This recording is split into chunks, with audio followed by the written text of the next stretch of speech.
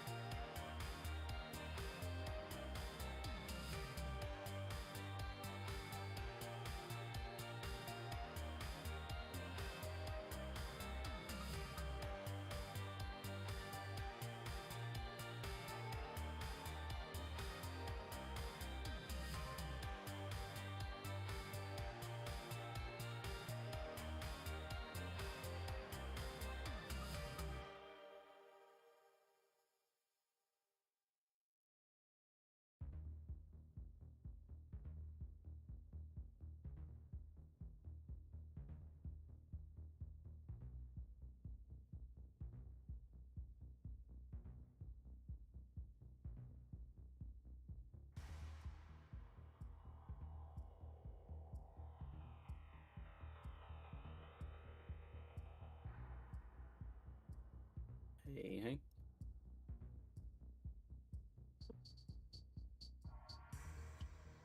Can you hear me?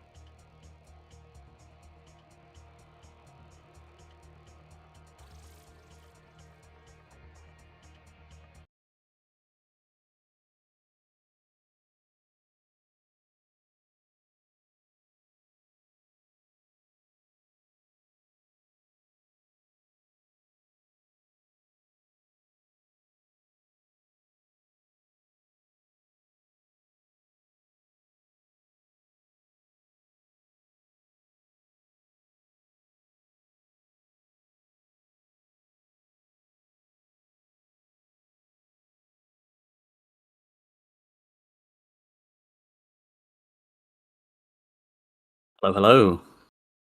Welcome back, everyone. Excited to see what the second half of this Top Cut brings us.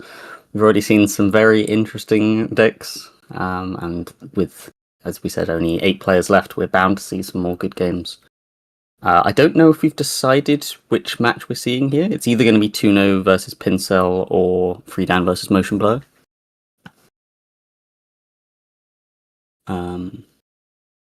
Is the camera stream link the same one as yesterday? Cool. I'm just trying to load that now.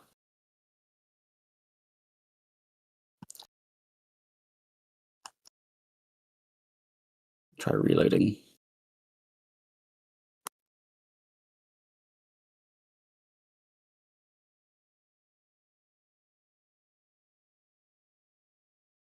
Perfect.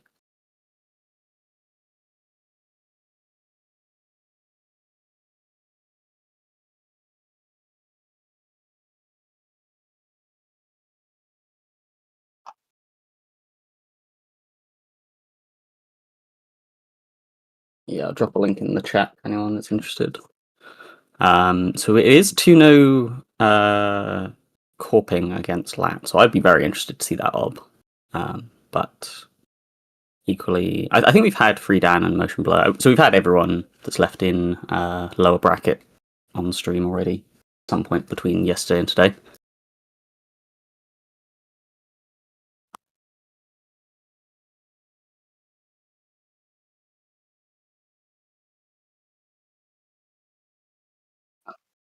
This is affectionately known as Dirt, Zaya. It's a Koga creation, the unhinged mind of our first half commentator. I really hope we get to see it again because it is just bonkers, just off the wall nonsense.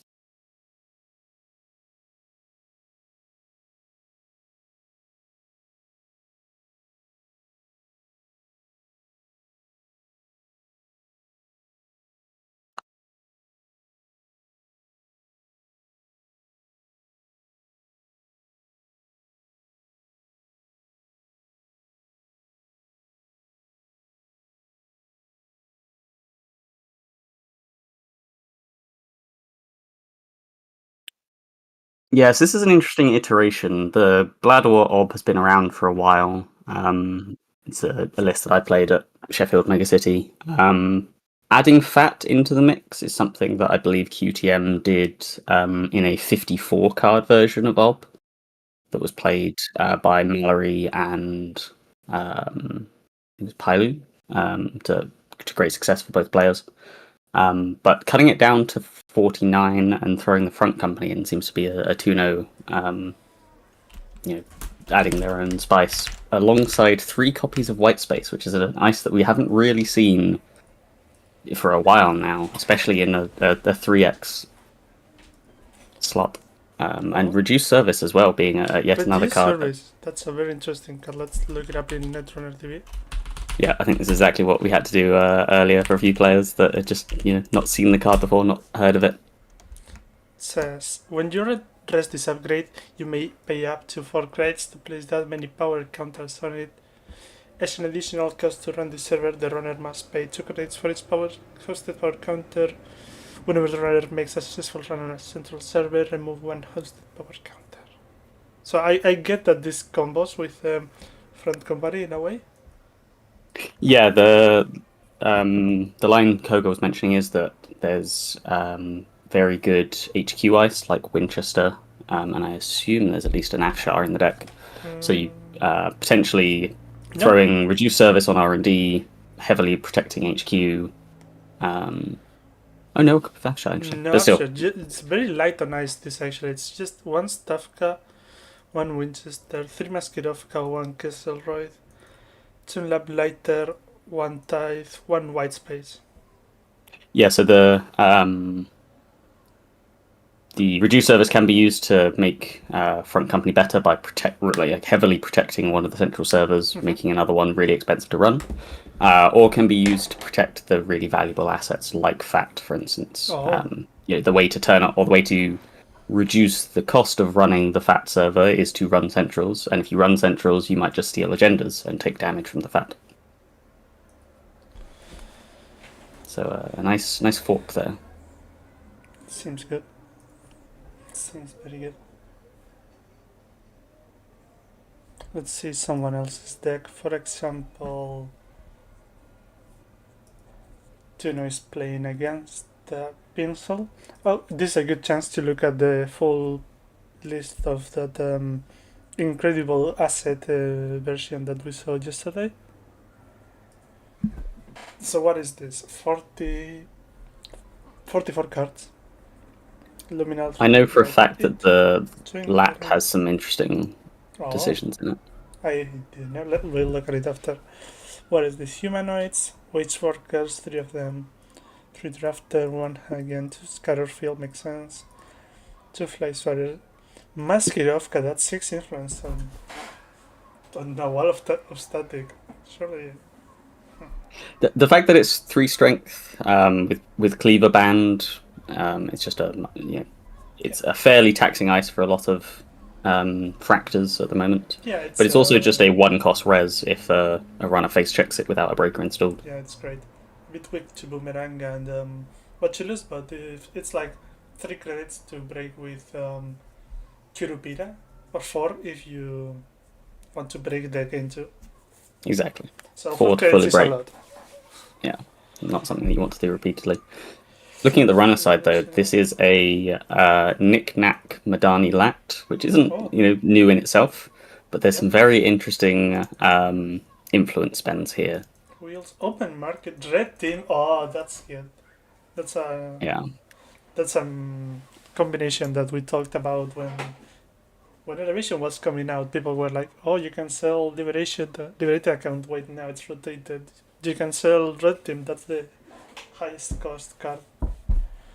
Yeah, the knickknack obviously being the sort of near print of Aesop's that we used to have, and Pawn Shop itself, selling any card for 3 credits without forcing you to make a run, in some cases was a lot better because you could sell cheap cards. Yeah. Whereas the upside of knickknack being that you get back the value of the card that you sell, cards like Red Team become a massive upside, as well as there, I believe, are some copies. There's only 1 copy of Principia in this list, but other Madani decks like to play multiple copies of Principia because you can install it for free and then sell it for 4 credits on a run.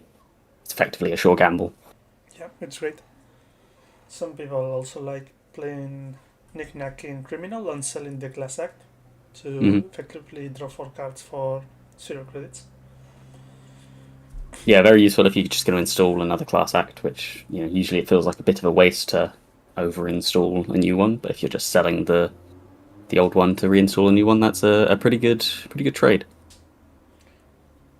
Other than that, seems like a pretty you would never call this standard, but that's spec work, overclock, sheer gamble seems. Overclock you actually don't see that much these days.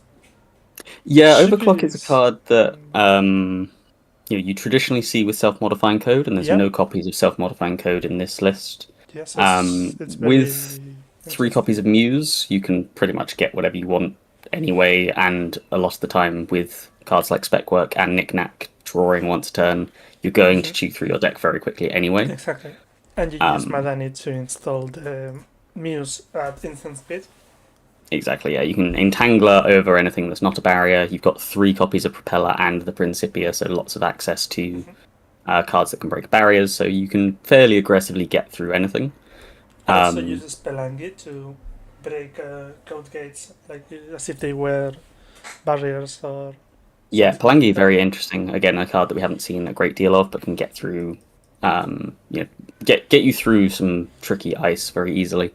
But the overclock here, I think, makes a lot of sense in that the Shaper decks can struggle to break big servers. You can get through things cheaply once or twice, but if you're having to run servers repeatedly, then they can get quite expensive. So overclock helping you to get some econ on the run, where other factions like Criminal has Chesvi to make central runs cheaper. Overclock doing the same sort of job here. Wait, is there an artist in this list? What? Yeah, there is 1 copy of the artist. 1 copy of the artist? This card that we've been laughing at since it was printed, you're telling me now that it's in the previous World Champions tournament list, that it's reaching top 8? What do you think the artist is here? I think there's a few reasons for it here. One is that the open market is just providing us with a lot of credits to install connections, and the artist itself is a 4-credit install that maybe we want to use in the early game to either get some cost reductions on some installs. Maybe if we don't have anything better to do than clicking for 2 credits, we can.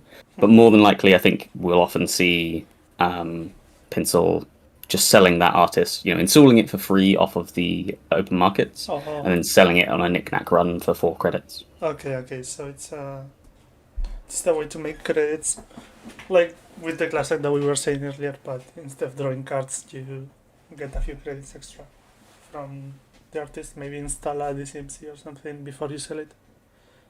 Yeah, I think these decks can run quite low to the ground early game before you get the DZMZs set up, getting knick-knack coalescence knickknacks, those sorts of things rolling. So installing a program or a hardware paying 1 less is also just nice low to the ground econ. You can install Simul chips for free.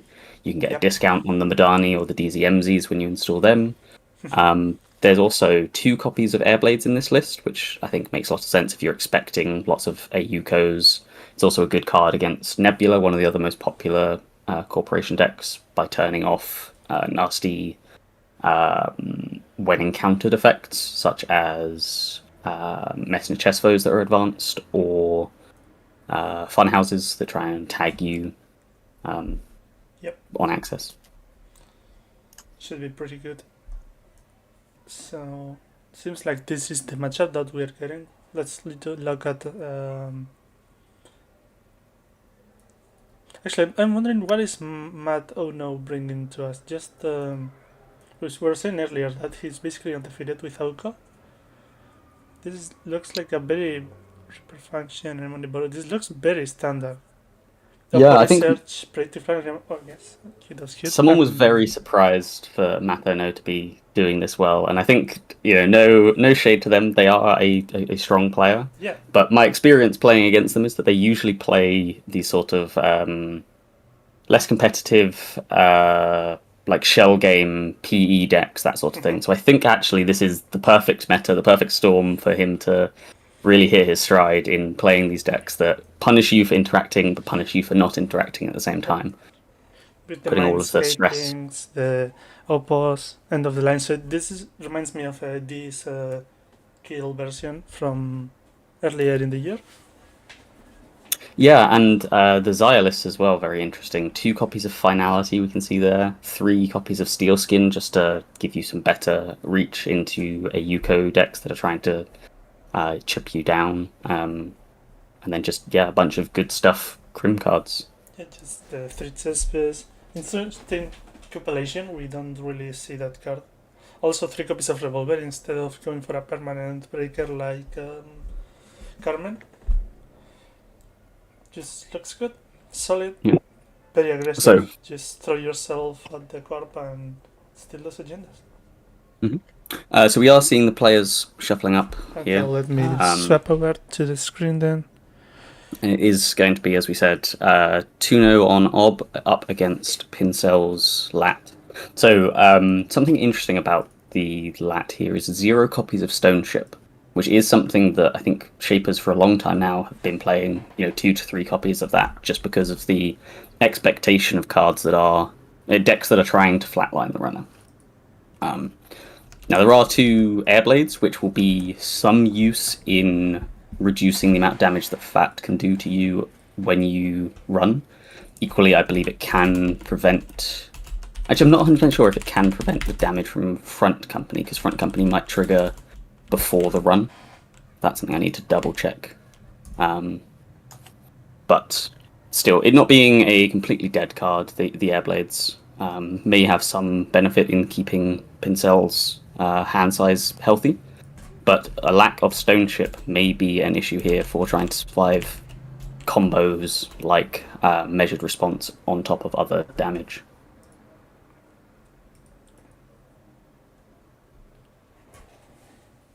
Okay. General, can you see the table? Because it's not loading for me.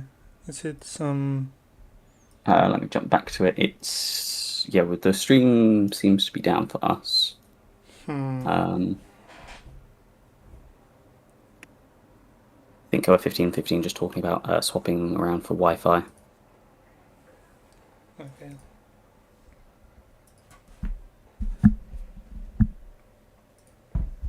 They said should be good now. Yep, okay, it's back for me. Is it back for you? It's not back for Might me need yet. to refresh. Maybe... Yeah, refresh. I did have to refresh it. So I just checked. Front Company does says the first time each turn a run on Archive begins if this server is not protected by ice, do 2 net damage. So the run has begun. You are able to negate the 2 damage that Front Company would try to do to you with Airblades. Those 2 copies of Airblades that we've seen in Pincel's deck may well still find good use. It was up briefly, but now it seems to be back again. Oh no. That's fine. Still have a lot of time.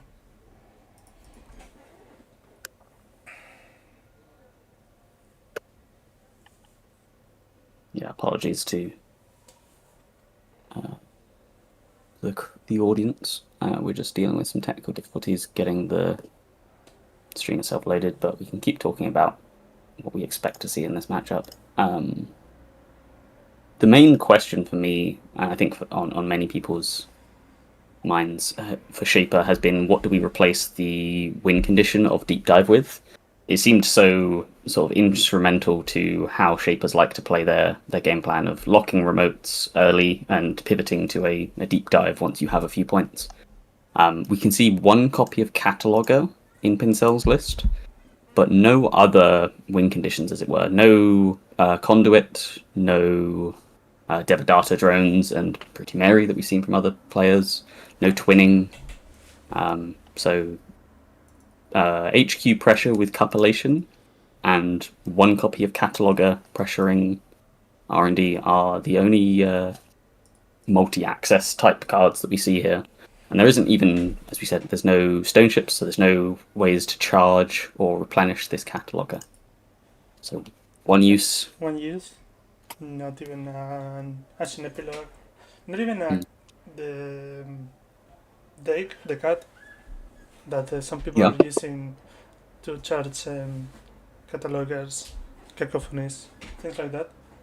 Yeah, I think you will probably see more just liquid economy out of this lat than others because of the red teams and the artist that can be sold to Knick-Knack.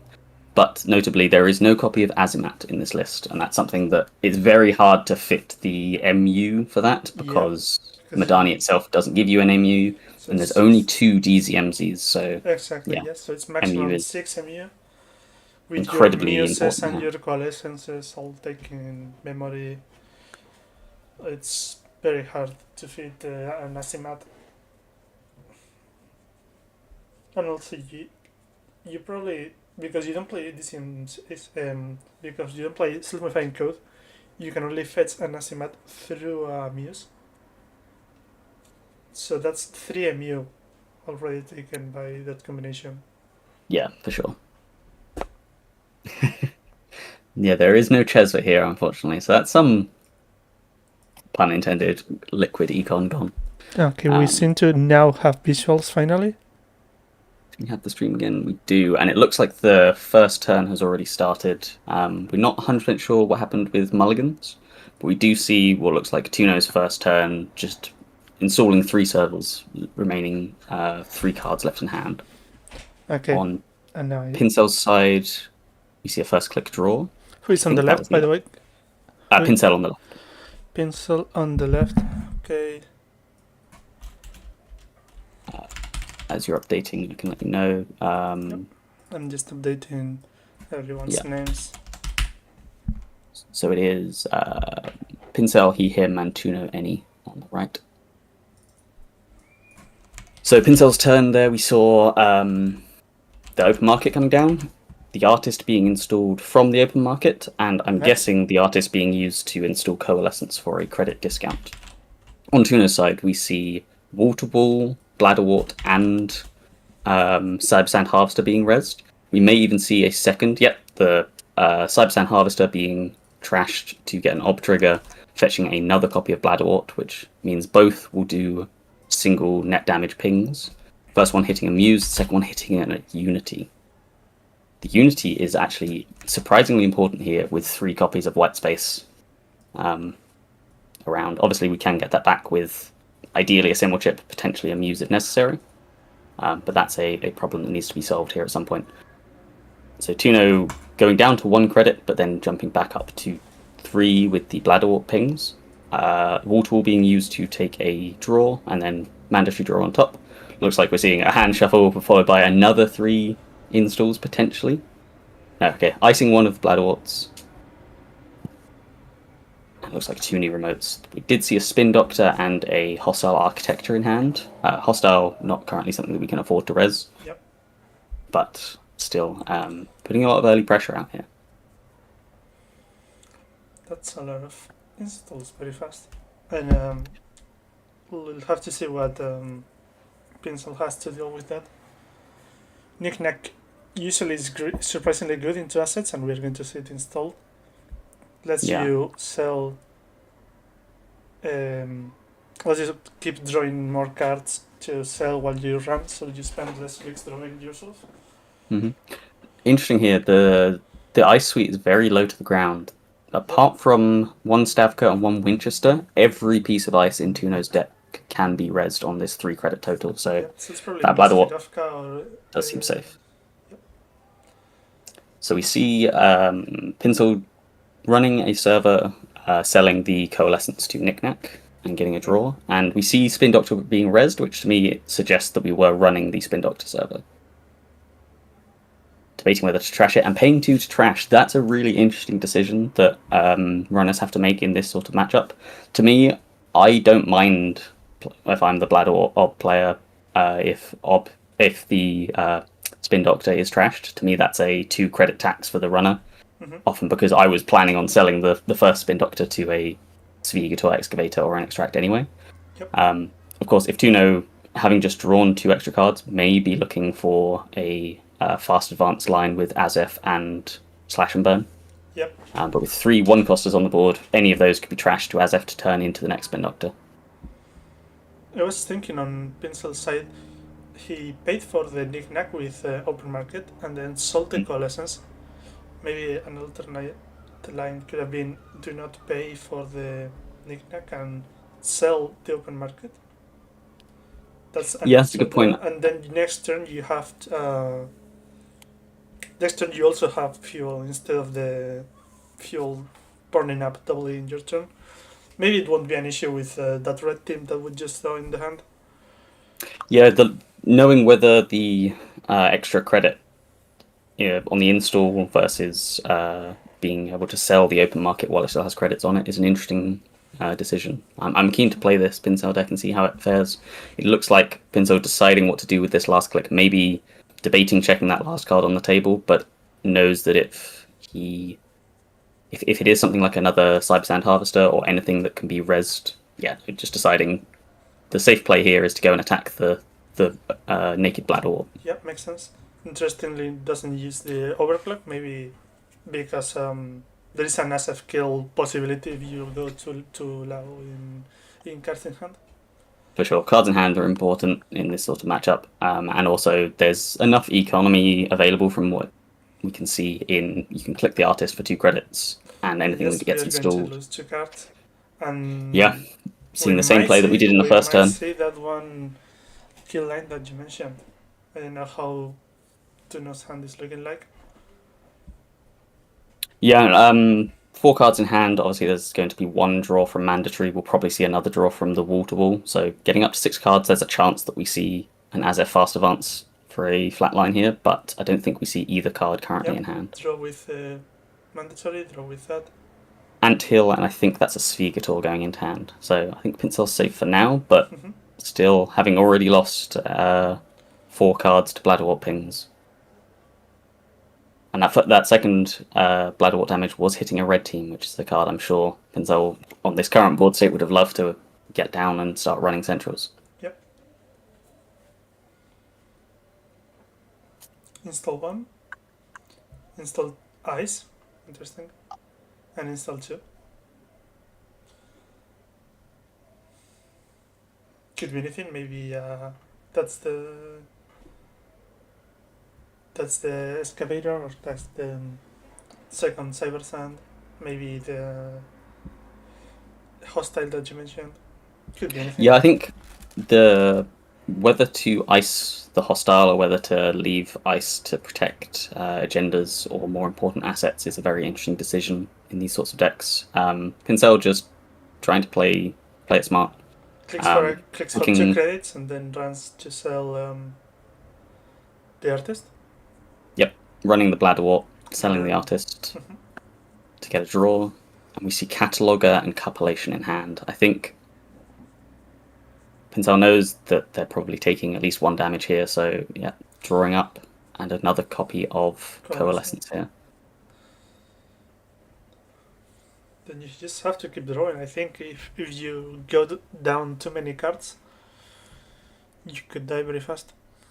Yeah, you can see the stress that this deck puts on the runner already being visible in Pinsel's body language here. Not sure what to do, what to check. Yep, last click running, seeing Svigator Excavator.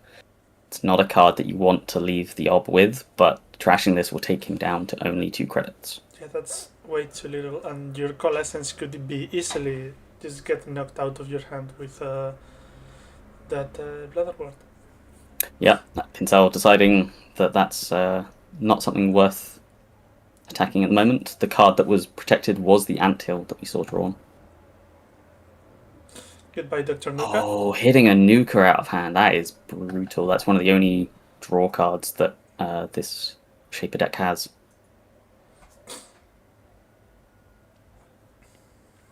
The ability of this Ob deck to drop below 4 credits but have a surprising amount of credits once their turn actually begins is just crazy to me. We see 2 copies of Measured Response hitting the hand there. Oh, yep, we do. That's very threatening. We haven't gotten even close to Dread 4 yet, but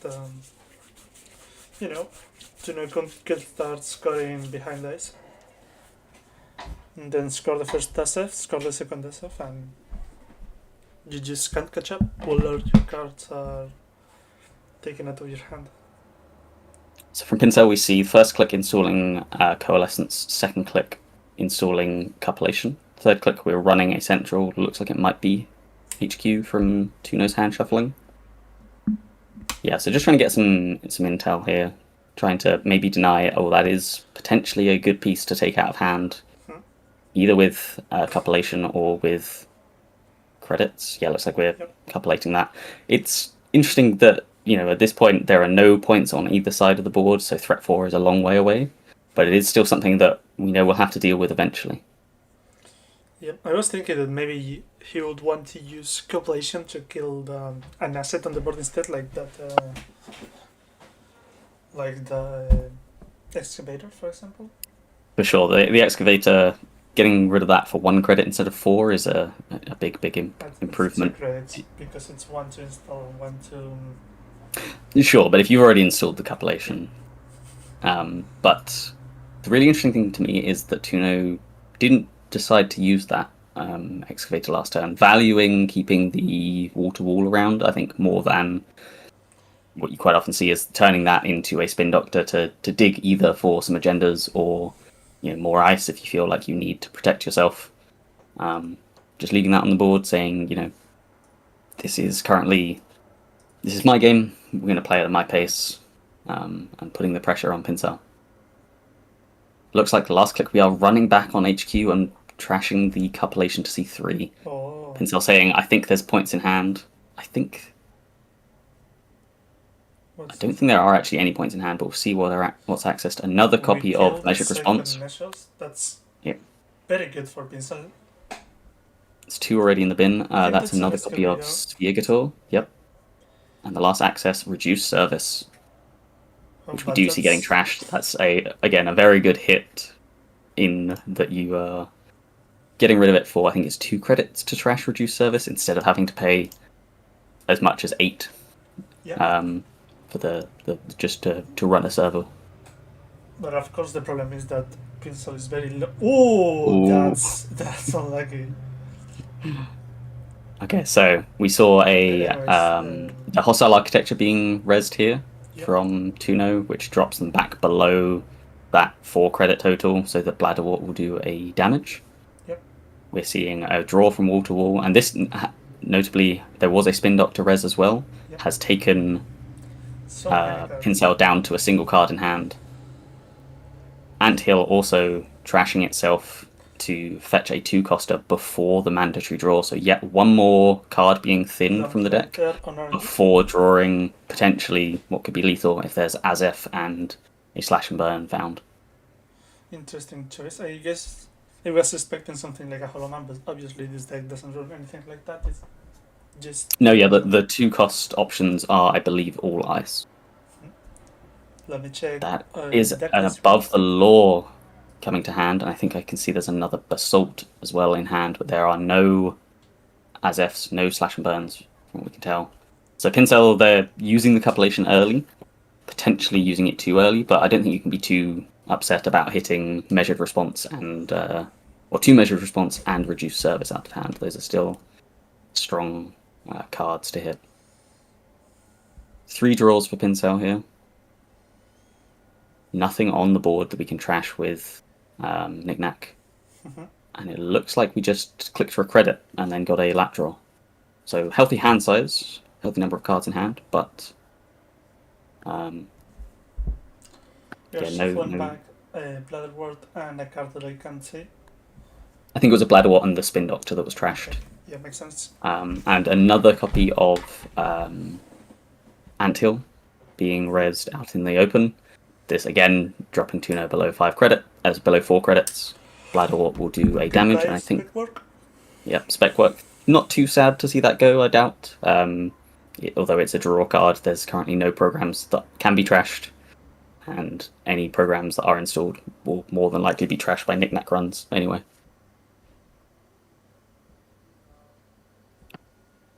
So although Tuno hasn't scored any points yet, they are still building a very commanding board state here. Ice protecting the 2 important centrals, ice protecting a Bladderwort, ice protecting an unknown card, and a Stavka going onto HQ.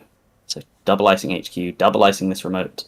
And I wonder if that is, seeing an advance. So I think that's either the Basalt Spire potentially on the table, threatening a score with something like Hearts and Minds, or just the Above the Law threatening the knick-knack and giving freedom to spend 2 clicks doing something else. Yep. Or 1 click doing something else instead of triple advance next turn. And again, with only 4 credits, there's a good chance that Tuno can res both of these ice that are protecting that advanced card. The problem is it could be 2 different types of ice, like a Castle Droid and a White Space, for example. Exactly, yeah. So that's very hard to get into, surprisingly. Pincel's side, it looks... Oh, they're checking what's already In the bin. hit the heap. This is a very tough situation to be in as a runner, sitting across from such a wide, diverse board state, just a single copy of Knick-Knack and 3 credits to your name. The one saving grace, of course, no points on either side yet, but you can see an advanced card on the table. Hostile Architecture threatening to meet damage for any sort of trash.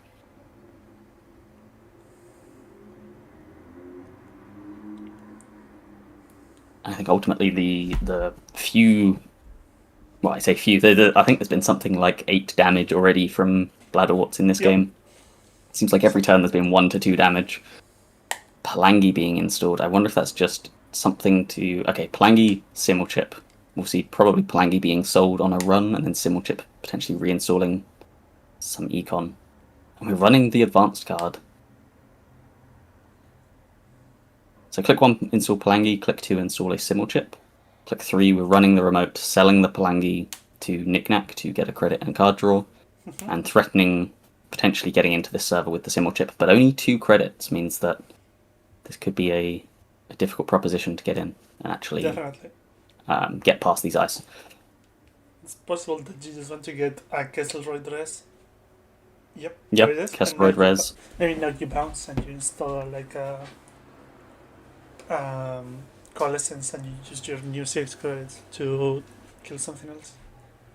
Yeah, I wonder, you're currently staring down another net damage here. What might be worth doing is spending the final click running the Bladderwort and Simulchipping back your Copulation to take that out without you need to taking the kill damage. Something without taking the mid damage from the hostile architecture also. Copulation would have been great. Copulation would have been great to kill that instead of a missile response. I think the ideal situation there, though, would be on a future turn taking the Copulation to the hostile architecture and then trashing more of the board.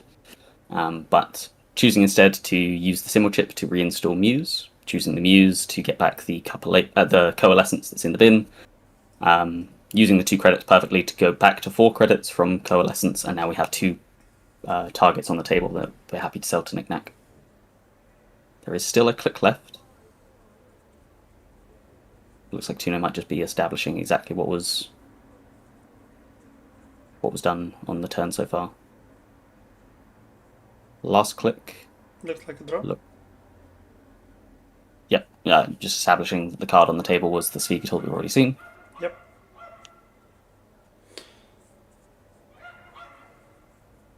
Now we do the one net damage from Bladderwort. Well, first of all, maybe Tune has to rest some card. I think that we were establishing that it is a lat draw is in play there because Pincel ended with 4 cards in hand. So yeah, Bladderwort hitting one of the copies of Airblades out of hand. This second copy of Anthill trashing itself and going off. Yep. Again, I'm sure we'll just see. Could be Cyberson. Front company being the other option. So this suggests to me that this is Basalt Spire that's in the remote, and we're going to slow roll it. Of course, if it is the above the law that we saw in hand, that can also be used to trash the knickknack, kill the runner's economy, and then install something. Could well be the Basalt or just another 2-point agenda. No, Basalt's seen in hand, so I think there's also an Azef there in hand. So double advancing this above the law and installing another agenda could be absolutely brutal. Looks like another copy of Basalt, another copy of Azef going into hand, and another Spin Doctor as well. Pincel there just reading the text on front company. It is not a card that we are used to seeing, and yet above the law being scored, taking out that knickknack. And you get to install a card. Yep, having a click left to install a card. Just keeps up the tempo. Yep. I think we saw... Pretty bleak, we could say. Yeah, I'm sure we saw an Azef being installed there. 5 cards left in hand. And I don't believe there's any breaker any fractor been found so far. There's nothing in the heap. There was a fractor. So there are propellers in the deck. They can break a Castle Roid for just 2 credits. Plus the one to install. But behind the Castle Roid is probably a white space or another Castle Roid. So yeah, and the options rapidly dwindling here for Pincel. Front company forcing either 2 net damage for running archives.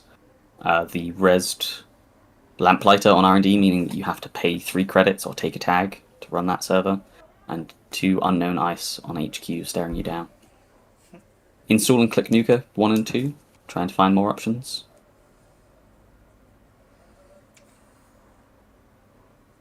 I think what we might be seeing here is some of the problem that this Madani playstyle can run into. If you don't get Madani down early, you can just flood your hand with programs that you don't particularly want to be spending to install. And well, it's also that the Bladderworts have been doing a great job just shutting down anything that the engine that Pincel wants to build. Sure, I think we're seeing a turn before you even get to start. Oh, nice. Yeah, we're seeing it sort of taking a turn off here, installing open market, and then installing another copy of Knickknack off of that open market. Yeah, that's great. And now we do take 1 net damage. The net damage won't happen because there's 5 credits from Tuno when the credit is gained. This round. Yeah, still no need to use that not spec work. No need to use the excavator. Yep. We have 2 points on the table, and here we go, scoring that Azef. We are going to I believe could be... it's probably going to be fat, so that we're doing an additional damage on this score, and also presenting a threat. Could be. Yeah, but this or seems like. Why did we shuffle a card into? I think it was just when the deck was picked up, the slash and burn was still left on the table, so it's just being established. This is part of R&D. So yeah, Azef being triple advanced, scoring as an additional cost to score, trashing a card, trashing the Kessleroid, and then Ob being used to turn that 2-cost card into a 1-cost card, which is the Fat, and which does a damage on score. We did lose the red team number 2. We also lost a Simul chip and a 3rd card that I didn't get to see. But it's looking pretty bad now for Pincel with both red teams gone. I believe it was Physarum Entangler was the other card, so that's not the worst thing to lose, but the Simul chip and both red teams being gone. There's 1 copy of Simul chip left. I think we see a Muse in hand, but this is a very rough spot. I think Pincel being forced here to run somewhere central. I think that the blowout here would be running HQ and hitting a Winchester without a option to get through it. Or even just white space could put you down on 0 credits. True. So first click, finishing off that nuker to get back to 4 cards in hand. Mm-hmm.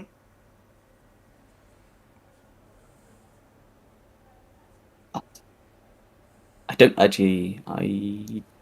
don't know if Pincel took a credit off of open market at the start of turn. It seems like he didn't. Although the die looks to me like it might be on the 3, so maybe he did, but I thought he had 2 at the end of the last turn. That's what I was thinking too. 15 minutes left on this round, and Tuna with a very commanding 4-0 point lead. So now you have to think, how do you survive this board? Not even disassembled, it's too late. How do you steal some points? It's very, very hard. You need to take care of the FAT, you need to take care of the hostile. I think we see limited your options. I think we see the copy of Echelon in hand, which, having the Sentry Breaker in hand is nice when the Lamplighter is the only rezzed piece of ice, but only being at 1 strength makes it very, very expensive to try and get over this Lamplighter. More expensive than just paying 3 to not take a tag. Yep. I think maybe the line is something like run R&D, maybe even with an overclock, just to be able to pay the 3 on Lamplighter to avoid that 1 tag. Yeah, I think R&D, hopefully don't steal, or maybe steal, I don't know. You can sell your coalescence, gain your money. We do know here that we're safe to Bladder Warp damage next turn, as long as no ice is rezzed. Last video. Yeah. Oh no. Okay. Let's hope that nothing interesting happens while we can see. Yeah. But from that position, I think the ideal line for Pincel is to get to a point where he can install that copy of Muse in hand for Cupellation, use the Cupellation to take out the hostile architecture, and then start dealing with the must trash assets of Front Company, FAT, and so on. But being forced to spend a click to run a central first because of Front Company makes such a line very, very tough. Yep. I think we said, I mentioned earlier that, you might see more liquid economy, more raw credits out of a deck like this, but both copies of Red Team getting hit by Bladderwarts has meant that it's been a real struggle for Pincel to keep the credit total up.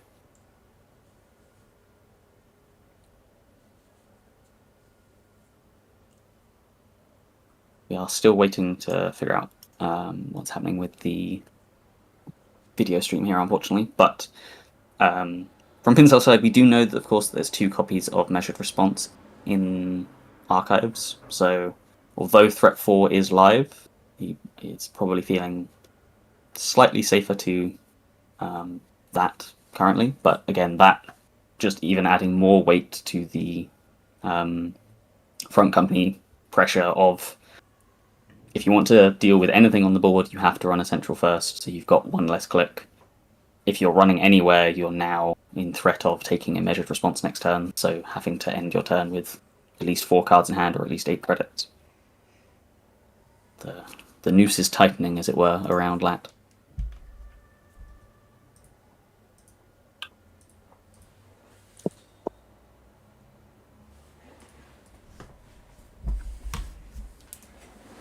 Just going to take a moment to hop over to Cobra to have a look. We see that Motion Blur did beat Freedan.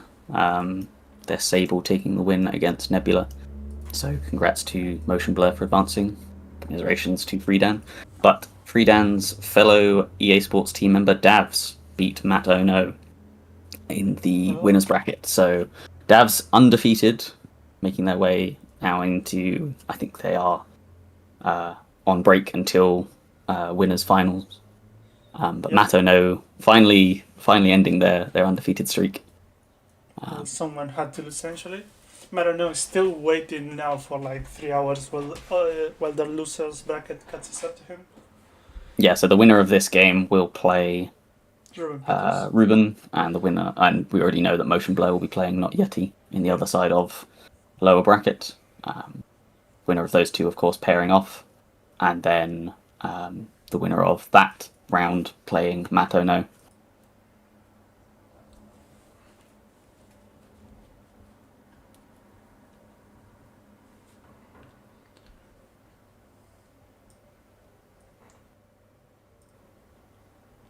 We are unfortunately still waiting for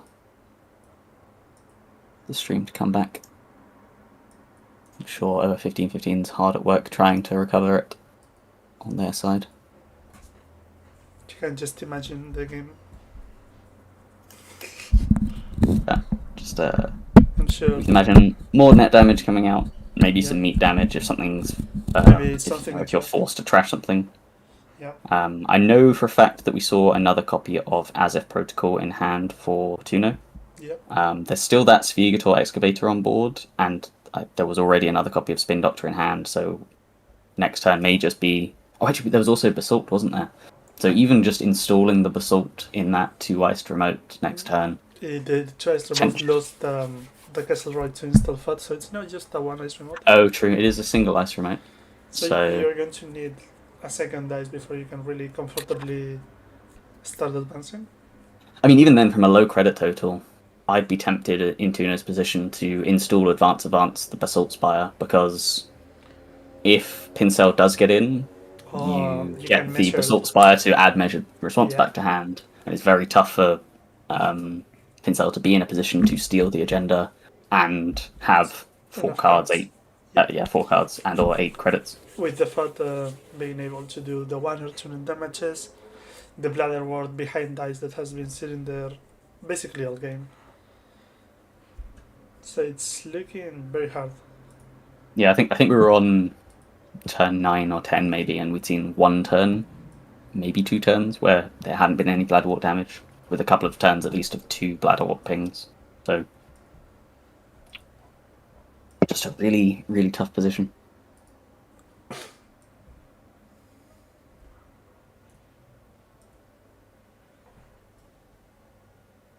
Just keeping an eye on Cobra in case we see the result coming in there as well, but looks like the game is still ongoing. There was 15 minutes on the clock at one point, and I think that was as Pincel was starting their turn, so down now probably to 10 below. Yep.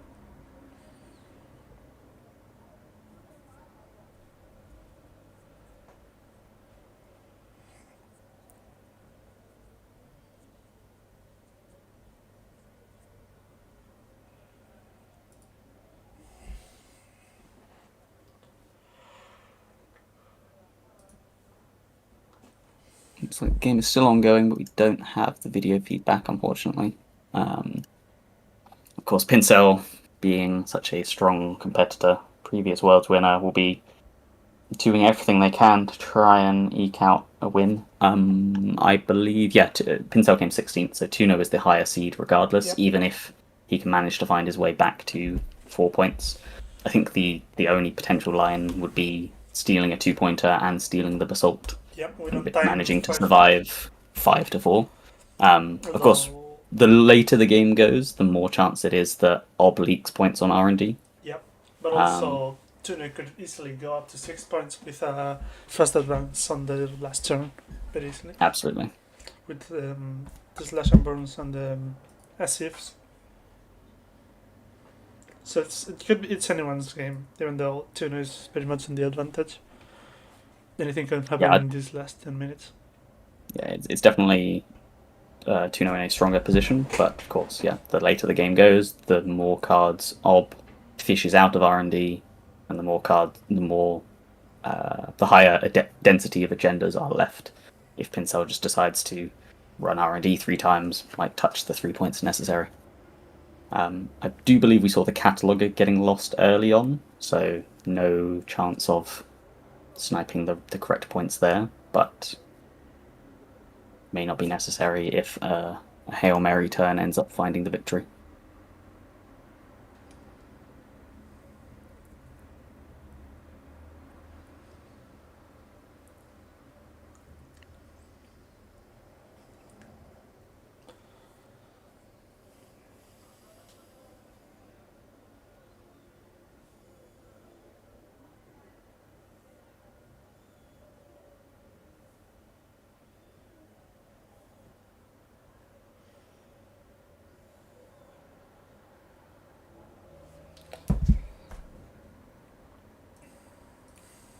still do not have video. No. So just taking a quick look here at the positions of players that have been knocked out of the cut. Chonky Seal ended up in 16th, Minstrel 15th, Mr. Velis 14th, New Poldrix 13, Yep, Necro B 12, Mallory 11, Ollie 10, and Zomsraft in 9. We still have Ruben Peters and Not Yeti are the two Nebula players still in the cut. They're facing off next round, so one of the Nebulas will be advancing, but one of the Nebulas will be knocked out. The rest of the cut, I believe, is mostly on Ayuko and Criminal. Mato No on Ayuko and Zaya. Davs on Ayuko and Muslihat. Tuno, of course, on Ob and Zaya. Not Yeti on Nebula Magdalene. Motion Blur on Built to Last and Sable. And Pincel on Precision Design and Lat. So Pincel, the only it's the same thing. Only Hasbioroid left in the cut. Necrobi being the only other Hasbioroid player. I didn't know making that top cut. Lovelace and Dabs were in the same team, but they did bring the same mostly hat to the tournament. I don't believe they are in the same teams. That's interesting. It may well just be similar minds converging on a list, but with cards like Direct Access. And the one burner, one Katorga, one jailbreak. Maybe, no, actually, there's a single. No, there are 3 jailbreaks. So maybe they had some crossover. Sometimes it's very common that some groups players talk with other groups players. Absolutely. I was just wondering if there was a recent Musli Hat deck that performed well at an event, but I haven't seen one on. From a quick look at Netrunner DB. Let's look for it. Do we have? Okay, the stream has been reset, but I can't actually see any video on it. Game is over. 2-0-1. We're being told. 2-1, but we weren't seeing. Makes sense. We're being offered 2-0 Ruben or Yeti Motion Blur. I think we haven't seen Not Yeti on stream yet. Yep, let's go Yeti. 2-0 needs the break. Even though we are missing the chance to see the Saya.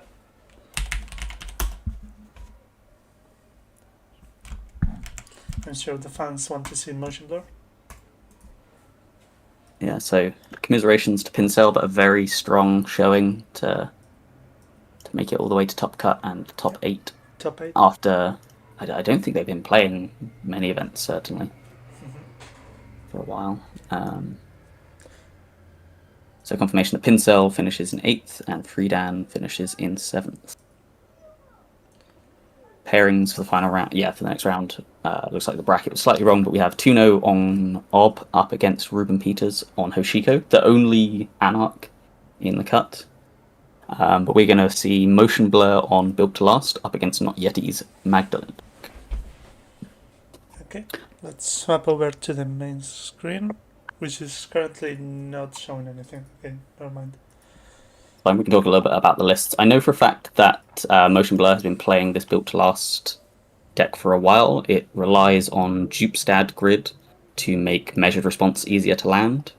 The deck featuring 3 copies of Green Mail to just fast advance points on a Dupestad, as well as 3 copies of Basalt Spire, making measured response again a very big threat that even if you trash it out of hand, it back.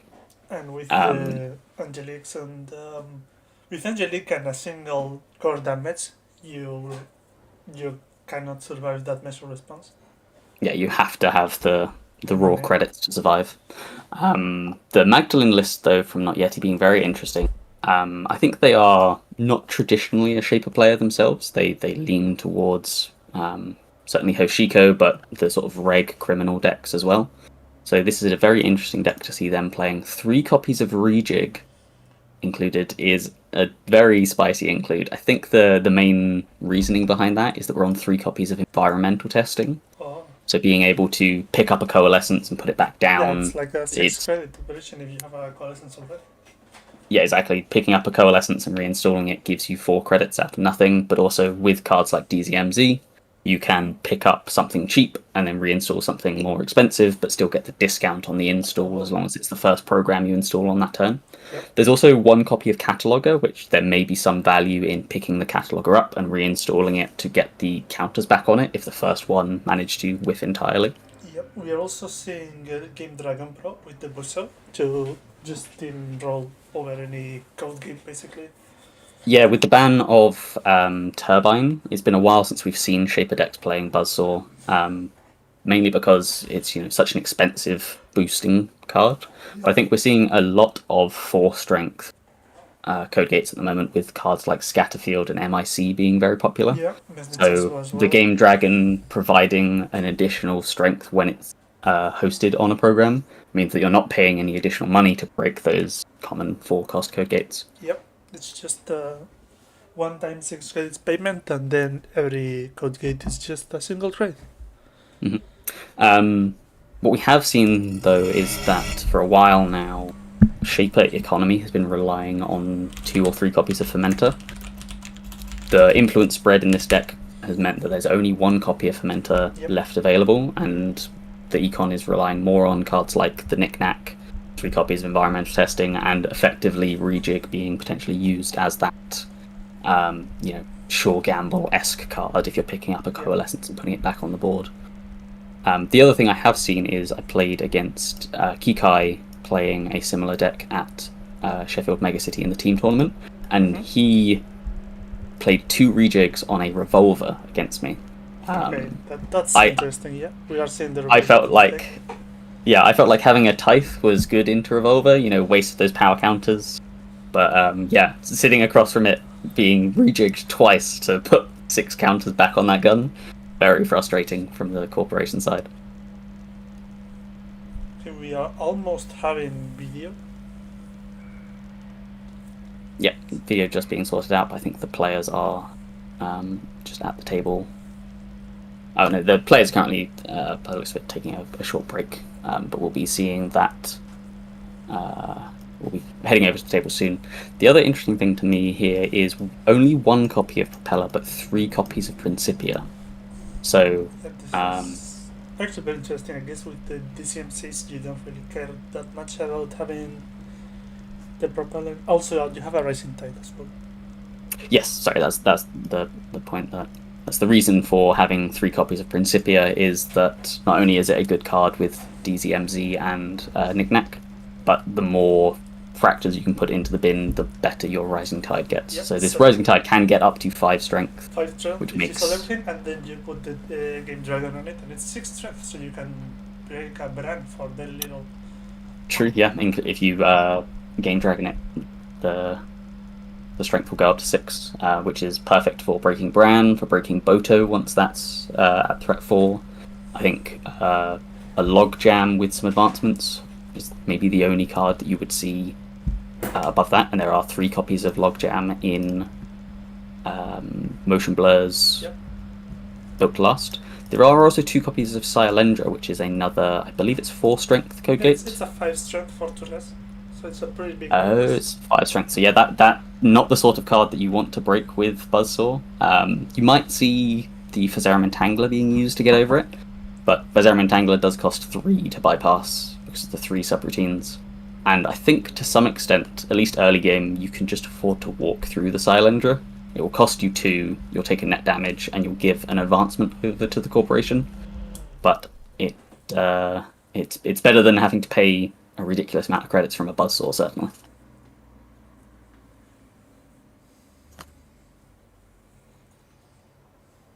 Just having a look at the rest of the Ice Suite. There's 1 copy of Winchester, which is fairly cheap for Revolver to break. Just 2 credits to boost and 3 bullets. But 3 copies of Bioac, which, again, 4 credits and 3 revolver counters to break. But, and also 3 credits for an Entangler. But I'm sure with not only 2 copies of Eminent Domain to res Bioacs for free, but also Green Mails to effectively res for free as well. Yep. These big Lizzies will be hitting the board with force. Definitely, yes. We also have the one of ASF protocol, just to fill out the agenda points. Could have been off the books, maybe. With no fast advance tools here, as in no Hollow Man or Slash and Burn to score a 3-2 from hand, it's unlikely that the Azef protocol is going to do anything too heinous. Could be but a there's cheeky kill with a Jibstat Pit, maybe. That's what I was thinking. There's lines where you could install and double advance an Azef protocol, bluffing it as a Basalt Spire, and then advance the Azef once to score, do 2 damage or 3 damage on a Jupestad, and then follow that up with a measured response, or potentially Angelique Ping. Last I saw, we were still figuring out the camera, but the game wasn't. It wasn't up yet, I think. Starting back, so yeah. I am just going to be right back. Yeah, we'll do a cut, 3 minutes cut, and then we should be back in 3 minutes. See you soon. We'll see you soon.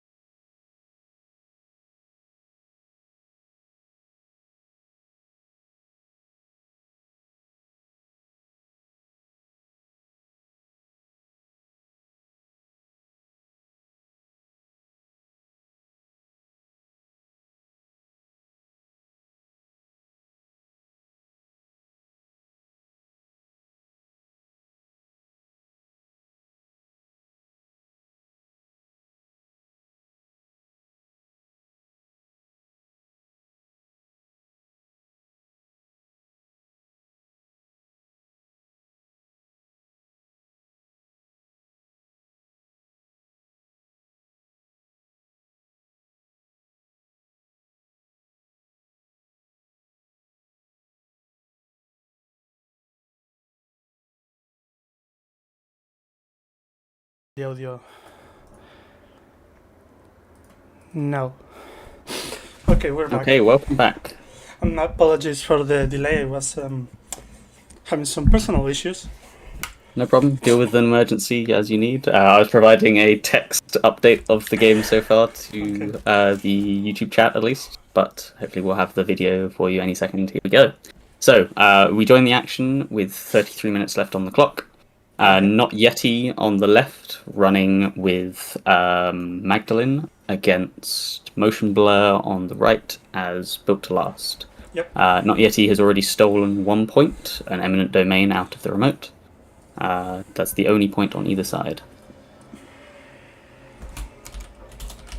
And a very strong open here for Not Yeti, having already gone through. That is the third copy of Nuka that's installed. Already has a lily pad. The knick-knack is the altar at the back, and just installing Echelon there. So getting the propeller hosted on the Muse and Echelon, getting this Shape of Doom rig started. Looks like from Motion Blur we're seeing Hedge Fund played. We might just be seeing a clarification of something from the judge here.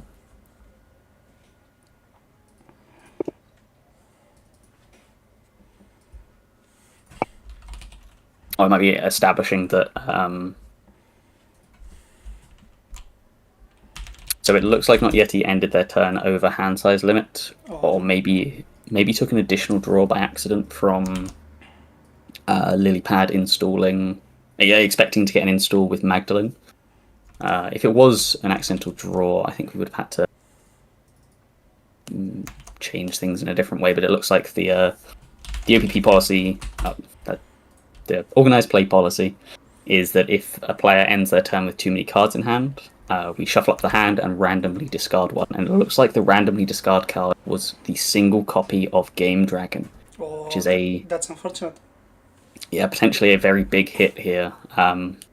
We do have a copy of Hush installed that is nullifying the strength of Logjam.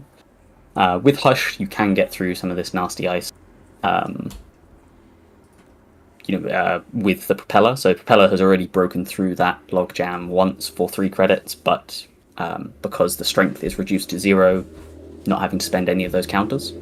But yeah, with the 1 copy of Game Dragon gone, Buzzsaw gets a lot worse, especially. But potentially some of these barriers could get difficult to deal with, but Not Yeti. Yep, definitely.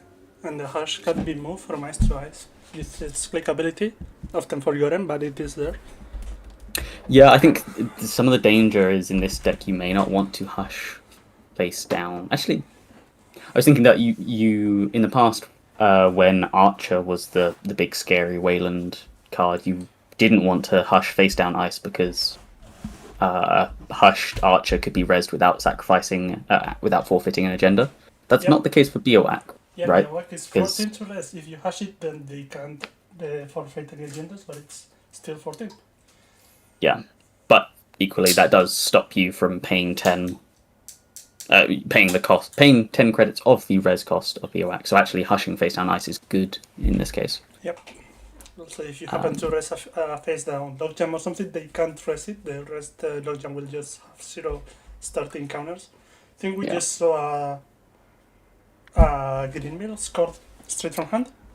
Yep, Green Mail being scored on the Tucana, and this being a very interesting interaction. So the Tucana can fetch any ice from the deck when an agenda is scored, but it can't pay the additional cost. It just reduces the install cost. However, with the scored Green Mail, you can immediately forfeit that Green Mail to pay for 10 credits the install. So this Green Mail... 2 credit Biowac. Yeah, so you're gaining 2 credits back from scoring the Green Mail. You're installing the Biowac for... it's a discount of 3, but you're paying 1. Paying 2 credits for the Biowac. And the 2 credits also come from the BTL ability. Yep, and 10 credits being wiped out from that cost because of sacrificing the Green Mail. And then the Green Mail also providing you with 4 credits on the score. So it's actually net positive.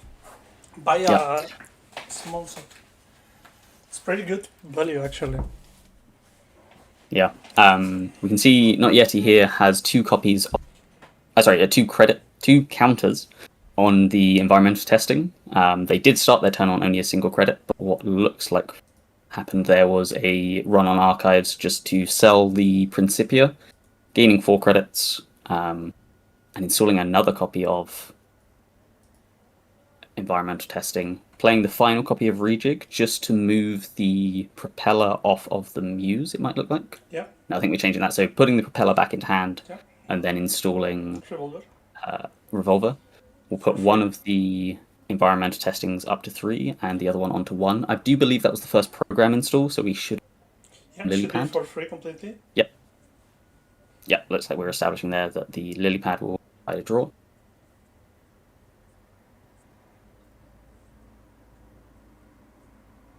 Click to draw. Coalescence, nice. Taking credit, establishing the MU cost, MU available here. Yep, last click, potentially reinstalling that propeller that we just added to hand, popping one of the environmental testings to jump back up to 11 credits. Yeah, very nice. And yeah, very strong board here. That is 6 of the 8 MU being used. By the looks of it. So it's still 2 spare, and both DZMZs. There's only 2 in the list, but both already being found. Yeah, that's a lot of value over the game. It's basically 2 free credits every turn. Sometimes even very more if you strong can board. get reinstalls in the corporation turn. Although, actually no, you can do that very effectively in this list. We're going to see I think the only a thing is shuffle. What happened? What did I miss? Or is that I think we were just installing a card in the remote and advancing the R&D ice, installing R&D ice and then advancing it. Mm-hmm. Using tree line, in fact, on the R&D ice. Oh, yeah, there's a tree line in there, so that's a 3. We are going to put a Muse in the bin. So we're pinhole threading the Tucana. Oh wait, there. is that card? Is that knick-knack?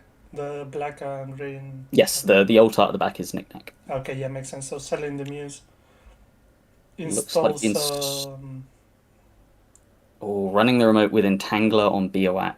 It looks like we should have gone up to 3 from the Fazeraman install to get past Bioac, but the card in the remote, just that 1 copy of Angelique, doing 2 neat damage to Not Yeti as they run this server. Stuart Gamble, and what was the first card?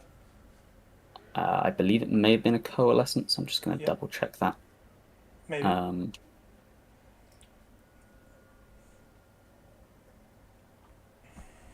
Yeah, so it was a Coalescence and a Sure Gamble lost. Interesting they're using... So there's only 1 copy of Pinhole Threading in this deck, and using it to attack the Tucana.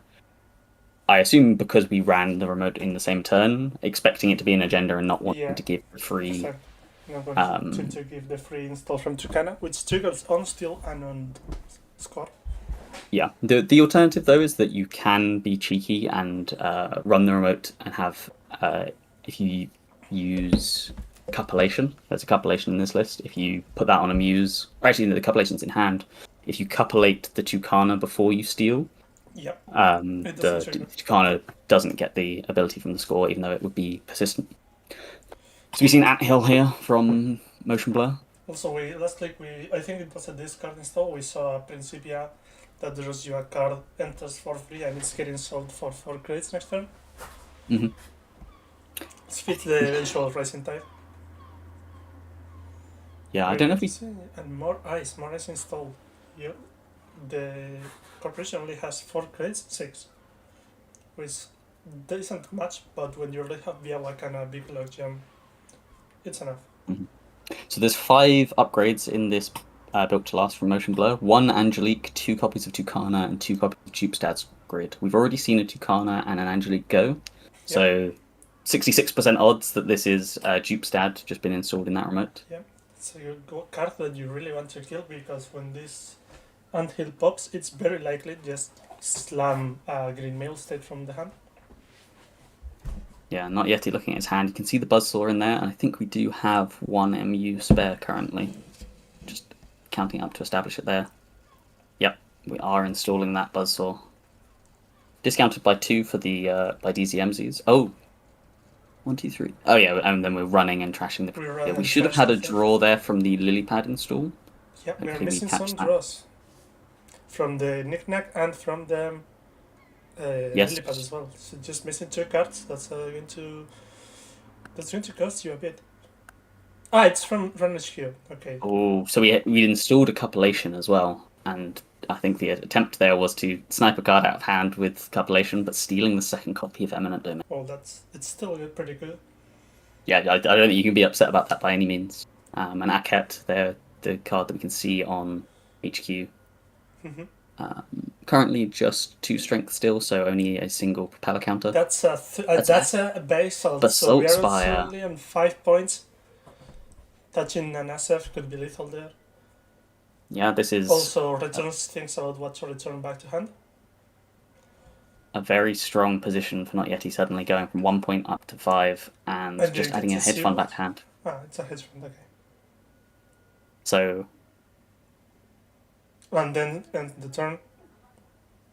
yeah, I think Not Yeti's in a reasonable position here Yep. with 16 credits, can survive a double measured response if that's necessary. I think there's potentially 4 cards in hand. Yeah, it looks like there's Cataloger, a Gamble, a Muse, and a 4th card. Yep. Missing the card from the lily pad draw that we talked about earlier, but it's fine. Should be fine. If you could just stop Stop change shuffling your hand for half a second. Stop doing. Self-modifying code is the other card that we can see in hand there. So yeah, Okay, it we is are a second finishing copy of the last Tucana. Will we see another green mail score here? I guess by the res. That Yeah, would if be there the most wasn't sensible option. that, you wouldn't trust it. So we install advanced twice, gain 2 credits from that, score green. Yeah, mail, I'm sure gain 2. we'll see another copy of the Bioac shuffle being used here. I think Yep. that's probably Bioac Bioac on HQ makes a lot of sense, trying to protect against the copulation that's already installed, but also probably protecting if there aren't more agendas in hand, then protecting measured responses that at some point you'll want to have the threat of in hand. Not Yeti just shuffling through his heap here to establish what's gone, what's available. I think here with being on 5 points though and having Cataloger in hand, we may see this being the final turn of the game. Yeah, just a good cataloger run. The corporation that's 9 credits, which is a lot, but maybe only 1 low jump rest and the second card cannot be rest, something like that. The orange token is a 5, so it's actually 14 credits. Oh. So can I completely missed that 5, yeah. My bad. Although we tree lined and advanced the 2 R&D ice, so we know that there's no Bioac there. Yep, could be a big luck gem. Running. Maybe advance, just tree line a tree line. We keep hammering interesting. HQ instead. Yeah, running and selling the Physarum to then reinstall it with Simulchip.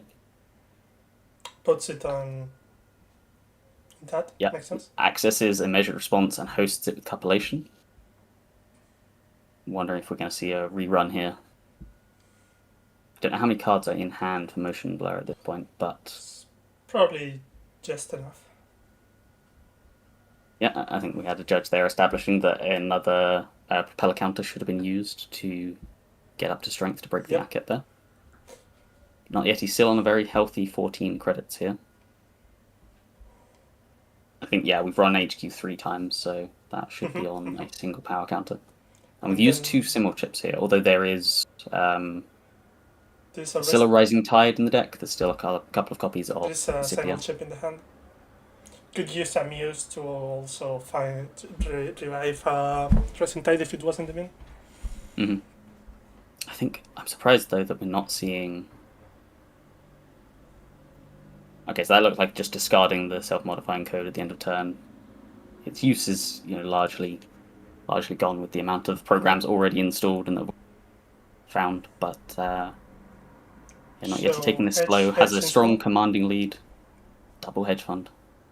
So big. Big money. Now Big you set have of credits. 22 credits.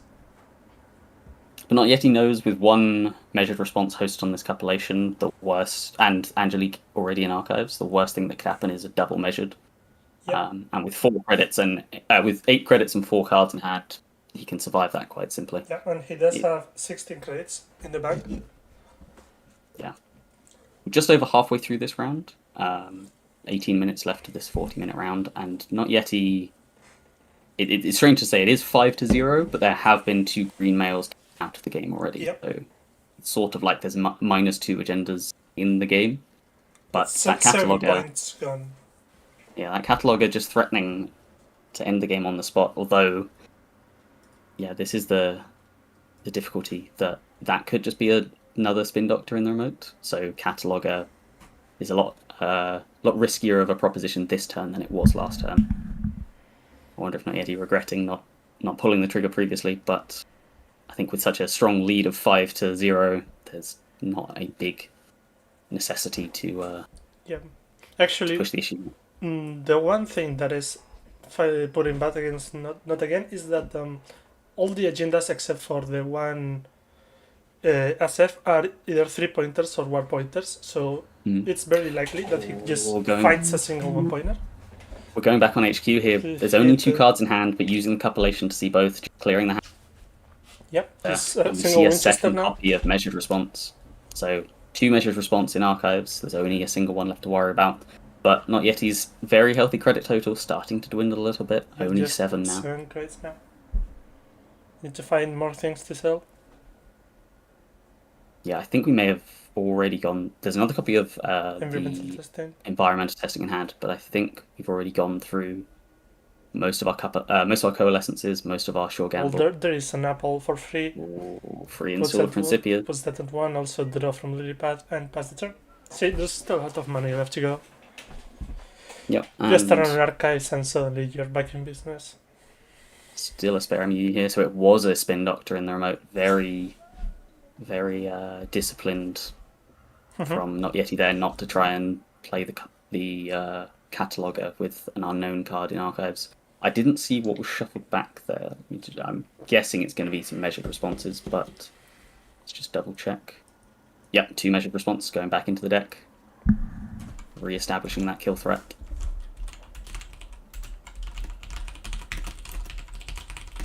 There's even a line here, I think.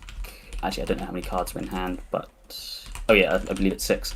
We are seeing the first message here. If Motion Blur drew 1 measured off of the mandatory draw and draws first click, we could see draw measured here.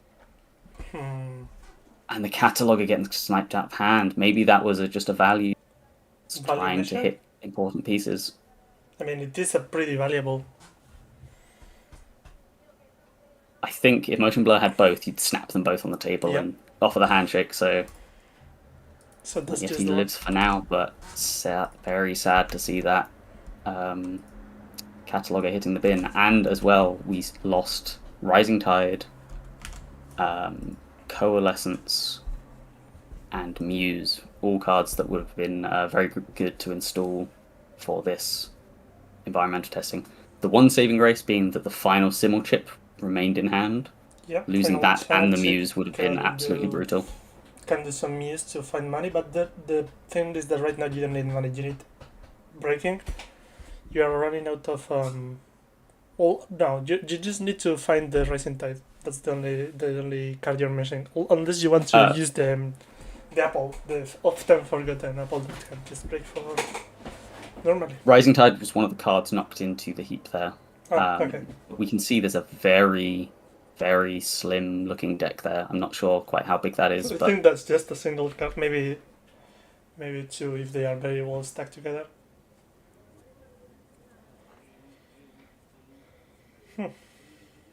Just the big thing just keeps jamming cards behind an expensive remote every turn.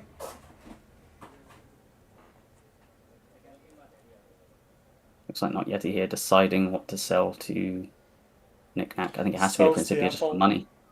Yeah, the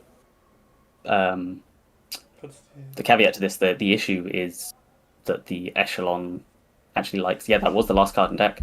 The Echelon likes having more breakers installed so that it can be at strength to get through those BOAX, because although you have Revolver installed, that's only going to get through two copies of the Big Lizard.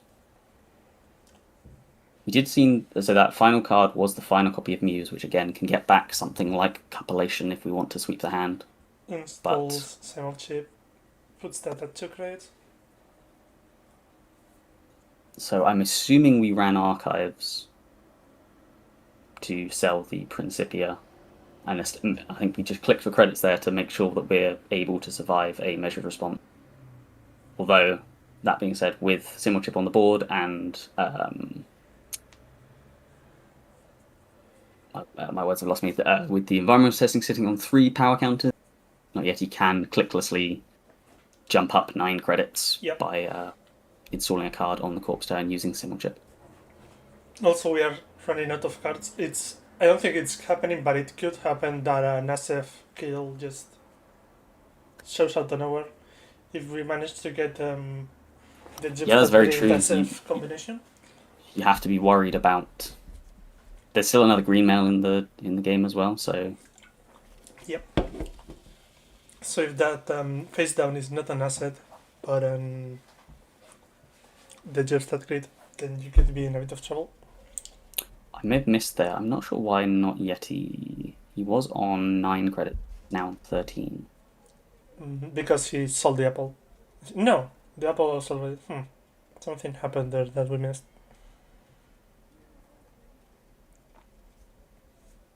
Yeah, maybe we just saw. Maybe just taking the turn Some sort of too delayed quickly. apple. Oh yeah, maybe some sort of clicking for grades happened there, and we just missed it. I think we saw there either. I think it was hedge fund and multiple advances of that R&D ice, but a second install in that remote means that there's guaranteed to be a Jupstad grid in that remote. The big blowout here would be if that is the final copy of Green Mail there, just forcing an issue that, trying to force Not Yeti, or even if it's not an agenda, but just trying to force Not Yeti remote. Yeah, could without... be. Actually, there has to be something in there, because we've seen so many upgrades, and it cannot be to Jupstad grid because of the region rule. Jupstad grid could be region. The third spin doctor. So, Not Yeti clicking the hush onto the outermost remote. Yeah, we are going to sell the propeller just for a single. Just to get a credit, and then using the Simul chip, I'm assuming to reinstall Rising Tide. Yep. Reinstall big Rising Tide. It's interesting that we didn't actually need to do that on the outer jam. We could have broken that with the, but if we're selling something to knick-knack, it makes sense to be selling the card that will increase the strength of this Rising Tide. Yep. For the innermost logjam. Also, yeah. Good to be aware moving the hash before pressing the logjam, so that it doesn't gain any counters on res. Yep. Oh, it looks like. That looks like the. Is that an anthill? It is just an anthill. I'm guessing. I'm not sure how we broke the Biowak there. I think we may have spent 6 credits. Significant amount. Yeah, using Echelon to break. Yep. Yet he may have even been confused and thought that the Siren was Biowak, but I'm guessing if that was the case, we've still got the option to just pay extra credits, but we haven't used any of those revolving accounts, it looks like. The debate here from Not Yeti is that is the anthill worth trashing? Oh, it looks like there's a surprise from Not Yeti that it was Jupstad. Maybe realizing that he knew it had to be that, but trashing neither card. Really, that's interesting. I mean, I guess you don't want to lose 4 credits trusting a Jupstad when you really want to also be contesting some other centrals, but.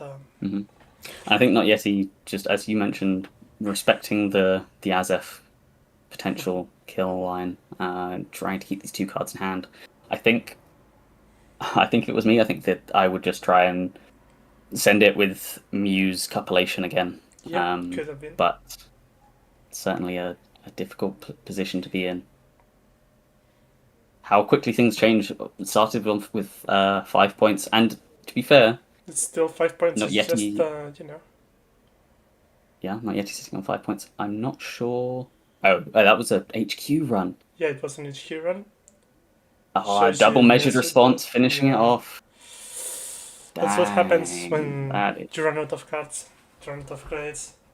The points. Yeah, and I think even if that was a agenda, it would have been a 1-pointer, so you would still die to measured after. That's the issue. You need to find all of the points. Yeah, and Motion Blur showing their hand there. Was there an agenda in? I think it was just the. I don't know if there was any points, but yeah, I think the really key moment there was the value measured. The value measured, knocking that cataloger out of hand. I think there was one turn where Not Yeti could have used the cataloger when there was nothing installed in the remote, and chose instead to pressure HQ with cupulation. Did manage to get 2 measured response out of the game in that way, but next turn the Spin Doctor was installed in the remote. Go for cataloger, and then the turn after that, the measured response, knocking the cataloger out of hand. And then from then on, it was an uphill struggle with such a small amount of cards left in deck. Motion Blur finding the win. And they've been playing this Dupestad BTL for a while now. I think they made the top cut of, I want to say, like New Year's Showdown with it, potentially. There was definitely an online event where they took it to a couple of regionals. They took it to Sheffield Megacity. So yeah, just playing a comfort pick that he's been playing for a while, knows well, has iterated on and adjusted to, obviously great effect. Congratulations to him, and commiserations to Not Yeti, who's still absolutely, hats off to the man, has played a great tournament. Yep. Also made top cut last year in EMEA, so I think improving even on his standing then, proving the strength that we have. These are 2 UK players that have travelled all the way to Germany to face off against each other. But on the other side of the lower bracket, we saw Tuno's once again taking the win against Ruben Peters, who unfortunately was knocked that out Tuno's Ob again? Yeah, the Tuno's Ob taking out Ruben Peters, Hoshiko. Ruben, up until I think 2 rounds ago, was undefeated. He was top of Swiss. Yeah, just back-to-back losses. Yeah, doing well in the top cut until back-to-back losses unfortunately knocked him out. Not Yeti finishing in 6th place, and Ruben Peters finishing in 5th place after top cut. Getting to the final rounds now, but still just plenty of net runners left. come. Just 3 players left. It's just Tuno, Not Yeti, and Tabs. No, actually, Marono is still here. Okay, just top 4. Yeah, so this is we're going to see Motion Blur again playing Built to Last up against Tuno's Zaya, which I'm very excited to see. Yeah, I finally get to see this one. And commentate that round. And then the winner of that will go play Matt Ono. And then the winner of that will go on to play Dabs, who is currently sitting in the winner's final position. Yep. So we have an eternal debate here.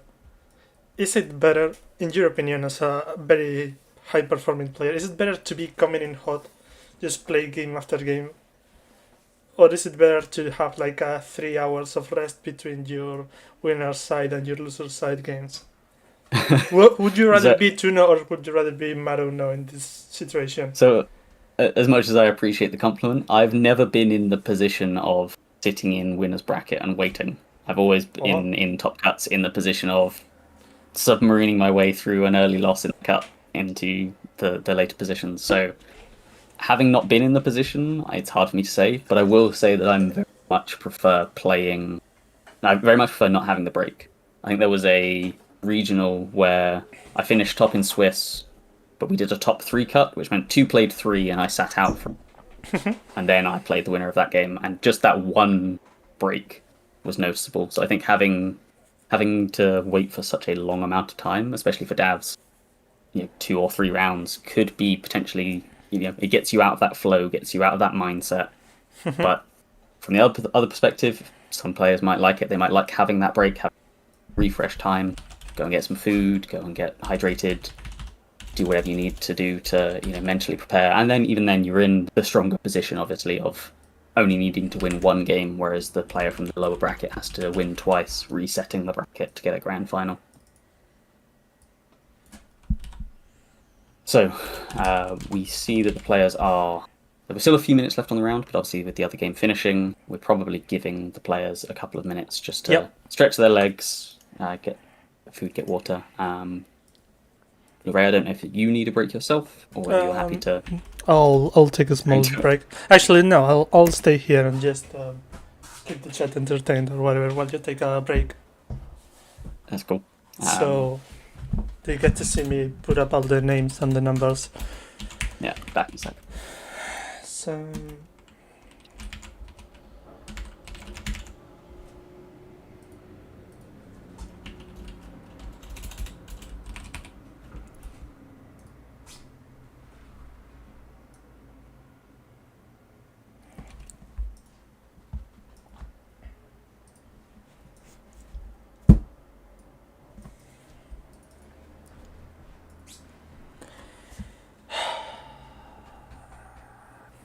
Okay, Tuno is playing Saya.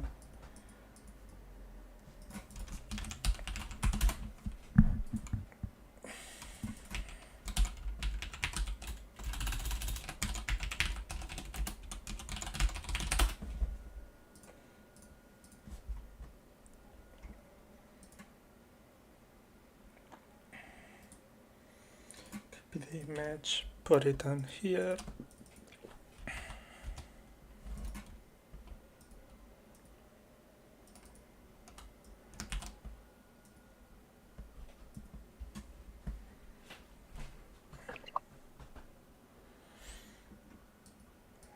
Against not yet is PTL.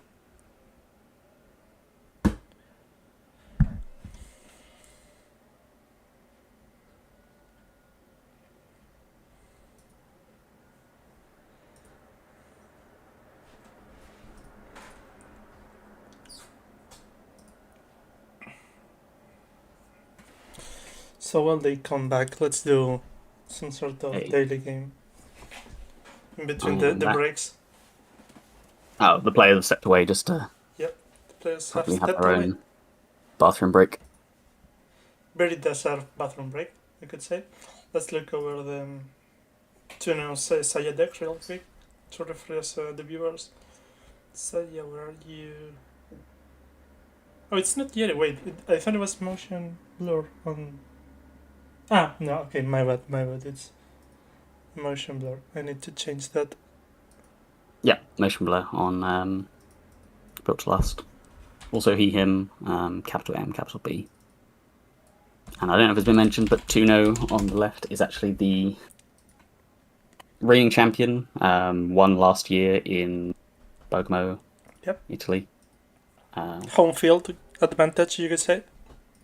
Yeah, although this time you're having to travel like everyone else, or most of the other players, to Cologne for EMEA Continentals in 2025. If you're just joining us, we've had some great games so far. Still have 3 more rounds, potentially 4 more rounds to go. But we are into the top 4. Yep. Seems like the players are already setting up. They're not giving us that much time to do our thing. I wanted to look over Tuno's Saya deck, which is an incredible deck. You said earlier it was called Dirt. It was pioneered by Koga, who is Tuno's sibling, I think. Yeah. Sibling, cousin, one of the two. I know they're something like related. That. They're family. Which is... But, we love to see it. Family united by being good at that card game. So this is Bravado, clicking away, transfer of wealth, pinhole, share gamble, so good so far. You suddenly see a spec work and you think, what are you doing here? What are we selling? There's 3 copies of Spec Work, which, Mezzi, and I'm sure many others very surprised to see the single influence card. And then you realize, you look for, what are we selling? Chessless, Cupulation? No, and suddenly you see Margiana and you say, oh no. Are we selling Margianas for Rising Tide? 3 copies of Margiana. There's a Rising Tide as well. There's also 2 copies of Entangler. Yep. Potentially Revolver that could run out that you're happy to spec work. Yep. But 2 Simul chips as well that are just there to, re-establish your board Yeah, after you spec work things. You can also reposition. pitch Shibboleth or Marjana and then get back something more important like Chisbe or move your entangles with Simulchip. Absolutely, yeah. Also, we did. you have Q-Loop to use suspect credits. Yep. So how this works is that you make a run, you look at the top two cards, you can pay 1 credit because you're making a run. Chessway is online, so you can pay 1 credit from Chessway to install a program or a hardware. You probably install a program and like a Marchena for free, and then you draw with Lilypad, draw the other card. Docklands Pass to get a refund when you run HQ. You get 2 credits from Saya's ability as well. Yep. This being Zaya. I actually tried to pronounce Zaya's surname now that I think about it. Zaya Sadegi. Who gives a credit once per turn for every card accessed in either a run on HQ or R&D. Yep. So yeah, as you say, Docklands Pass will give 2 credits on every HQ run. A cupulation means that you can get an additional 2 credits, either the accessing 4 if you have the Docklands already set up, or just accessing 3 before that. Wake Implant, only a single copy of Wake Implant, but that being there as a way to try and end the game, to dig through R&D, but also to get a bunch of accesses and refund credits from Zaya on the cards that we've accessed. Okay, seems like the players are already setting up, so let's go over to the game. Yep, we're seeing the players cutting and choosing mulligans here. I don't need to change motion blur. That's nice for me. Yep, motion blur still on the right. We have seen, we just saw motion blur beating Not Yeti in the previous round, but if someone's just tuning in, the nice that was looking Saya from Worlds 22, I think. Yeah. Looking good. The BTL, it's playing 2 copies of Jupstad Grid, 3 copies of Measured Response. It's fast advancing green mails, either to fetch and immediately res Earwax using Tucana, or to or doing core damage with Jupstad Grid. Response is easier to land. It has 3 copies of Basalt Spire as well, so even touch points, you put yourself in a risky position as the runner. Just a very aggressive BTL deck. Yeah. You can actually see, because you can see the names entered by the players. Measured BTL V13 that Motion Blur has made to this deck that they've been playing to good effect. Also, all meta. Worth mentioning, we saw earlier just how BTL can kill you if you run out of cards in the deck. Saya is only playing 40 cards, so that's 5 less cards of safety, you could say. In a deck that wants to play all of its cards to get through its engine and use cards to turn them into value, just running out of cards means you die. Very true. I think we expect, especially with Lilypad also in this Saya deck, and the 3 copies of spec work, we expect to see a lot of aggressive draws. There aren't notably any resources in this Saya, and part of the reason is that with 3 copies of Transfer of Wealth, you can stay. You have to spend time and money clearing those tags, unless you're playing a deck that just doesn't care about floating tags. Yep. It's a very risky proposition against some of the meta decks such as Kill Nebula or the Oppo Ayuko. But in this case, there's no tag punishments. Wayland so deck. Tuno can just keep the tags on, like it doesn't even matter. Yep, we've seen the round started here, and a very familiar start. Same sort of thing that happened last game. Motion Blur icing both. Drawing 2, I think. Yep. And then we icing both remotes. I don't know what it is. Clinger away. Okay. I believe this is a Bravado. Oh, it's a Bravado. Okay, yeah, makes sense. Bravado in HQ. Yeah. Okay, that's Winchester that does literally nothing but end the run. Yep, just letting it end the run rather than paying through the trace. This is the best time to run a Winchester when you don't have any resources or hardware installed to trash. And now we are playing the Clinger away on R&D, I assume? Yep, we are going to look at the top card, also go up to 9 credits. 11, actually, my bad. We are going to Kana pay 1 and instantly get a Saya's refund, going up to 11 again.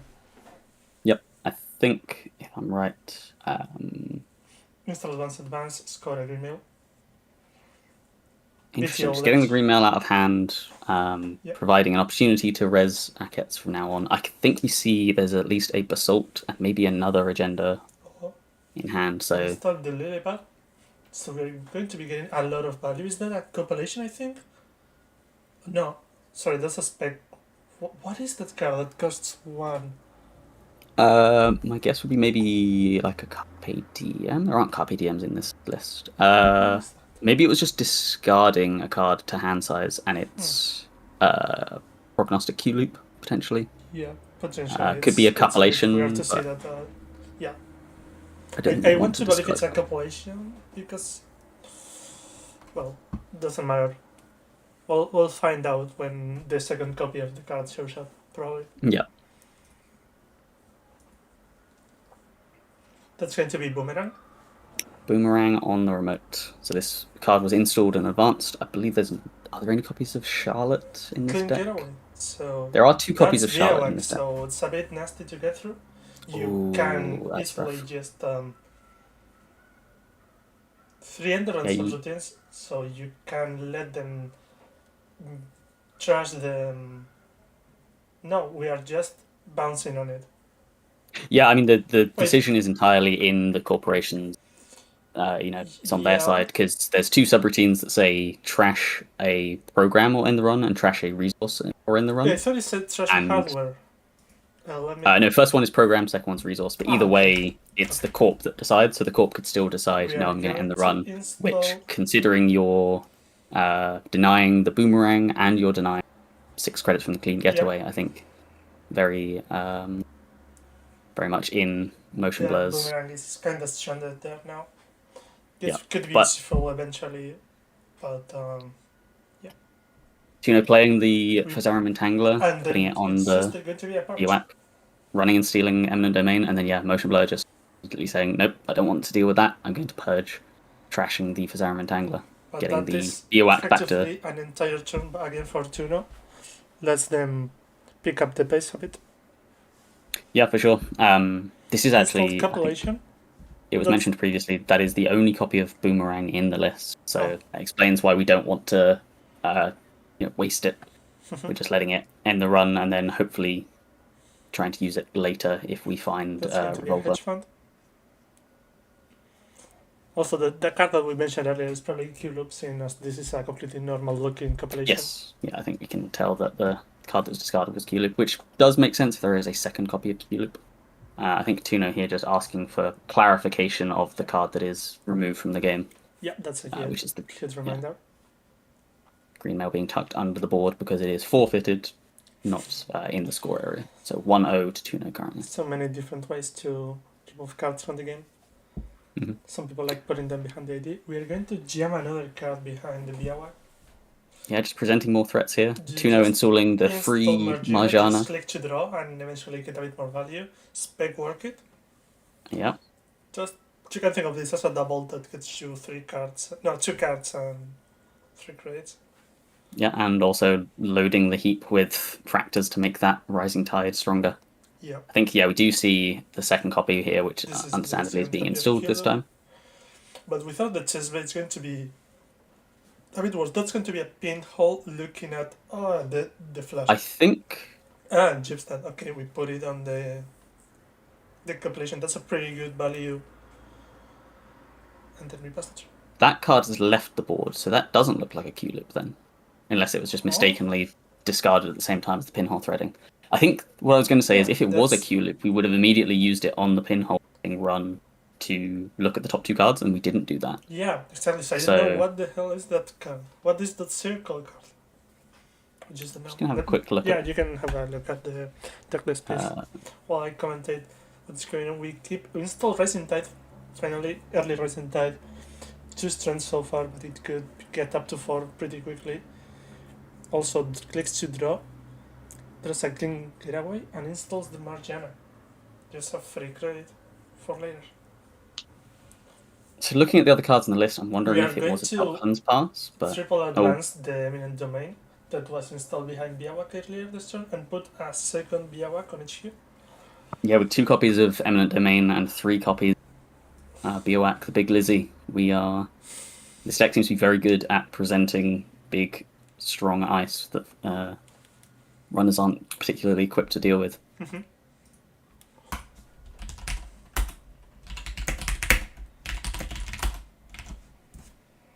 Also, can you tell me what the killer solution is for this Saya deck? Because if it is Revolver... Yeah, 2 copies of Revolver and 2 copies of Phasarum Entangler. okay, I think so it's Koga was saying that they played a Carmen and a Revolver, but... Oh, it's a short gamble is the shiny card. Oh. Thank you, Koga. Thank you. Okay, that's a very real-looking short gamble. Anyways. With one Jupstead gun, Bravadon R&D, make them plus Jedis. That's going to be a pretty small... Is that 4? I think? Gone up to 4 strength, yeah, because it had an advancement from BTL. It gains 1 itself, and there's an upgrade and a operation in. So it's just going to be 4 credits to break with Racing Type. And then we put another rate on Bravado. We access the top card of R&D. Looks like the players are waiting here. Might be a judge call.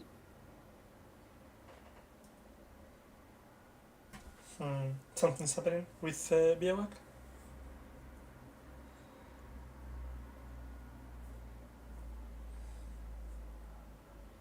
Okay, we get to look at the top of R&D. We cannot really tell. Seems like it has a trash cost, I think. Yeah, I think it's Anthill. Yeah. Anthill, okay.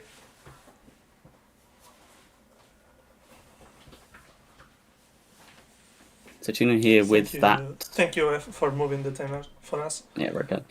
Tuna here does have that copy of Jupstad hosted on Cupulation. There is a second copy in the deck, but with no current access to a way through the Biowac or the Winchester HQ, looking pretty protected here. Okay, and we just discard end of turn the second copy of Shibboleth. Yeah, there's no no reason to SDS, so there's no threat of that getting knocked out of hand. No threat to the Shibboleth that's installed being trashed, rather. Yeah. No Stavka either. Winchester really being the only way to trash a card on the board. Although Biowac can also trash. Yeah, Biowac can trash any program. We're going to install our doubling up on the coffee. Is this deck running 3 Chesleys or just 2? Just 2 Chesleys. There's a lot of 2 ofs. Interestingly, Marjana is one of the only 3 off cards because it's just fueling that Rising Tide. Well, Do you see the 3rd copy of Bravado here as well? Where's it going? I guess onto R&D. Yeah. Able to pay Chesva credits here to break the logjam with the Rising Tide, getting an access and getting a Zaya credit. Trashing the 2nd copy of Tucana. That's so both pretty good accesses, just finding the trashable cards and trashing them straight from handy. Yeah, taking a look at Motion Blur's hand, I think there's actually 2 copies of Basalt Spire in that hand, so I think he's desperate to find a Spin Doctor to sort this out.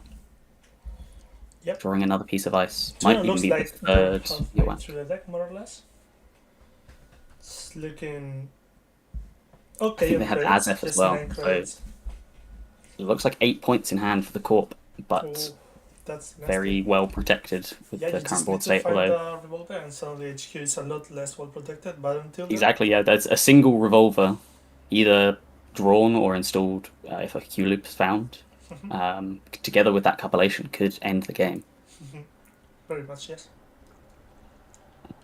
But Motion Blur just putting a 2nd piece of ice on R&D and advancing it, just turtling up, saying, I don't want you to keep getting free access. Well, free accesses, but with Chesva credits, you're not paying real credits. Yeah, just establishing this. So there's only 2 upgrades left in the deck. There is another copy of Jupstead Grid, and there is a single copy of Angelique, which we saw it installed last game, but equally it can lead into kill combos alongside. Tuna drawing up and finding one of the copies of Docklands Pass here. Running R&D and running straight into a Silendra. Looks like we're using Shibboleth to break that. And potentially jacking out before hitting the logjam. Yeah, not getting an access, just bouncing away and playing the third copy of Sure Gamble. Okay, we keep gambling. We keep getting money. You have 12 credits now. So we can see there's a copy of Transfer of Wealth in hand as well. So yeah, maybe you are incentivized. Essentially, as soon as you find the revolver, you just fire away into HQ. You have the charge calculation. Speaking of, here it is. Speak of the devil. Are we going to see it? Are we going to see the fateful HQ run? Yeah, I mean, if you install the Docklands Pass first as well, you're seeing 4 cards from hand. I think there's only 4 or 5 in hand. So yeah, there it is. Be the end of the game. Do we see Transfer of Wealth? Also, we have a Chessbest that pay for most of this run. Mm-hmm. First click Revolver, second click Docklands, third click Transfer of Wealth. Here we go. Pay for the Biawak and pay 2 real credits with a Revolver. Yep, using all 6 counters. We lose. You go down to just 2 credits, and you. So interestingly, even if there are 12, so it's an even if there are, economic swing. I don't know if there's 4 or 5 cards in hand. Even if there are 4 on the first Basalt Steel, you'll add another card back to hand. So there's 5 in hand already. So 5 in hand already. Doesn't see both. But as soon as we hit a Basalt Spire, a card will come from archives and protect, or try and load up the density of non-agenda cards in hand here. Okay. This could be a critical turn. I think we're guaranteed to steal at least one. Basalt. First card is the Basalt Spire, so We are on 4 points now. adding a card from archives back to hand. I think that may have been a hedge fund. I think, it was the hedge fund. I think there's 3 more accesses in this 5-card hand, so pretty good odds still for Tuno to find the second Basalt here. And I think there's also an hedge fund, safe. That's second Basalt, there it is, good game. Yeah, there wasn't an Azef. Oh, there's a third Basalt! Yeah, so that was basically rough hand. That was just incredible luck from Tuno. Yeah, that's certainly a rough position for Motion Blur. I mean... That's basically all of the agendas, like 9 points, 11 points. Yeah, I mean, 2 Biowax on the board, the 1 copy of Winchester being found as well, so certainly not low protection, but this Dirt Zaya just aggressively finding the pieces it needs, putting on the pressure. Yep. And well played to Tuno. Still in this fight, still potentially protecting its win from last year. Congratulations again, obviously, to Motion Blur for making it this far. I believe that's a place finish for them. I think. Yep. So that's a great play. Do you think you do get the gourmet playmat? No, I think everyone gets the gourmet playmat. What do you get for first place? Good question. First place certainly gets a buy to Netrunner Worlds 2025, which will be in Edinburgh, October. Mm-hmm. I don't know if there's top 4 prizes necessarily. There may be, I think, at some of the mega cities, there were the faction pins for the highest placed criminal gets a crim pin, by highest placed Wayland gets a Wayland pin, and so on. But with Tuno advancing, also being on Crim and Wayland, at least there's the same factions that Motion Blur is playing, albeit different identities. There's no price for top 4. Top 8 gets a double-sided magnetic click tracker. Oh, I think we already saw those. We saw Yeti using it. Oh, actually, he didn't use it, but he was messing around with it at the start of the stream. That's nice. Okay. I do need some good click trackers there, but then one thing that I'm missing from my Netrunner Tekken collection. I've seen, it was at the New York Megacity, I saw Cold Lava using some MU counters, and he'd put the MU counter on, like he'd start with 4 on the ID and move them from the ID to the programs as he installed them. Oh, that's really good, clever way of making sure that you never go over MU. Yeah. And then when he installed like a MZ token onto his ID and so on, I really need something like that. Especially with Shaper decks, even this Zaya deck, I think we saw when Tuno was playing earlier, it briefly went over EMEA, but was immediately able to take it back as no decisions had been made, just trashing another program. But yeah, with decks like these that spam out lots of programs, it can be difficult to keep track. Yep. So I think we are going to see, we haven't seen the pairing yet, but we know that we're going to see Tuno up against Matt Ono. Tuno against Matt Ono, okay. Let me next round, but I don't know change the for name sure. On Maruno's side. What is Maruno playing? I actually, we don't know yet what's the runner Exactly, yeah. I was just going to try and figure it out. We do know that Tuno has obbed twice in a row, but we don't know. So Matt Ono corped twice. Then... Oh, they corped 3 times in a row, so I think it's very likely that they are going to be running here. They did lose a runner game that dropped them into lower bracket, but considering they've already corped 3 times and run once, yeah, I think the likelihood is... Maruno running against Tuno's up. And surprisingly, this is a matchup that has already happened. No, yeah. I'm lying, actually. No, I am not lying. This is Maruno's revenge, or Tuno's revenge, rather. Tuno lost playing Saya against Maruno's Auko on run 2. Interesting. So this is the mirror game, you could say. Yeah, so this Saya... no, sorry, not Saya. This Sable. Oh, no, sorry, yeah, this is Matt Ono playing Saya. This is Finality Saya. Let's look at it. Yeah, 2 copies of Finality, 3 copies of Steel Skin, Scarring, and 1 copy of the Twinning. So all of the influence being spent on Anarch cards here. Yep. Steel Skin makes a lot of sense to try and survive against decks that are either trying to combo kill you. There's a lot of Ayuko running around to try to chip away damage. Those Steel Skins could come in vital against this Bladderwort front company fat, sort of grindy asset ob that Tuno is playing. Yep.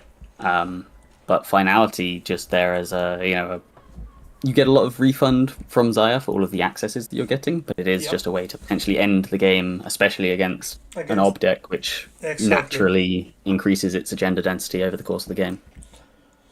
That's a great point. So it's interesting though that we don't see. Deck is like 10 agendas. So as the runner, as the corporation loses all of their assets, nice. Yeah, with the 2 copies of Finality, I would have expected to see Wake Implant just to, potentially put even more accesses down to try and win the game. I think Finality already accesses 4 cards, right? Yep, and instead he's opting for the Twinning, which is of course, yeah, you can use Twinning accesses in combination with as many as 6 cards. Which, running R&D, seeing 6 and making 6 credits is certainly a good play. Yep. But obviously the high cost of the core damage on Finality, if you're trying to end the game with it, it does matter to you. But if you don't manage to end the game against a deck that's trying to ping damage and then finish potentially with a measured response kill, can be a very, very sticky situation to be in. Yeah, and we saw earlier in Tuno's game against Pinsel that the deck just keeps doing damage with the Bladderworts, with the Fat, and all of your economy just happens to go flying out. All of your combo pieces fall apart to random damage. So far in the cut, Tuno has beaten 2 Shapers, I believe, Minstrel, Magdalene, Lat. Last round...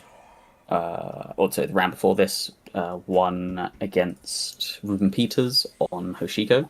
So this might be the first time in this cut that they played it into a criminal, but certainly have already beaten 2 of the other factions with deck. So very versatile and punishing deck to be running into.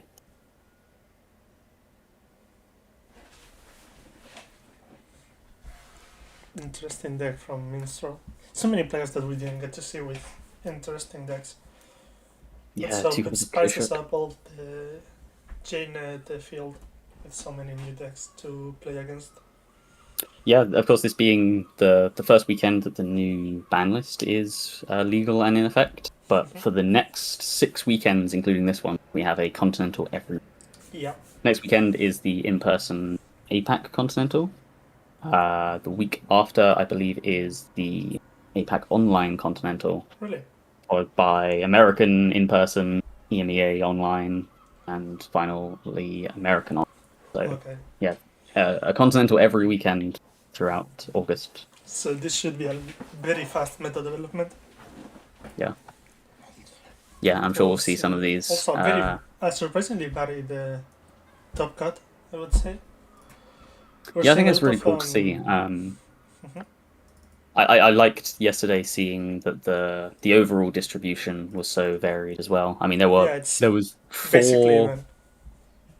corp decks sort of leading the pack against the rest, but it was one from each faction. Yeah, exactly. Nebula, Ayuko, Ob, and was it PD? Or I think It is PD, yes. It's 16 players on PD. Yeah.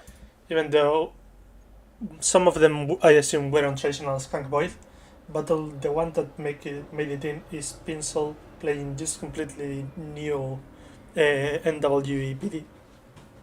And then Necro B is playing Leo Construction, which we did not get to see on stream, but it is all.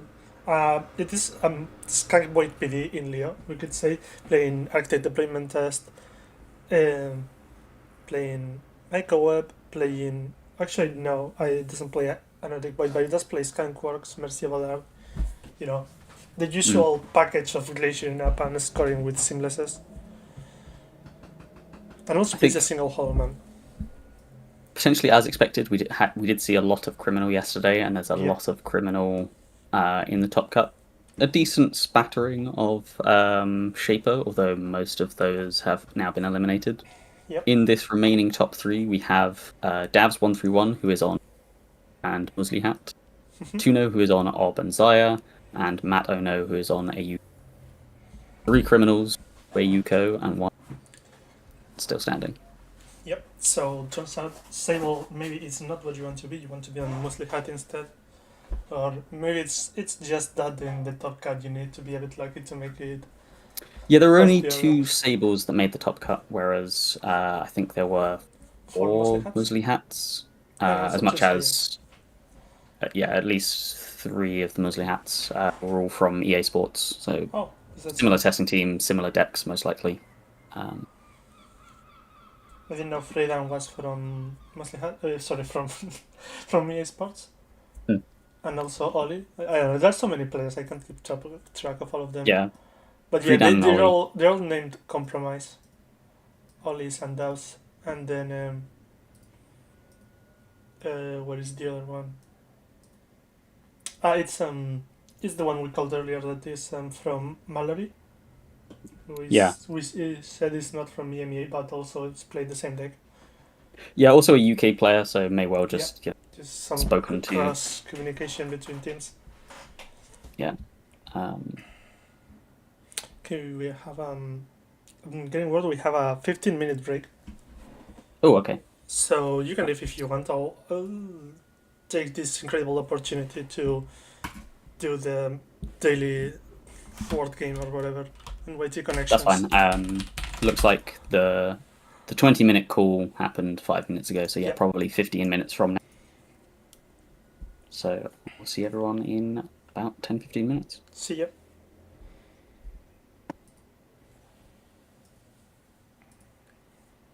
Okay, chat, what are we doing here? Oops.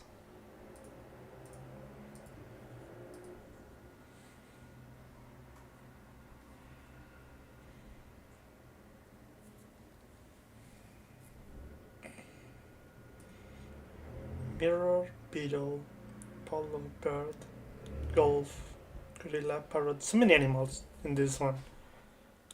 Fever, echo, bug, monkey, fat, copy, craze. Monkey, parrot, bug. I think these are things that you can do to someone, maybe.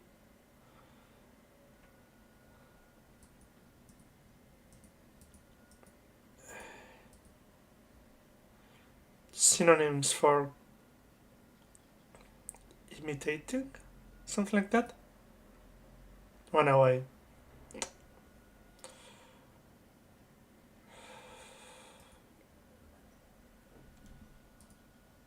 Mirror, of course, mirror. Emulate, yeah. I'll do scramble after really connections. Don't worry. Golf, polo. I don't know. Also, fun and craze seem to go together, and a fever as well. I don't know what's the last one of this. Also, polo, squash is a ball sport. I don't know which one's the cricket. Of course, it's cricket. Okay. Gorilla, monkey, beetle, bug. I don't know. Fever, fat, craze. These are words for a trend. I don't know which one's the last. Bug, maybe? Yep, mania. Okay. And then this is some sort of animals. Animals that you can find. Single animal in a creatively spelled band name. What? Take me back. Okay, the Beatles, gorillas, the monkeys. I don't know. What is the bird? What is the bird? What band is? What band is the birds? I don't know.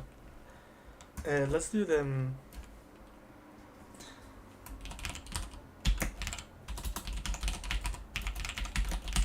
Wasn't someone Chowl? This one wanted to see.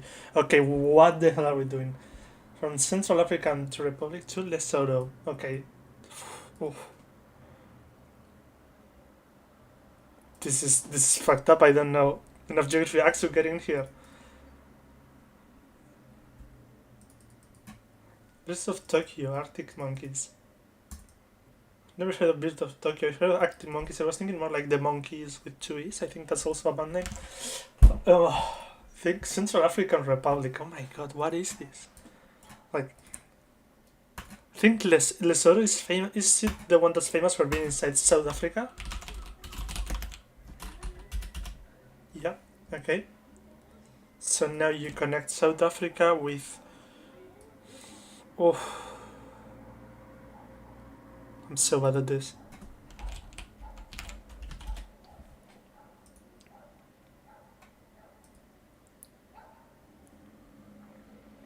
What are some countries that connect with South Africa? Angola, I think, is. It doesn't really connect. Okay, it's fine. I didn't know you can. Okay. Is Congo. I don't know what Congo is. Is it above? If it's above, then. Oh my god. Sudan, I know it's like somewhere around here. Ethiopia, I know, like, imagining the coast of Africa. Africa is like goes through here. Madagascar is over here.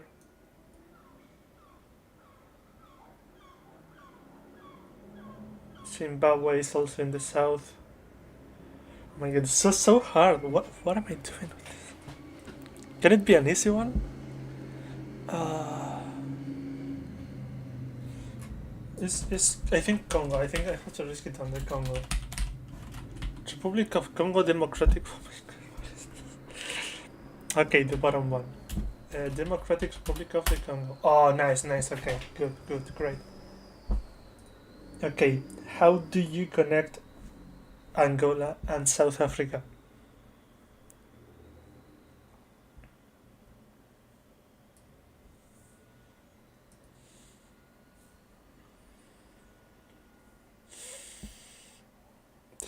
So many countries that I just don't know where they are. I don't want to get it wrong.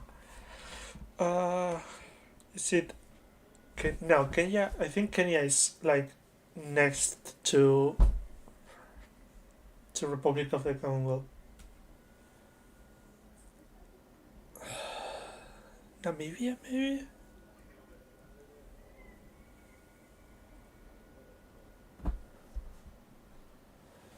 All of the country names, I think of the countries I know, I think the ones I know are in North Africa instead of on the South African side. Chat, help me out. Please help me out, chat. I know you know. This is EMEA as well. This is Africa. Please find me the countries. Uh, Zimbabwe, maybe? No. I think Zimbabwe is like down. Maybe here. Let's just try it anyways. Okay, it's close. It's close. It's south, more south than I think. What is this country here named? It's small. Maybe it goes down here as well, or up here. Mozambique. I'm getting Mozambique. Oh, that's close as well. But okay, if there is a country missing here, what countries are we missing?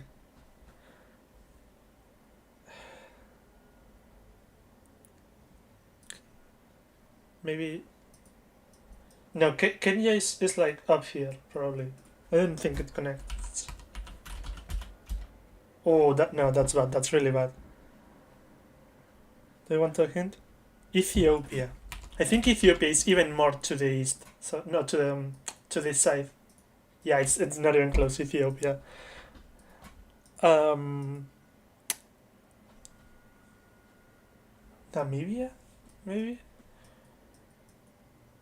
I think Republic of the Democratic Republic, but the other Congo is probably maybe here. No, I don't want to get it wrong. Okay, what is this country name?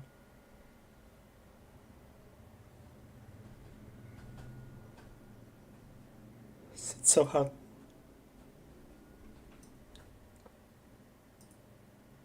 Okay, we have a few options actually. I don't want to see initials. That's cheating. We have like four countries. If we can name any of those four countries, we win.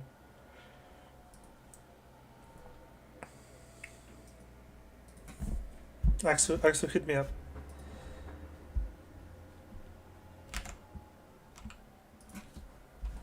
Let's try Namibia. I think it's south. It's probably one of these four, but I don't know which one it is. Yeah, let's go. Okay. We got there eventually. Botswana, Tanzania. Okay. Malawi wouldn't have gotten us here. Uganda. It's a classic. Republic of the Congo is here. Okay, interesting. Okay, thank you for playing this. Let's just do a really quick scramble. Food warning. There will be food on screen. If you don't like seeing meat, you may not like seeing what we are about to do. This is scrambled. The only thing you have to guess is which one is more scran. Stripped prawn skewer or Yorkshire pudding wrap. The prawn skewer is incredibly cheap. And the pudding wrap, it's scran, like it's filled with sausages and a pot of gravy. I think this is more scran. Oh, yeah, okay. 70% is not bad. It's just that the other one is incredibly sausage. Germany, shout out to Germany against Brazil. Beef skewer and a beer against the sausage. I think the beer just gives it so many more points. Oh, 50% only on the sausage because it's born, I guess. Qatar World Cup. Fun village breakfast included in the per night cost 200 US. Okay, this cannot be right. So sausage, chips, and gravy. Even though it looks kind of sus, the illumination is not really. The lighting doesn't really help. It has to be. Oh, 52%. That's pretty high. Okay, that's pretty high. Bratwurst. So that's to Germany. It's not bad. Like it's funny, okay? It's funny. It's so long that it's funny. The chicken and rice, even though it's double the cost, it's like this is so scrum. This is incredible scrum. Okay, we're looking good so far. Cookies. Okay, but this is so expensive. Okay, this is way too expensive to be scrum. Katsu with chicken chips. Katsu chicken with chips. Looks like a very well balanced meal. But is it scrum? It is. It has to be. Like the cookies. Like this. No, I'm sorry, but no. Okay. Okay. We keep doing it. We're great at this. Double Scotch beef burger, 2 bacon slices, cheese, halloumi fries, and onion rings with chips. Oh my god, that's an incredible meal. Steak and peppercorn fries. Like, this is a good meal. But the burger, like, burger and chips buff, we established yesterday that there is an incredible chips meta. So this has to be it. 80. Oh, that's way more close than I thought it would be. What is this pizza slice? It's like so wrong. Sausage and red Leicester cheese roll. For only €4. Not bad. The pizza slice, like, we love a good pizza slice. Is this a good pizza slice? I think. This is like more British. Being British gets you a lot of points. Pizza slice is good, but this is incredible British. 81%, 17%. Okay, never mind that. Seal Bertie sub. That's very expensive. I think this is the pork. No! Oh my god, I'm so sorry, chat. I'm so sorry.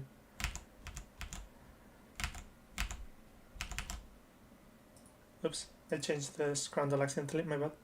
Apologies.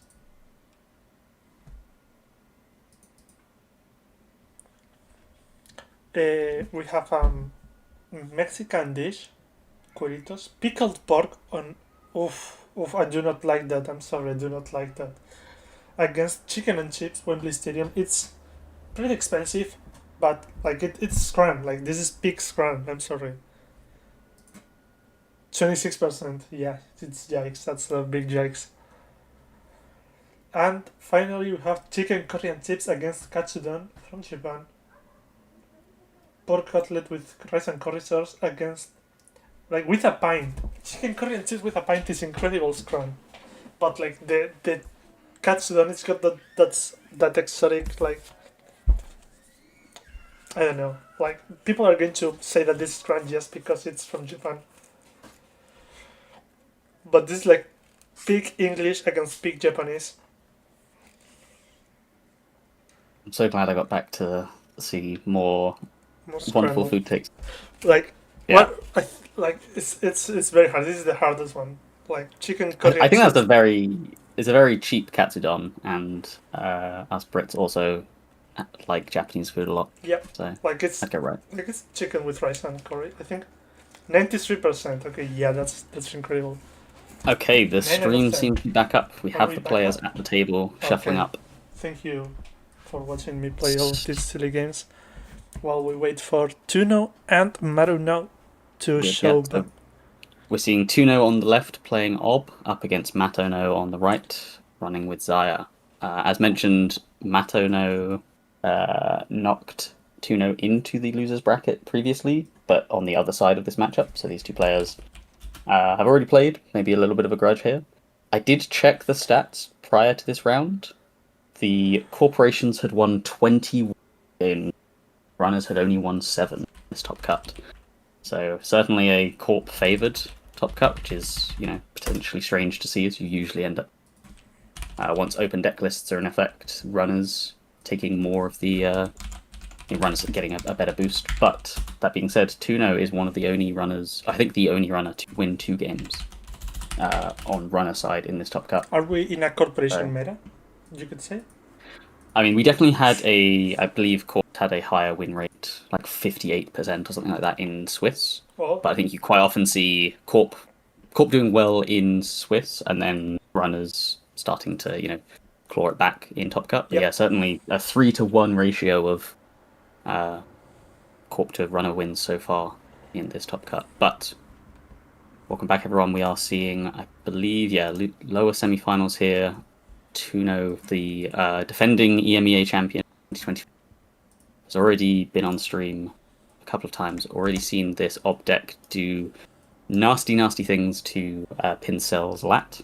It's already it's knocked Ruben Peters, who was obviously undefeated today, knocked his Hoshiko out of the cut, so taking down Shaper, taking down Anarch, see how it fares against the criminal Dire.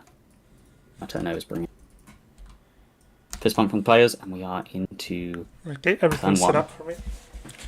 Apologies for the I'm, small delay. I'm still seeing Zaya on the left for Tuno, unless that's being updated. Yeah, I'm updating it now. Should be Maro now on Saya and Tuno Nope. So very familiar opening here from Tuno. Triple install, 3 new Triple remotes. install.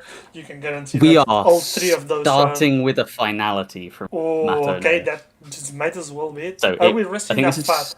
I think it's I believe this is click 3. It was gamble, install, Gamble install revolver. revolver. Hits the steel skin. That's a good reason to play a finality. Just when you have a steel skin in hand. So first card, Cyber Sand Harvester. We're leaving that. Second card, I think that was Winchester. Yep. Kill. Paying 1 to trash an anthill. Anthill. Yeah. That's the card we are killing. Yes. And Fourth the card, fourth final card, access. Measured response. We are killing the measured response as well. Interesting. And Very now you early gain 5 trash. credits. You finished the turn with 5 credits, just like you started.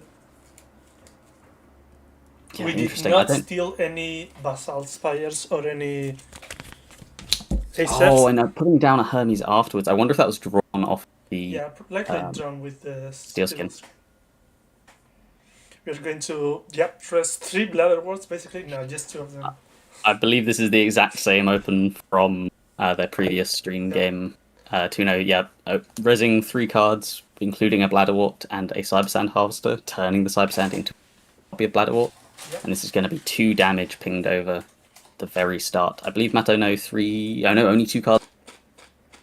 A Pinhole Threading and a Boomerang. So if there's any chance Tuno can find a Azef and Flash and Burn here, the 2 cards drawn between mandatory draw and a draw off War, we could see a very quick finish to this game. Matter no, just takes the Tithe and White Space hitting the hand though. I think that's 4 ice and a measured response in hand, so not necessarily the open that you would want Tuno in this position, but already we can ice both of the Bladderworts potentially with we see Tithe and White Space at the front of their hand. Oh no, we put a different card in. I think that was didn't catch what that other ice was. I think it might have been earlier. Guess alright. Takes back the ice on R&D. Ice issue instead. Makes sense against criminal. You're trying to protect against transfer of wealth. Mm-hmm. Click to draw. Click to draw.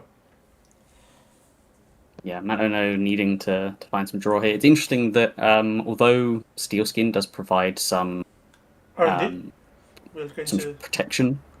with the draw, we don't see any copies of Nuka or Stone Ship, which is stealing a Flash and Burn. Flash and Burn, okay. Yeah, we did trash some, and we also shuffled, so yeah, it's a fresh access. The Cyber Sand Harvester shuffled R&D after the finality accesses, so fresh cards on top. Oh. Hermes bouncing. Hermes bounced 1 ice. One of the ice protecting a Bladderwort, which makes sense. Pass the turn, we are not going to contest any of the Bladderworts. I guess you don't have a choice, but it is pretty sad that the ice is just going to go back on Bladderwort. Yeah, that's Bravado. Yeah, getting hit with Bladderwort, and this I don't know how. The second Bladderwort does not do net damage, and then draw a card. Yeah, taking a draw from wall to wall again. Tuno seems to really favour the additional draw. Yeah, it's makes a lot of sense. Credit to draw a card every turn. We instantly pop this to find out 1 cost. Could it be the 3rd Bladderwort? Could it be? I think with so much ice in hand, maybe we see the fat coming out here. Yep, seems like it. We don't get to find this fat. Gian Bautista. It is a pretty good card. Discourages the random R&D accesses. It's a must-kill card if you don't want to die to SF combo kill. Yeah, I'm sure we'll see a piece of ice protecting it. Yep. So another remote installed, and just rearranging the service here to make it neater with the ice. Servers closer to the centrals, and that fat will add a counter at the start of the turn. Yep. So as I was saying, with all of the influence here being spent on finalities, skins, and a copy of the twinning, there's no fast draw from Nuka or Stone Ship that other criminals have been favouring. Yep, We are going to get the click 1 to draw with the class act. Look Yep. up to take one of them. So Matt Ono here being on 2 Click points does 2. present a significant threat that any run, if you touch a 2-pointer, not only are you taking damage from the fact, but you will also immediately put yourself into range of measured response, which is a significant risk. Matt Ono immediately putting a new class act into play. Interesting. So going down to 0 credits, but running R&D will get at least 1 access. And yeah. Yeah, you can see there's a measured response in hand here, so if this is an agenda, it might all be over. Just wall to wall. All to all. Gets a credit back with Saya and then draws 4 cards into the turn.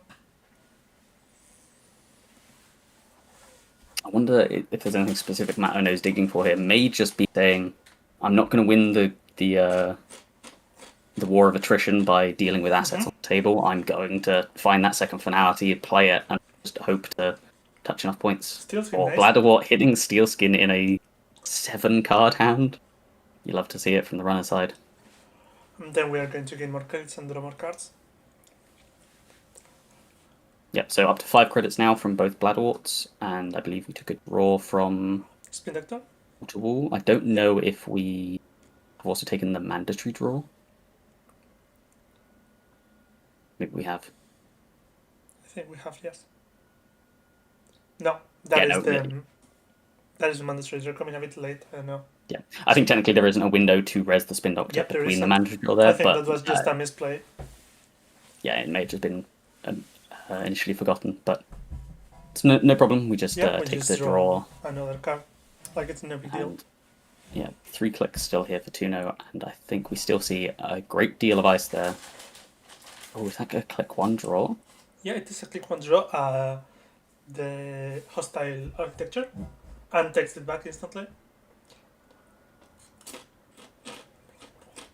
And then does commit to the hostile, install Stavka, and then do. The tricky position here for Matt Ono. Fat ticking up to 2, exactly 5 credits is perfect to res a hostile architecture and do 2 net damage at the start of turn with 2 Bladderworts. Yep. Pretty nasty situation. For 2 credits. Even possibly if you for a don't clean getaway. Clean getaway on. I think it's the new card potentially, or yeah, maybe just clarifying quite where that's going, because we don't want a clean getaway into a Spin Doctor. It'd be disastrous. I've been there. So I think that is going to the naked Bladderwort. Yep, that would make sense. And we get a successful run. I think Tuno must have said no rest. Otherwise you would... or maybe... Look, Tuno might still be deciding. We give them the access. Yeah, no understandable. Problem.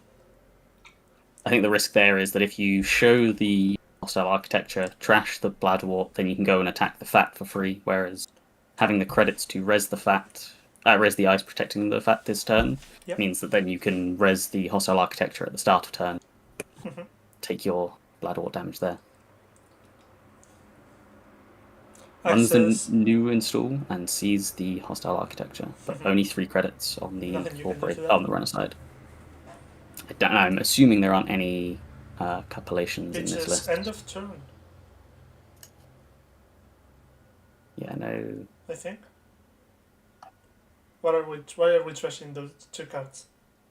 Hand size is 4 because of the 4 damage taken from finality. So yeah, discarding at the end of turn.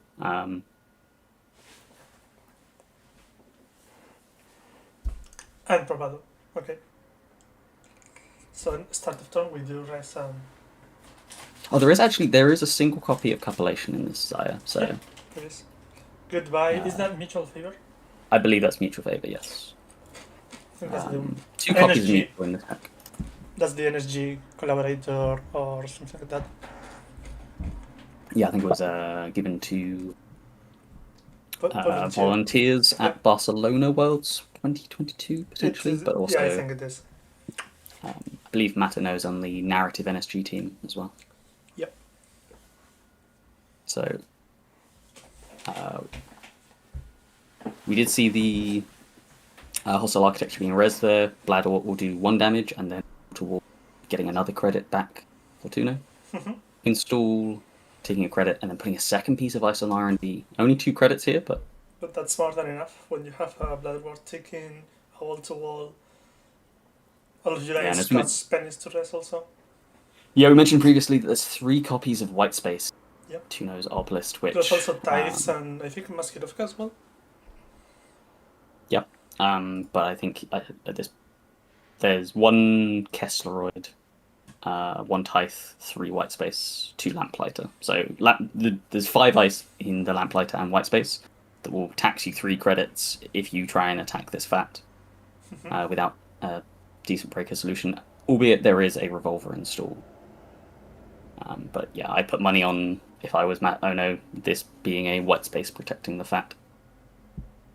3 counters on it now. It is very risky to run anywhere else, but with the Hostile Architecture resed as well, very risky to trash anything. Yep, you could use that compilation if you find it. Yeah, obviously being the ideal situation. We are going to Bravado straight into some ice. Yeah, I wonder where we go here. Attacking the fat does make a lot of sense, and obviously here, if you've used all of your credit, R&D, understandable. Later, you take 1 tag, and you can't pay for anything, so that's going to be... Yeah, so we'll end the run and give you a tag. Yeah, for 2 credits, isn't that nice? It's not bad, but that does... ice that gives you a tag and ends you the run. It does put Tuno down onto 0 credits here, so it can't res any of the ice, protecting the Bladderwort, protecting the fat, as much as the threat of Hostile Architecture is still in play. Looks like we're attacking the Bladderwort server here. Makes sense, as that's one of the only ways for Tuno to regain any economy. I think we're going to be running first. Yeah, we're just changing that, deciding to draw click 3 by the looks of it. We are... I believe we should be tagged outside. A tag just on the corner of the ID there, but no end of the line, no tag punishment cards from Tuno. Yep. But also not many connections or resources from Matano, just the twinning and the sects. So trashing the Bladderwort and taking 2 meat damage from the Hostile Architecture. Yep. We lost a copy of Cat's Cradle and Sure Gamble. Oof, that's bad. Tuno resing Sphegator Excavator. I'm not sure what Spin Doctor is returning here, but shuffling probably 2 Bladderworts back into the deck. Yep, 2 Bladderworts were shuffled back in, and this Sphegator likely going to trash the Waterwall for another copy of Spin Doctor to try and dig for more of those punishing assets and or agendas. Especially as there's another Waterwall in hand. Makes a lot of sense to either get a draw advancement on a piece of ice or a credit from the Waterwall and then sell it to Sphegator for an Ob Search and 3 credits.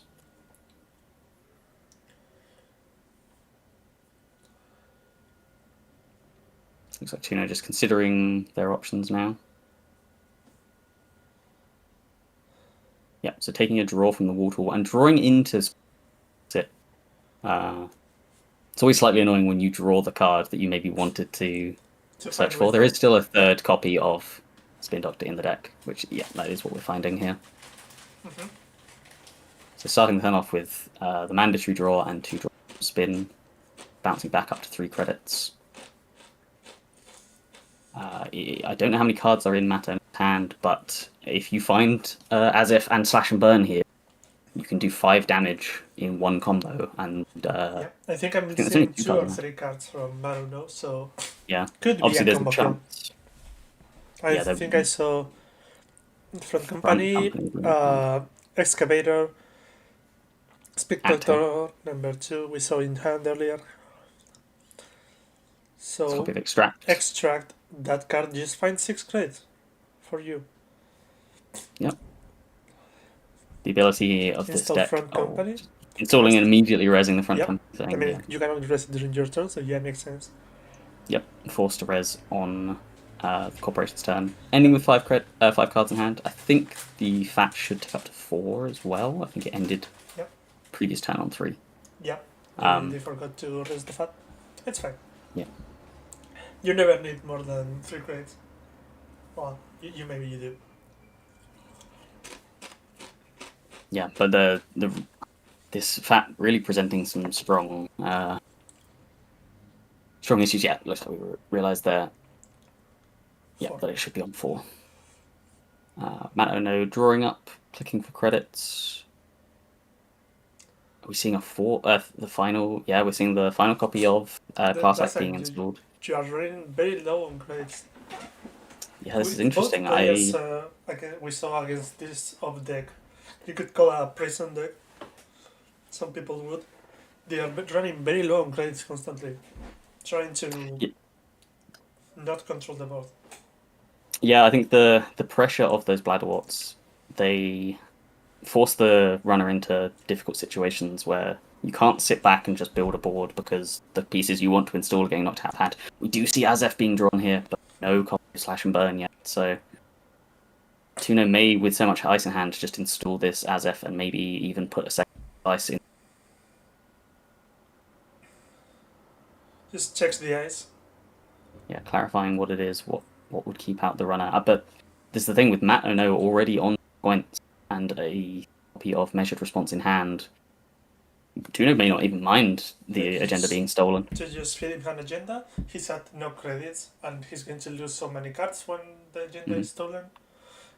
Final copy of Spin Doctor hitting the board, Azef being installed behind ice, and a new remote as well. So just spreading out the options rather than remote. But with Fat on the board, I think it's very unlikely that Ono is going to survive another turn without dealing with it. Install Boomerang. No, so I think that is credit Boomerang and hit the Transfer of Wealth.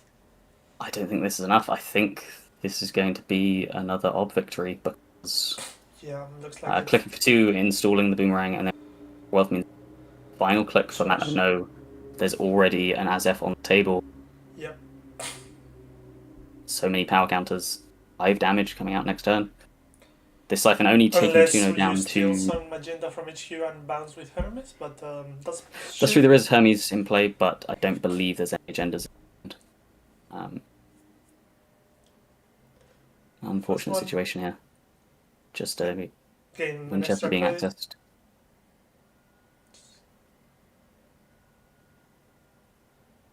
Puts up their 7 crates. Yeah, there we go. Tuno revealing the Azef. Shows you the saying, SF. Okay, so technically there is a chance that Matt Ono survives this if there's a steel skin in hand. The damage comes out as 2 from Azef and 3 from also Fat. 1 from Bladderwort? So, no, there isn't another word yet. Yeah, there's no Bladderwort. Discard in Hand size, maybe? So if... Usually the advice here is damage first. Oh, I think we are playing... No. I think we're playing penalty, but that's not a core damage, that's attack. No, this was... this is shuffling back the Boomerang. Boomerang, yeah. But yeah, so we'll likely here see Tuno doing 2 damage first, hoping not to hit a steel skin with that damage, and then using fat counters. I think you do have to declare the fat counters before you see the damage from the Azef. I don't think so, no.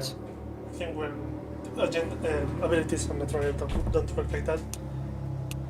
But even then, like, Fats has got 5 counters on him. Like, you can't just spend all 2 of them. You'll still have more than enough left.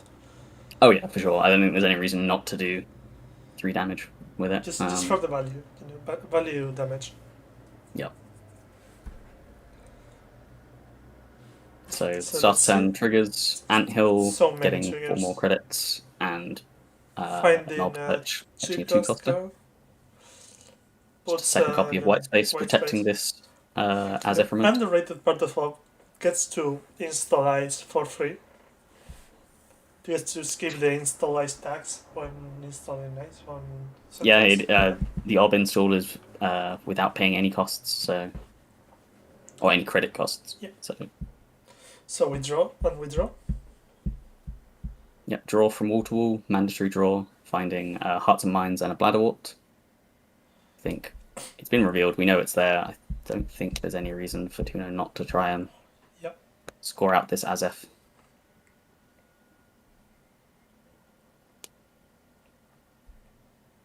Does have a hand of, I think, 7 cards, though, so... I think maybe finding the... Oh, never mind, there is a spin doctor installed. I was going to say finding the white space might be a small issue because you have so many discards coming up. We are icing R&D. Click 1. So we're just letting the SF cook for another turn? Yeah, this is interesting. Install another... I think maybe this is to line it up with a Bladder Ward, something like that. Mr. Fat goes up to 6. This is really interesting to me. I would have thought that by showing the Azef, we're effectively, getting the information that it's there, and potentially, getting some knowledge that the runner has a steel skin in hand. So I would have thought that we'd have been forced to spend our turn scoring it, but perhaps potentially not. Maybe it was something like Tuno boldly declaring that they have a kill next turn, and then Matt goes something like, hey, maybe I have a steel skin in hand. And Tuno's like, oh no, I didn't think about that.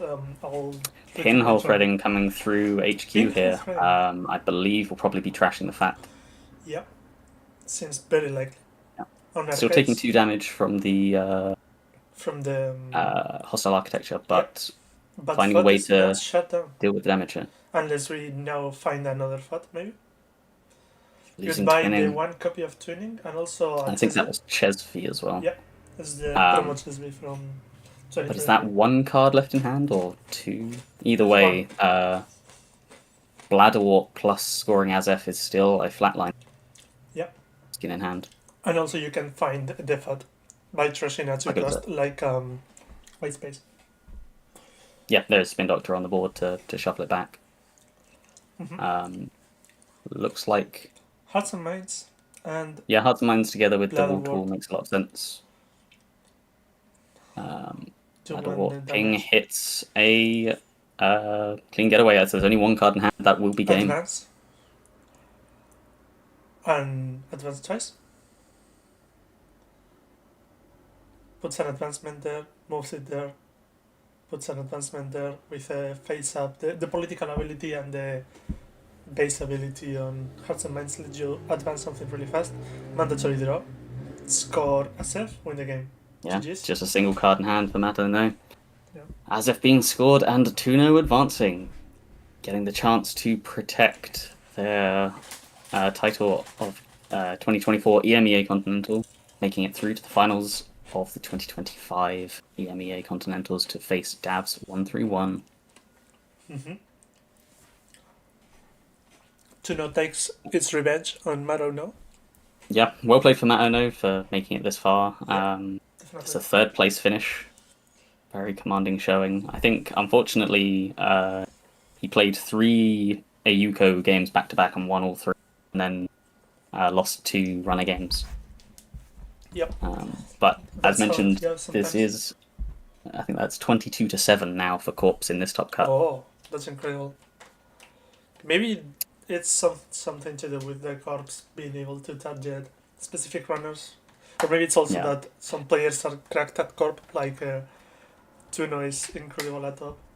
No, for sure. It's basically known for playing Op.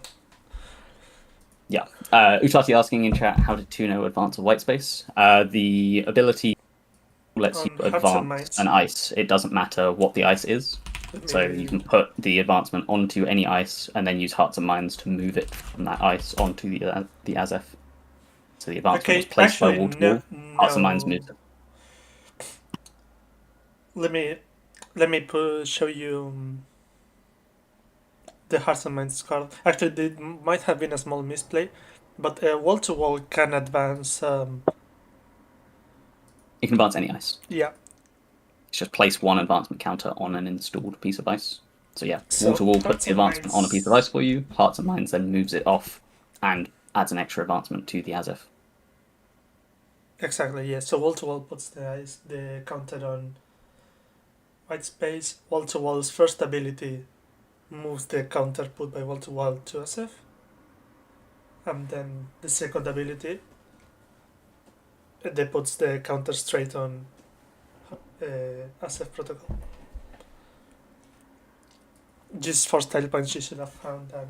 Yeah. It was purely style points. Tuno had enough credits to just triple advance, and after the Bladderwort knocked a card out of hand that was not Steelskin, one card left from Matono meant that a triple advance would have also been lethal. Do we have a pairing yet?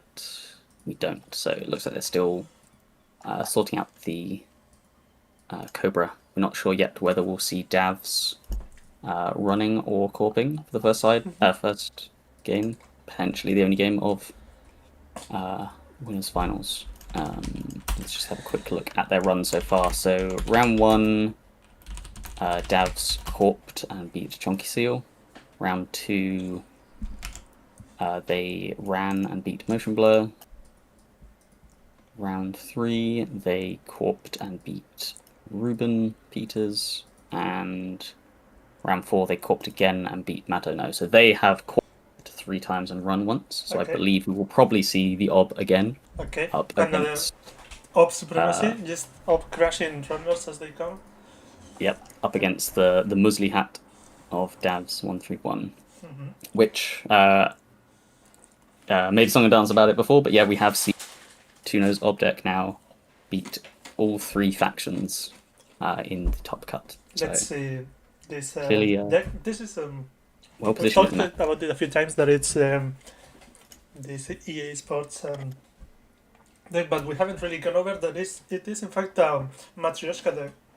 We were talking about earlier on day 1 if we would see Muesli Hat playing normal breaker, some sort of Margenas or Matryoshka. It turns out Matryoshka is the winning Muesli Hat. Yeah, we did see Also plays someone Sas- playing Matryoshka Muesli Hat yesterday. I don't remember who it was and whether they were affiliated with EA Sports or not. But it's certainly this Dolls Matryoshka deck is a popular criminal at the moment.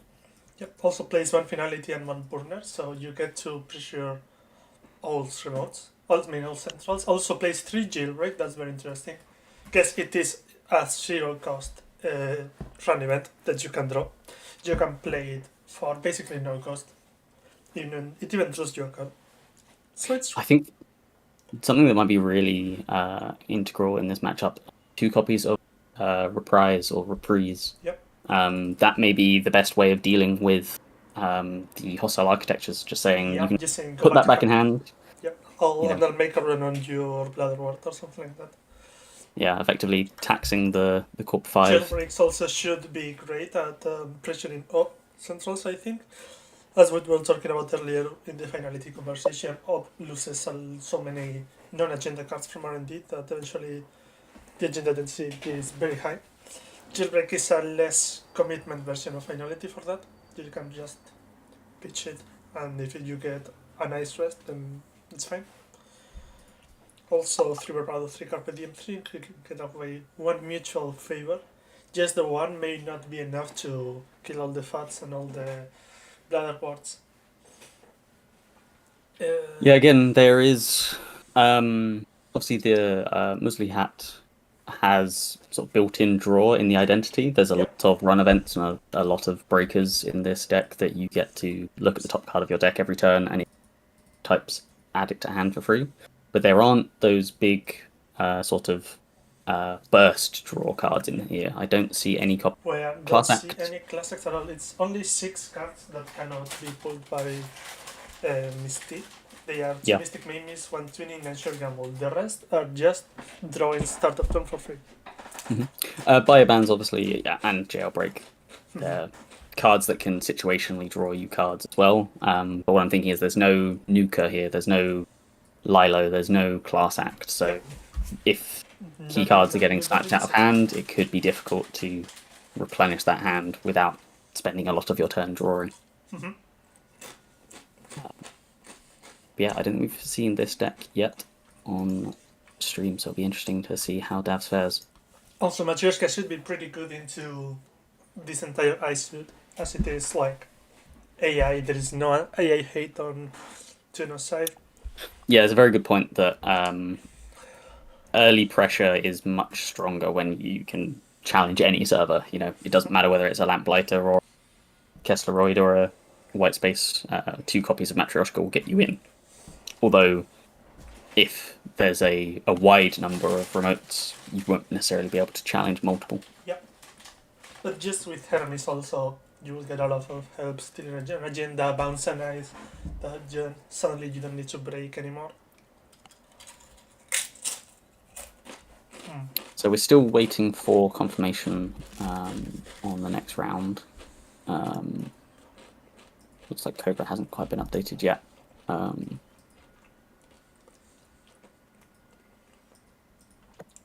Seems like we don't have video anymore. Yeah, I think the phone being used to stream the gameplay to us is overheating, so it makes sense to give it a break between rounds as much as the players need. Okay. I think we can do a quick bundle before the next round, maybe. Just as a way to pass the time. Daily bundle. This is released in 1975.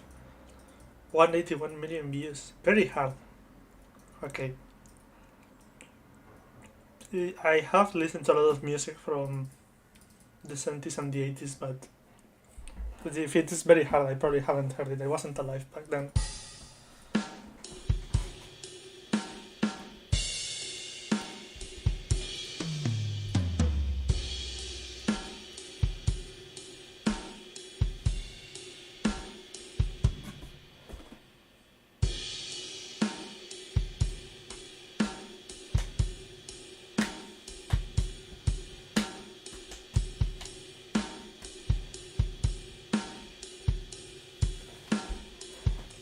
Okay, this could be anything, but because it's got so many instruments, including 3 guitars, I'm just going to put out a guess for like AC/DC.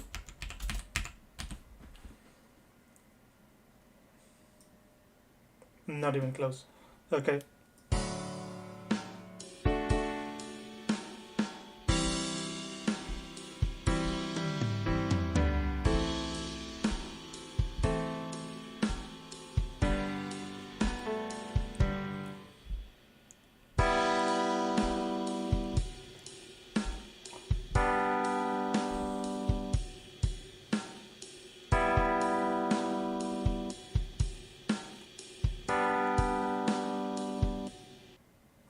What is this? What could this be?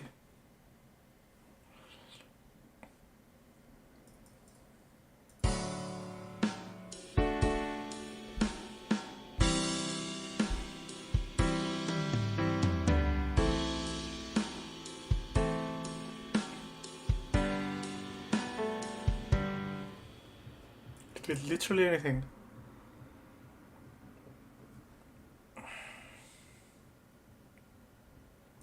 It's not stairway to heaven. Just put something in there.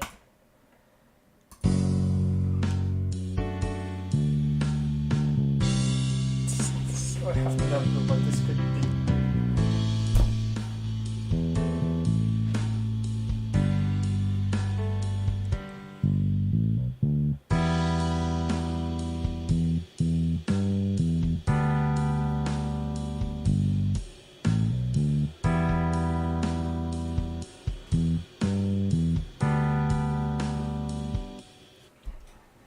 What is this, chat? What are we listening to?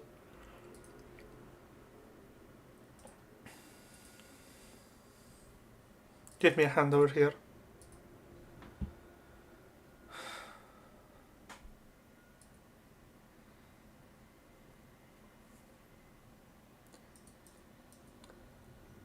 Is it maybe... It's not Michael Jackson, right? I'm just trying to guess random. It's Wish You Were Here by Pink Floyd. Like, of course I can't guess that. It's like Pink Floyd just... I mean, I've listened to a lot of Animals, but I haven't listened to Wish You Were Here. Oh, wow, okay. It's pretty good, pretty good. Let's listen to the...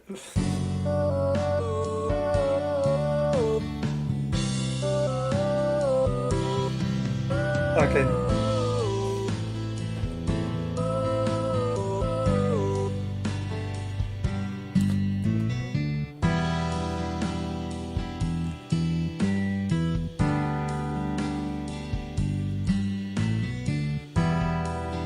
That's an incredible cover.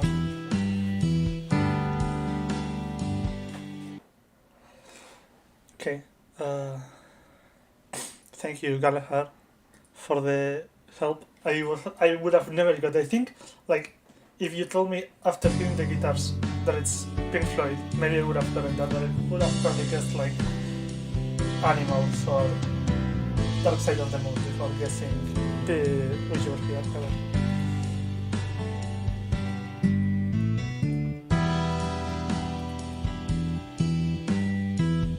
Let's do some sort of game. Let's do game though.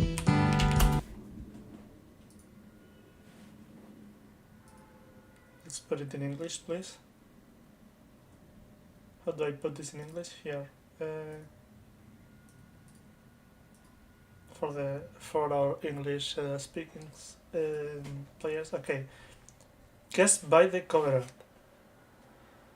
Yeah, I know how to play. Thank you. What is this? Harvest Moon. Correct franchise. So yes, this is okay. Thank you for the. If anyone doesn't know, there was some sort of rights issue with Harvest Moon's English IP holder versus the Japanese developers.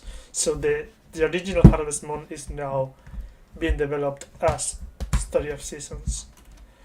So if we do Story of Seasons, like what happens? Yeah. Okay. Thank you. Okay, artwork. What is this? Looks kind of Art Deco, or like Soviet maybe. Something like it's probably not like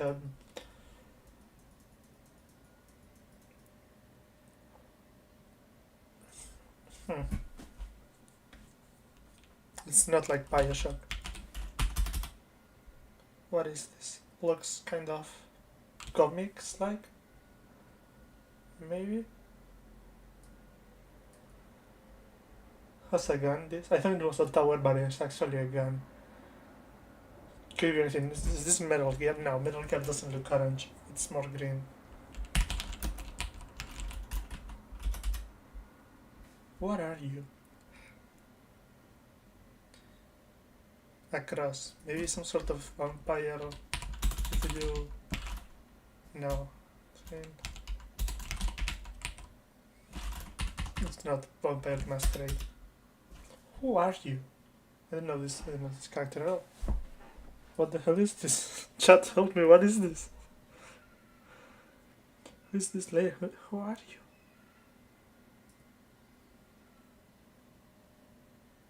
What's this?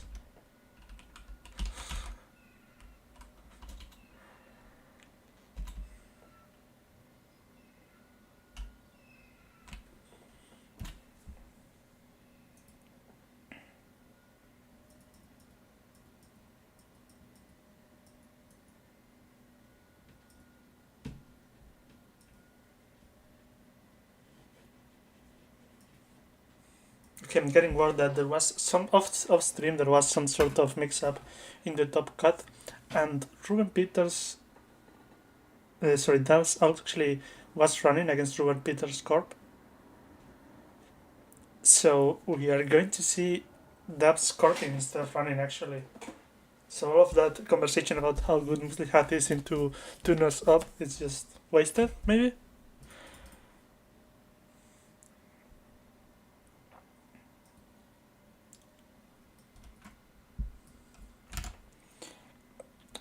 Anyways, let's wrap this up.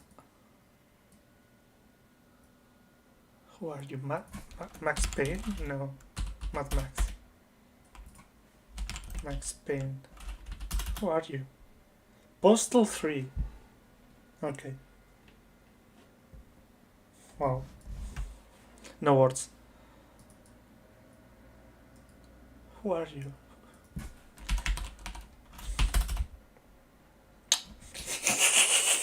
Okay.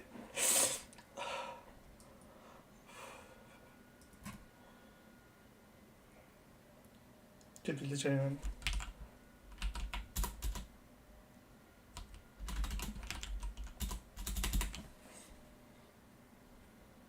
It's not Kazuma Kiryu, but it is a human man from the Yakuza franchise. I think this might be... No.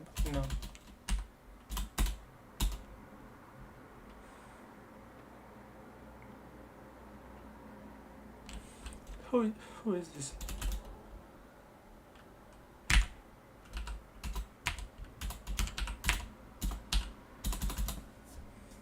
It's not the other guy. It's not Goro Majima. It's it's the guy, it's the Korean guy from the 7th game.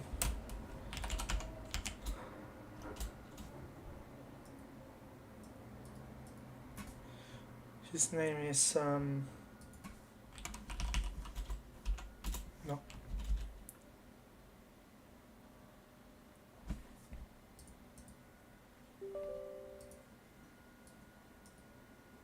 What's his name? Could it be...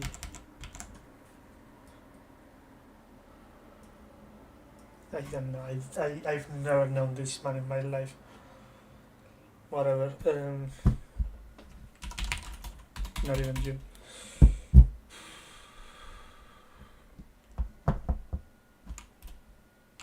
How is this man called?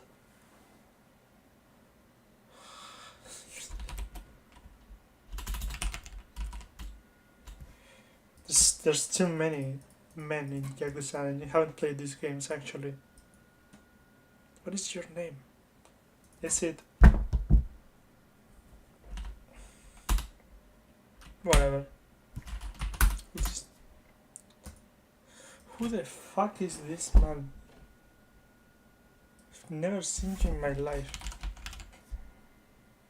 Oh, this is Ichiban Kasuga's dad, Masen Arakawa, I think. Yeah.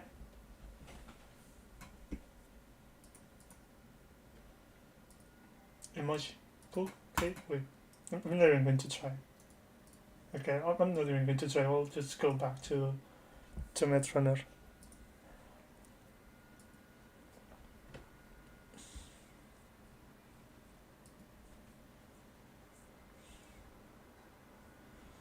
We are going to have, if I refresh this, should be... No, it's still showing up Tuno on...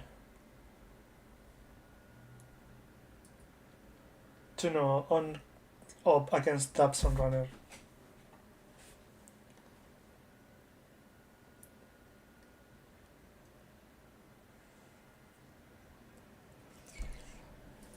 So let me ask if this is how it's supposed to be. Yeah, sorry, I've just been trying to figure this out in the background. It looks like they've had to do the side balancing and stuff on paper as there was an issue with Cobra. Mm-hmm. So, yeah, just waiting to confirm exactly what the matchup is here. But I believe we are seeing Dabs running.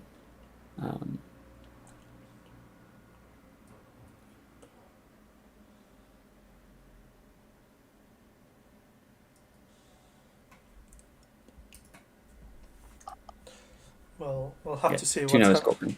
Tuno Scorpion. We can confirm Tuno Scorpion. So let me go over and... Actually, the camera is online now, so I'll change the name of the runner. And we can move over to the... Tapas 131. And playing Muslihat. Muslihat. Miss Big T.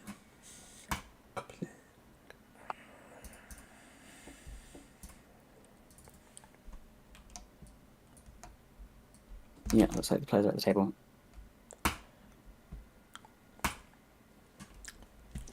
And we do have a game already going, I think.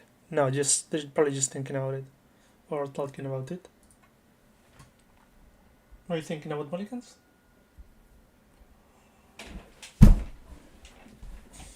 Or just waiting for the clock to start counting?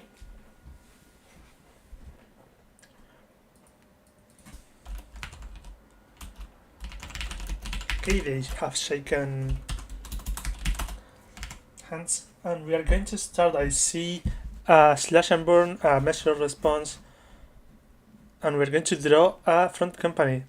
Yeah, front company coming out from the mandatory draw. I don't know if we saw mulligans or not here, but I missed the mulligans. I wasn't watching. Sorry. Actually, let me change the name of this from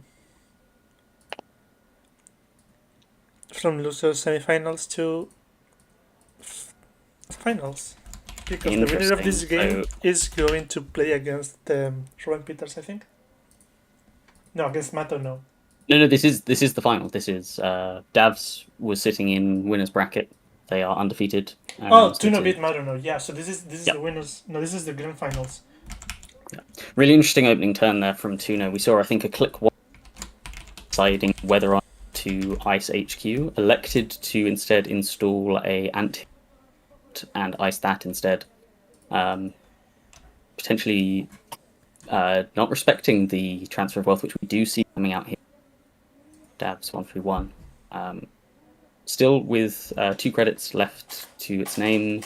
They still have enough to res this white space if Dabs still chooses to challenge the remote, but not enough to res the anthill itself. And I'm guessing that is a bravado coming out onto the remote. I think. Okay, no, taking that back and just establishing order of play.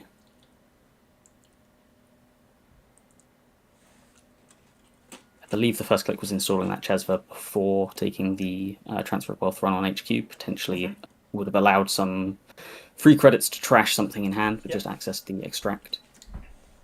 Tread lightly onto the remote instead. Is going to give you that guaranteed access. Yeah, no res of the ice, and then trashing that anthill. Drawing up. To draw. So far, a great start for Dabs.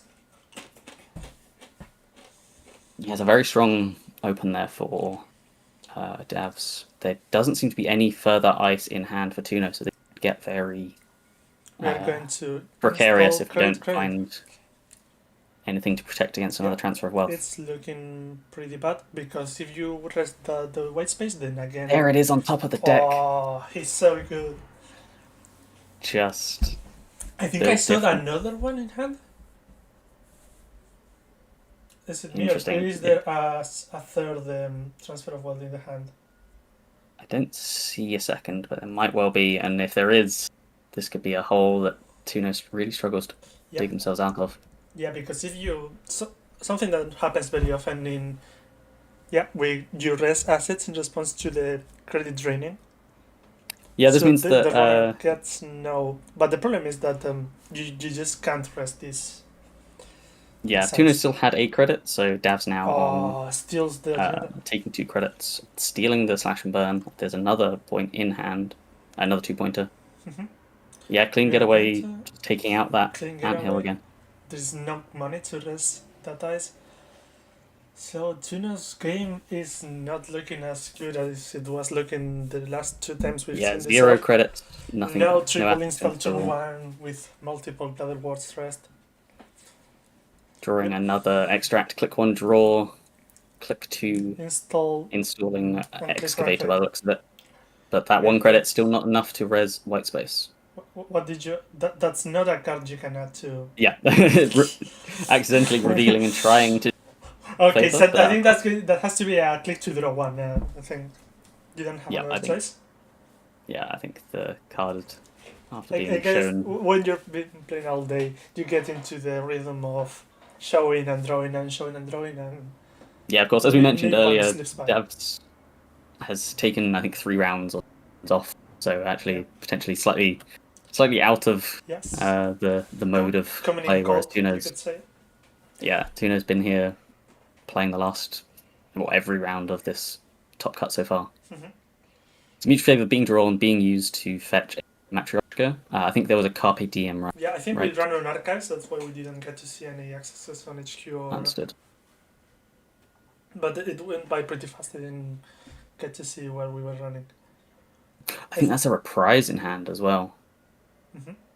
I'm also seeing a Mystic Mamie, that would be really nice to have. I think that's the Bravado.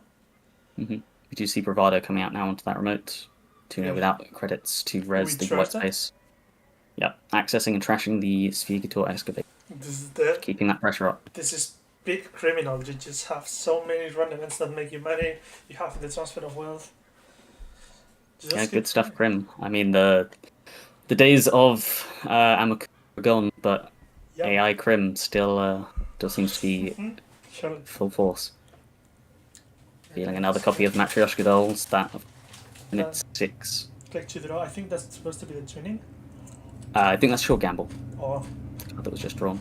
yeah, looks I like believe it. it's a Though the image is coming in a bit. another Brundle mold. Hold So, hosting a second copy of Matryoshka and running a remote. Yep. Looks like we're establishing something here with the judge, potentially.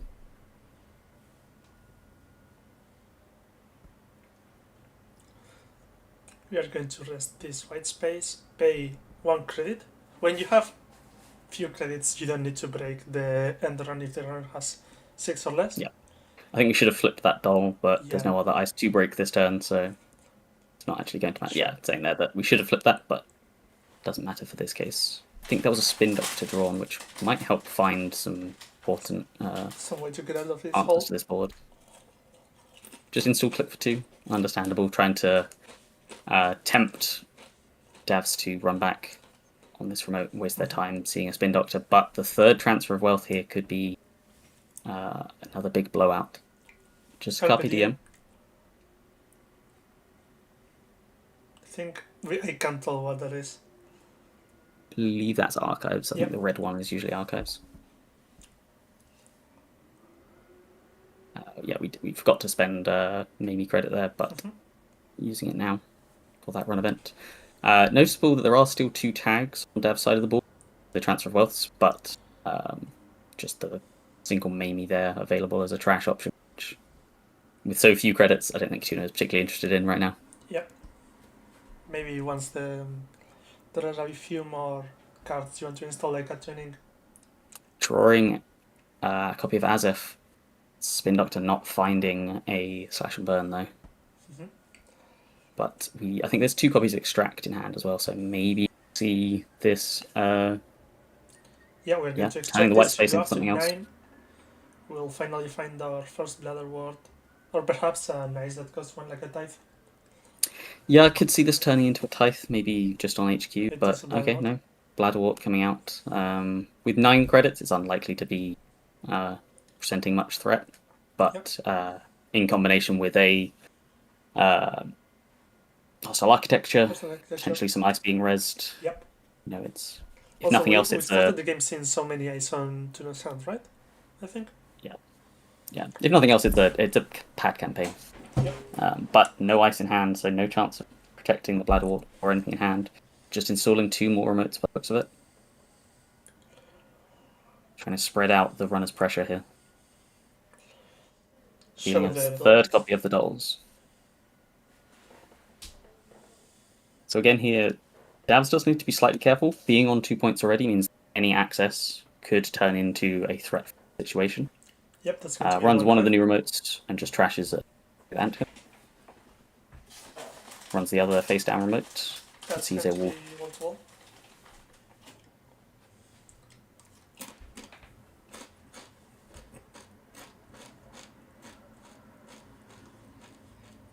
This is a big card to think out. You can use it to draw to gain a credit. We are going to be trashing all of the cards in Juno's board, apparently. Yeah, understandable, especially with the third copy of Carpe Diem in hand. Just playing money and trashing the board. That's going to be... Think that might be do you HQ? think? No, it is HQ. Okay. Yeah, blue indicating HQ. Just accessing Yes. extract again. Are there two copies of extract in this deck? And we've already seen one played, so some good information for Davs there. But considering I think there's 4 points in hand, I'd rather touch something else.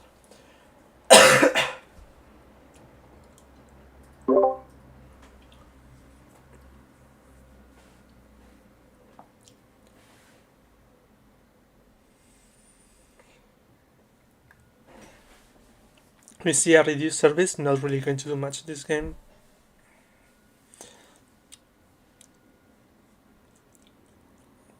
Is that a slash and burn in hand? I think there's definitely, we just drew into Oh. throwing assault as well. That's not good. Do you want to? No, I mean, with a copy of Spin Doctor on the board, you're not, it's not the worst thing in the world to overdraw and discard, but Yeah, but you have like 4 cards for agenda, so after you discard 2, you still have 2 left. for sure. Unless you want to give them like the Spire to maybe get back a good card. Yeah, I think we are seeing potentially a reduced service being installed on HQ here. Really? I mean, isn't the part of the reduced service that you run the other centrals to kill it, basically? Yeah, I think the issue is that if you're discarding 2, temptation is certainly to run archives. To kill 1 counter on it. Maybe run R&D for the agendas that have been shuffled in R&D. I don't think there's any other upgrades, right? So it can't bluff as Angelique or anything else. So see we it just being keep new remote. installing cards. Discarding 2, the Above the Law and the Basalt Spire. So keeping Azef and Slash and Burn. I think that's a reprise being added back to hand. Oh, Yeah, it is. added to hand from the top of the deck for Muesli Hat. Okay, that's going to be a run, I think. Yeah, click 1, checking this new remote. By the looks of it. No, it was maybe run the spin.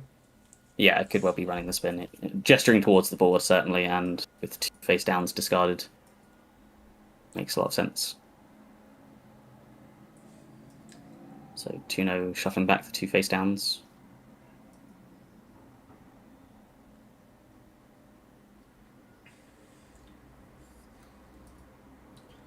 Now Dav's checking the face down card. Click 2. Reduce service. So no res, no attempt to drop credits. Which makes sense, to be honest. It's we're a long way away from ducking under Bladderwort.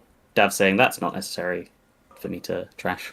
I don't know for sure what this is. I think this is finality. This is finality. So forcing some shuffles back into the deck. Yep. Saying let's load back up that agenda density and then try and kill. Goodbye to one of the dolls. It's not like you need all 6 of them. No, here we go. 4 accesses. First one, Wall to wall. we are going to trash it, paying 1 real credit and 2 fake credits. We are going Second to card, see just a tithe. Wall to wall, Another wall to wall. and a Cyber just a Stand. Cyber Stand Harvester. So getting some information there, but No agendas. obviously Unfortunate. we know that there's points in hand. And I think I wouldn't be surprised if Tuno decides to fast advance those points next turn. Turning the Bladderwort into a Spin Doctor, perhaps? Exactly, yeah. So Dav's passing it back without checking HQ. Eventually, you do need to clear all those decks if you want to take Mystic, maybe? Or do you just consider it lost cause and just say it's not worth to think about? I'll win with my... If I'm right, Overcards. I believe there was a second copy of There is, in fact, a second copy. Mimi. So, yeah, maybe just not And a single seeing swing it as well. tight right now. I think that, yeah, Tuno's eyeing up that tithe. I think what might be 3 access weren't trashes. They were ice and maybe shuffling the deck for a Spin Doctor. Although it gets 2 points out of hand, it's the right idea now. Just hoping to sit back, play the front company, ice HQ, and to draw into more ice. But as we know, just 2 more assets on top. Did you see what the Muesli Hat card was there? No, I didn't catch it. Whatever it was, I think it was added to hand. A sure gamble being played. That's Jailbreak? Jailbreak. On R&D, I think? No, on HQ. We're HQ. running HQ. Yeah, a good place to be running. Yep. Dabs, of course, saw the tithe on top of deck, knows what it is. To draw a And card, I think that was Matriosca knows a they get can get in. away. First one is. Just accesses the extract again, and Thinks then a about measure trashing it. response. I think you would trash it this, right? Like you're at 2 points. You don't want to give them the opportunity. Yeah, there's still a Chesva credit available to trash. Really? No, I don't think there is. You spent both credits. Oh, did they fully break? Right, I Yeah, see. you don't want to give them the credit on this situation, I think. Yeah, I thought they just flipped one and allowed a credit. That's where cards like Maskarovka and Tithe can sometimes backfire on Bladwart decks. Mhm. You can force them to take credits where they want to try and duck. But here we do see reduced service being rezzed, paying enough credits to duck under Bladwart range, Oh, that's and creative knocking a use couple of that. reprise. You could park something there, but it's like other than losing credits for a Bladderwort ping, it's not like a great value proposition in my opinion. Okay, using that copy of Extract, are we killing the Tithe or killing the Blood? Yeah, we're killing We Tithe, are probably killing the Tithe. finding Spin Doctor. Not much zero cost cards that you can find. Is there a Yeah, zero cost dice instead? I think there is one. Zero cost dice. No. I think There's Rhyme. Rhyme. Well, you don't want to put Rhyme in this deck. But yeah, this is interesting. So I think Tuno here just trying desperately to find some ice. We saw, I think to some people's surprise, a decent amount of ice in the previous stream. Yep. But But really struggling with draws Yeah. in this game so far. I think finding- we counted like around 10 ice total. And they're all pretty cheap. Other than that, the Winchester, I think that's the only card that is not like a gear check, we could say. Kessleroid and the final copy of Spin Doctor being drawn there. So put up some defenses, but still not particularly taxing or threatening. And all the while, Dabs just get to keep drawing all of those free run events. And there's still 4 points sitting in hand, and I believe there's still a copy of Transfer of Wealth somewhere. Yep. So I think you have to put that Castle right. Whatever you put it is just that to create attacks. Probably on HQ or R&D. And then it just adds with attack. So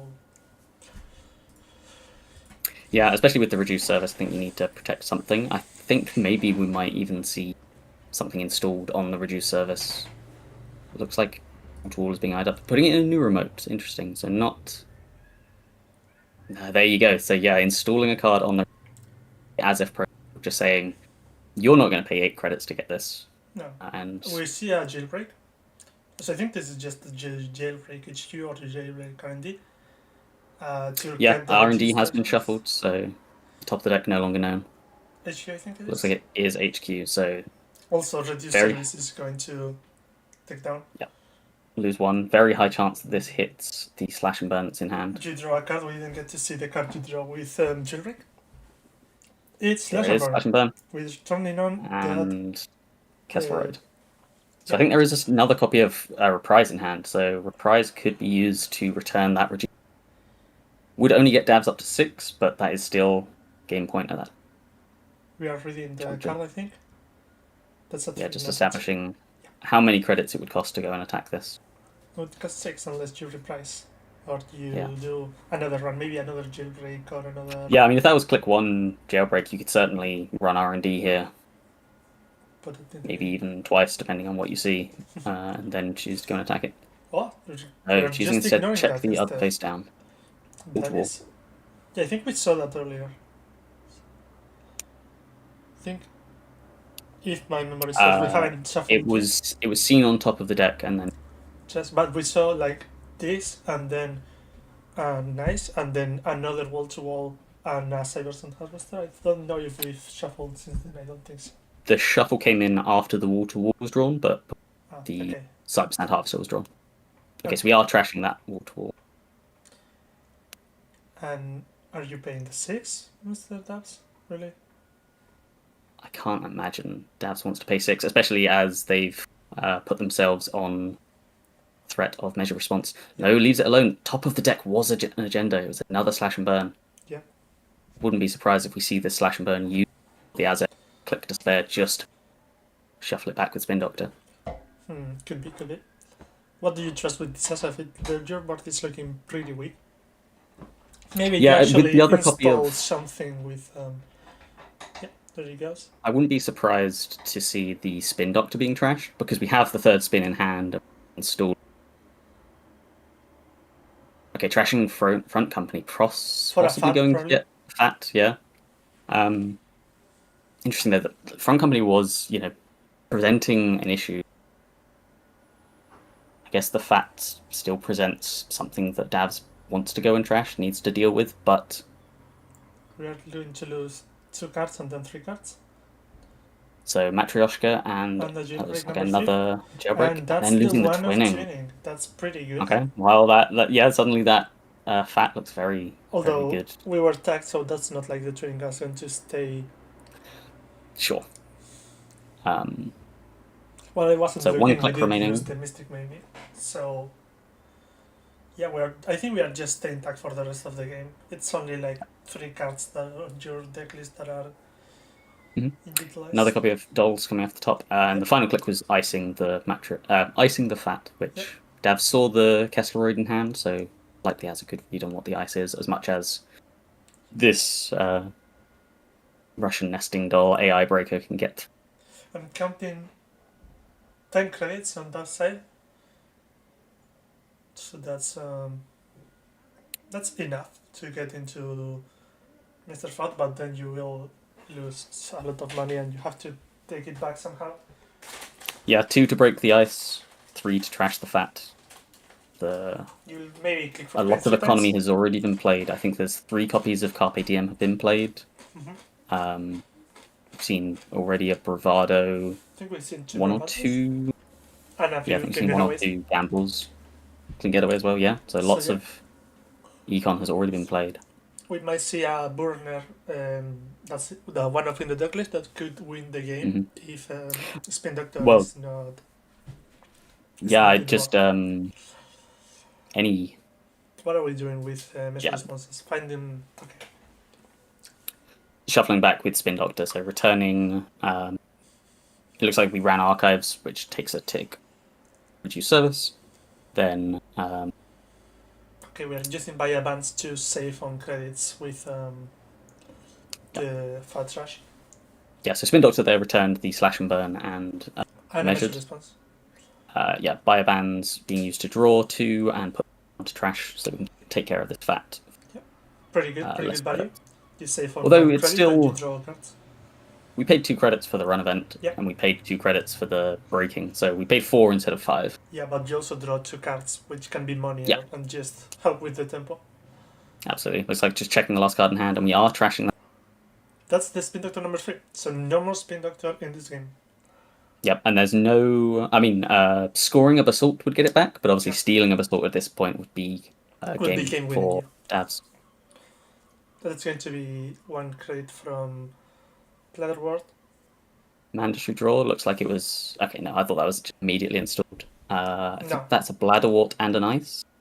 Let's redraw. Click 1 to draw, click 2 to draw, click 3 to jump behind the Kessleroid. That looked to me like it might have been a copy of Hostile Architecture. Marjana being picked off the top of the deck. You play Marjana, I assume, to get around any Semak summons, and otherwise it's a useless card. And the Revolver is for a very similar situation with hammers. Yeah, Marjana likely in the deck to break things like Samaxamu. So it's a card that gets better in the top cut when you have access to your opponent's deck list, so you can know if you need to install it or not. You know whether it's necessary or not. Yeah. Yep, this was a run on HQ, I believe, first click. Yes, so you can taking the final counter off of reduced service. For 1 real credit and 2 chessback credits. And just establishing what's already in the bin now that we know the Spin Doctors are gone. And yeah, there's no powers that be in this deck, so scoring a Basalt Spy would be the only way for Tuno to get back anything that's currently in archives. As you said, we do trash that. It looks like we might be running HQ again just to see the other card. It is Hearts and Minds. Do you trust Hearts and Minds? You're running kind of low on credits, but it's better. Maybe it's better to trust it now than to trust it. Yeah. And we do trash it. We triage Mystic maybe end of turn. Just as so this card. You are tagged. You have to tag. Maybe it's worth to install. Maybe not. Yeah, with Twinning gone as well. It's Oh, less that likely is to be relevant. resting hostile architecture to get down into Bladder Ward range again. Yep. Hostile architecture also only cares about installed cards. Yep. So you can There's trust no cards resonant from previously. HQ, and it's going to be very relevant to be trusting cards from HQ, since we are seeing so little ice this game. So, if Tuno draws measured response on top of the deck, it has exactly enough to go credit, measured, and flatline Davs here. But I think that's such a slim play, you'd see it immediately. Yeah, it didn't happen. 2 ice, ice on the top of the deck, and an ice drawn click 1. That's Drawing into above the law. Plus click, I'm sure we'll see an ice somewhere, likely HQ, unless we just draw up to try and increase the density.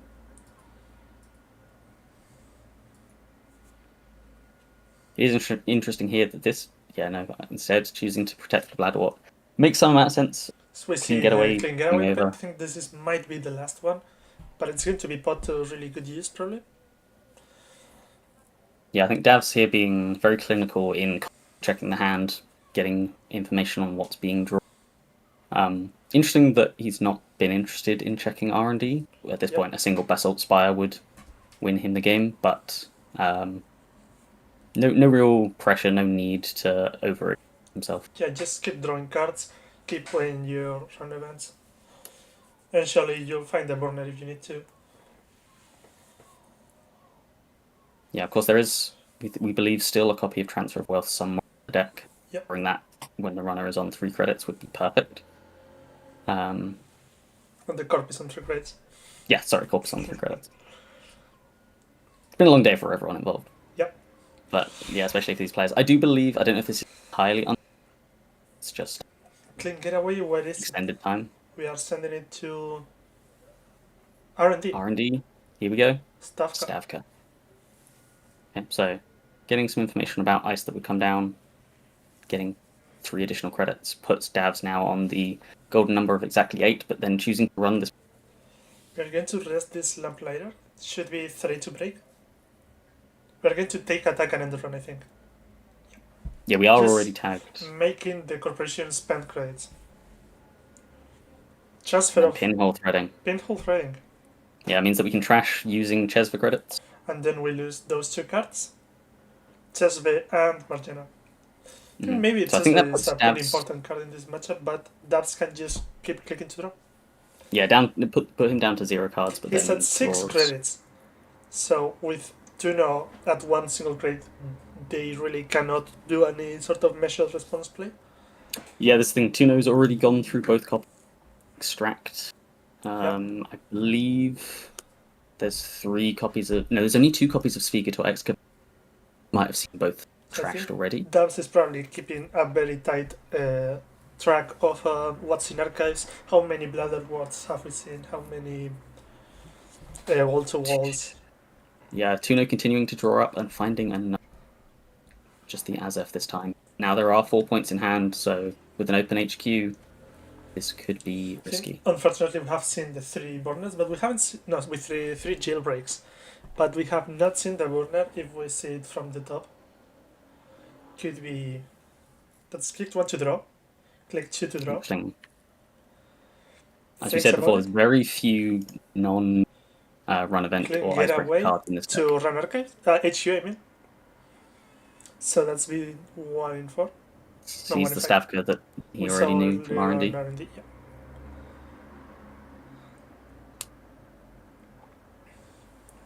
But again, a healthy credit total.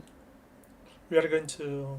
I like the tech that Tuna is doing of putting the hand down in the board with a dice on top.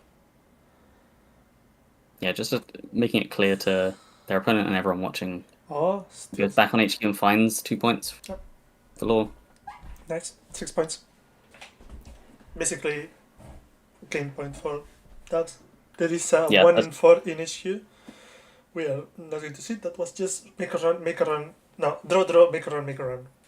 Mm-hmm. We see the measure response now, but does have 9 credits. Yeah, on only 2 credits with very few ways to actually explode up in credit total now with those copies of Extract and Cybersand. not substance, Sphygatour Excavator already gone. The credit options are really narrowing here. They really are. Just icing HQ and crediting up. We're going to see buy advance. I don't know if there is any card left to install in this deck. Maybe the third chesswheel or something like that. I don't know if there is a compilation, but I think you just use the like if you need to somehow some reason trust the Running R&D, run R&D. Maskarovka. Say So this ice finally finding its way to the top deck, but much later than Tuna would have wanted. we click for 2 cards. Just clicking That's up, great. just saying. Let Yeah. let the mostly hand draw the cards for you start of turn, and just keep clicking for crates. It's a very common criminal end game, clicking for a few crates while you wait for agendas to show up. Yeah, click one draw, finding another Maskarov. And putting a second piece of ice on Hostile Architecture. Back credits. That's interesting. You're going to find Revolver and put it in the hand. Mostly hand not only draws you run events, she also draws you icebreakers. Running R&D again, seeing Blador. This may be the final copy of Blador, so especially with Chesva credits, yeah. Yep. Taking any chances Tuno has out of the game.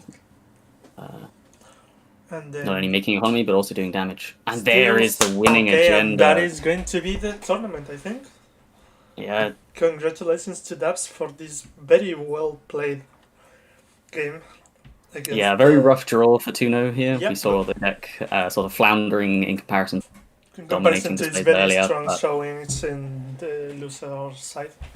Yeah, but huge congrats to Dabs. They have proven themselves to be a very strong player, and they went Undefeated in the top cut, that's very true. Coming straight from the 8th place seed, I think. Somewhere around. I'll double check now. They were fourth, No, 4th. So it's pretty in good. Swiss. Yeah, so they had a great day yesterday. Great Looks day like today. the AUCO deck that they were playing did slightly better than the runner, but they came into this with a bye.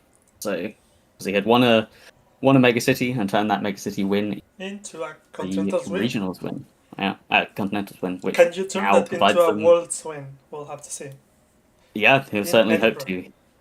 Yeah, has a free buy now to World Champion this year. Huge congrats though to Tuno, as we mentioned, the defending champion from last year's EMEA Continentals. Yep, making it to the Great. top cut. Making it to top 2 and just getting so close to the first place repeat. Just the luck did not want it to happen this game.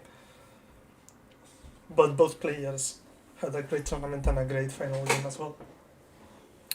Really interesting tidbit is that Davs has 2 copies of White Space in their A. So I think this is in a single pairing, this is the most copies of White Space anyone's ever seen, in a top 1 match ever. for sure. Surely. Cards from System Gateway just keep coming back. Can you believe that Marjana was 1 win away from placing first? We saw Pinsel Yeah, lots- earlier with the artist. There are so many cards that are suddenly just winning tournaments they have no business winning. Or maybe they do. Maybe they are the exact Yeah, players we needed. I think especially Tuno is the sort of deck builder that takes these cards that nobody else even looks at, no one's thought of playing, and puts them into decks that let them shine. Like this, we didn't see the reduced service doing too much, but still being a card that let them score out that Azef at a critical moment when their hand is flooding up. And as mentioned, White Space being a ice that we haven't seen really getting its getting much popularity for a while, but finding its way here to both sides of the top cut. Okay, I'm getting word that we might get an interview with our first Continental winner this year. So we'll have to see if we can make that work. Yeah, they may just throw them onto Discord from their phone or something. But yeah, it'll be great to get some insight from. I'm sure Dance is going to need a few minutes to just pick up all of his cards and say hi to all his friends at EA Sports. Maybe even post the deck list on NRTV. Yeah, no. Dabs, of course, being an EA Sports member, had plenty of friends join him in the cut, and also, I believe, some narrowly missing the cut yesterday. So Yep. you're there in good company. Yeah, I'm sure we'll be excited to celebrate with friends. But massive congrats to our 2025 EMEA Continental winner and runner, as well as everyone in the cut today. Some really high quality net runners. And especially with these in-person tournaments, the fatigue is different to me compared to playing online. When you're playing online, you're in the comfort of your own home. You can do whatever you like between rounds, whereas in person, it's non-stop. You're constantly surrounded by netrunner people, things. Yeah, it's just a very taxing environment to be in. So incredible work from both these players. Hello, Koga. Hello. We have OF1515. Ah, 15. Okay. Like, that's not me, that's Dabs, but yeah. Oh, we handed the mic to Dabs. Hello, Dabs. and Hello, congratulations Dabs. on your win. Okay. Hey, thank you very much. Yeah, undefeated in the top cut. Tell us a bit about how your day and your week. The weekend started with I showed up with a bye, which was like a decent start. Came up, had a really tense game which I threw, and then kind of that woke me up for the rest of the tournament and played from there. And yeah, I guess I didn't lose a game, so pretty good. Can't complain. Nice. This Muesli Hat deck, I think it's the only time we've seen it on stream today in this finals, but it's a deck that some of your teammates also piloted to strong finishes in the top cut. Where's it come from? Tell us a bit about the concept of coming up with it. I got onto it when I saw Cobalt posting a list for winning the Irish Mega City, I believe it was, and it was just before the ban list. So the first thing I did was just leave it up and see how it felt, because I thought it just looked fun. You just run events, money, and yeah, everything seemed to flow very well on paper. But I was like, surely there's going to be something wrong with this. It looks too easy to be true, and then turns out the deck just runs really, really well. So we made a few very small changes, but this list is pretty much the same. There's a few changes that I think help some matchups, but it's basically the list that Koba pioneered. And when I showed it, when we started playing it, I played a bit of Nervous Nitro at first, and then we played it with members of the team, and we're like, this does awesome, this looks awesome, and so we just all brought it to pretty good success, I think. Nice, yeah, I can see one of the changes there being the finality.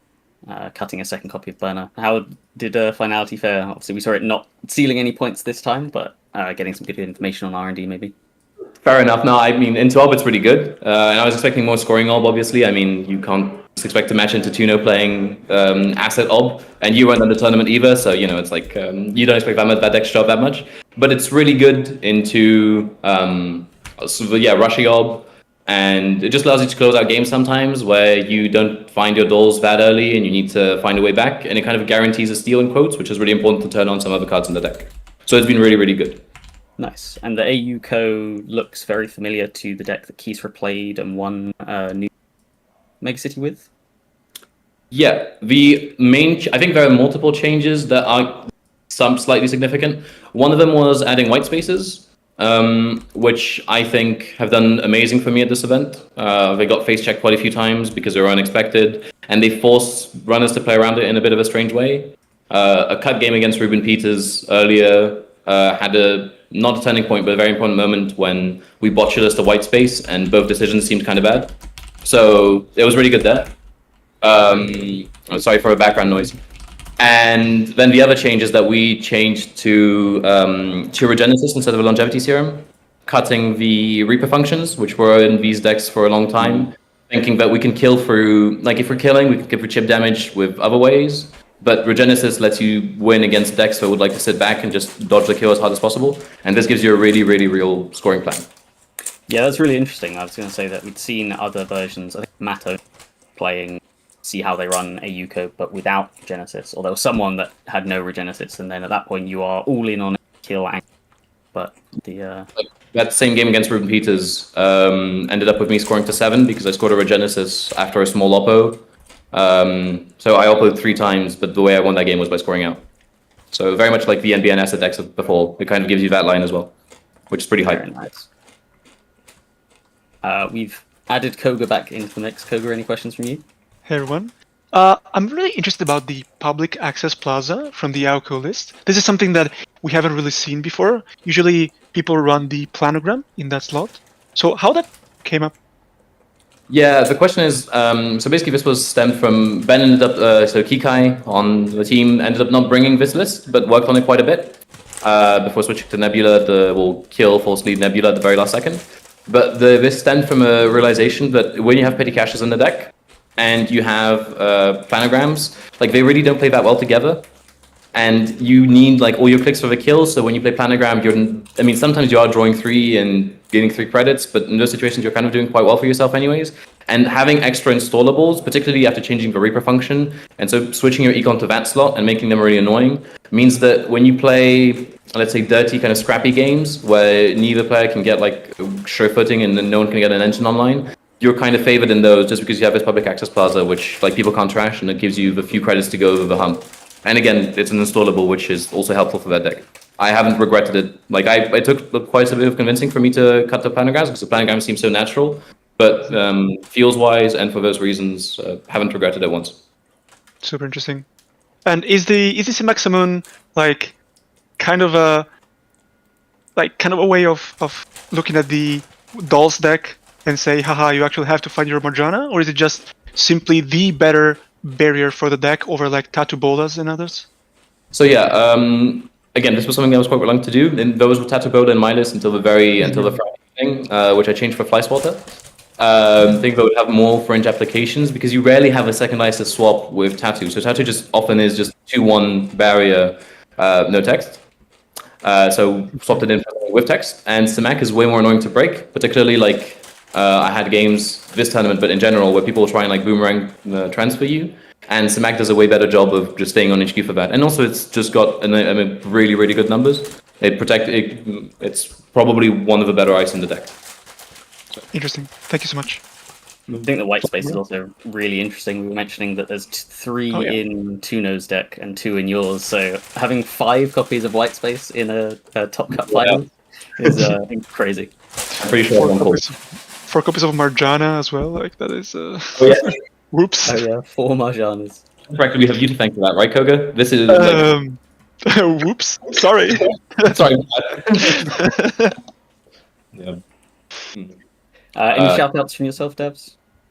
Yeah, of course. I mean, everyone who was here, who helped run the event, everyone at EA Sports, everyone at home, everyone in Paris, particular shout out to Nevers Niger. But yeah, no, I think that's good for me. It was not too planned out, but yeah. Shout out to all those people. They were amazing. Yeah, thank you very much. I think that's it for me. I'm guessing Tuno is on next. Yep. Yeah, if Tuno wants to. I'll be right back. I'll go get Tuno. Cool. Thank you very much. Thanks for speaking. Thank you. Cheers. I think usually you interview the second place person first, but Hey, Dabs take is them if they excited. come. Yeah. Hell yeah.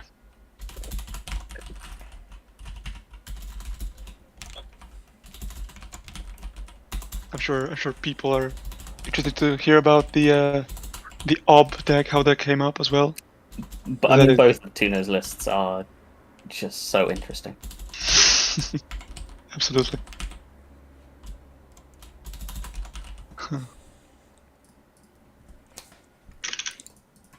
Yeah, while we wait for Tuno, as Davs mentioned, a big shout out to everyone that helped put this event together, from OF1515 running, Tio to Larea, who's currently hard at work fixing the stream, Mezzy as well. Both of them for commentating. Yourself, Koga. Just a lot of effort put in by a lot of people to make this work. Shoutouts to Messi, by the way. She made all of these incredible graphics that we get to see, like the pre-stream screen with the orbital, the all of our screens, including the main screen with all of the. Oh, okay. We have a Tuno. Hi, I'm Tina. Hi, hello. Hi, stream. Hi, streamers. Hello. I have followed very little of the commentaries. I don't know how it's been going. Have you been having fun? We've been having a lot of fun, specifically seeing your decks in action. They are really interesting lists. Yep. I'm really glad we had an amazing finals to end it. An amazing final game. It was a very, very weird one. I mean, yeah, we would have loved to see the runner deck in action one more time, but tell us about both decks. I think you had someone to explain it to you better than I could. That the Nike game could have. Yeah. So about this last game. Yeah. So I followed the Top Cut the entire time, and I noticed this is literally the first game you lose on the op. And yeah, it's my first game that I'm defeated. Chris Rebels. Yeah. Alpha also played the same deck yesterday, and I also lost one game in the Swiss. So this deck is, I think, 12-2 overall. Wow. Over the weekend. Yeah, this is a loss. This was a loss that completely bricks.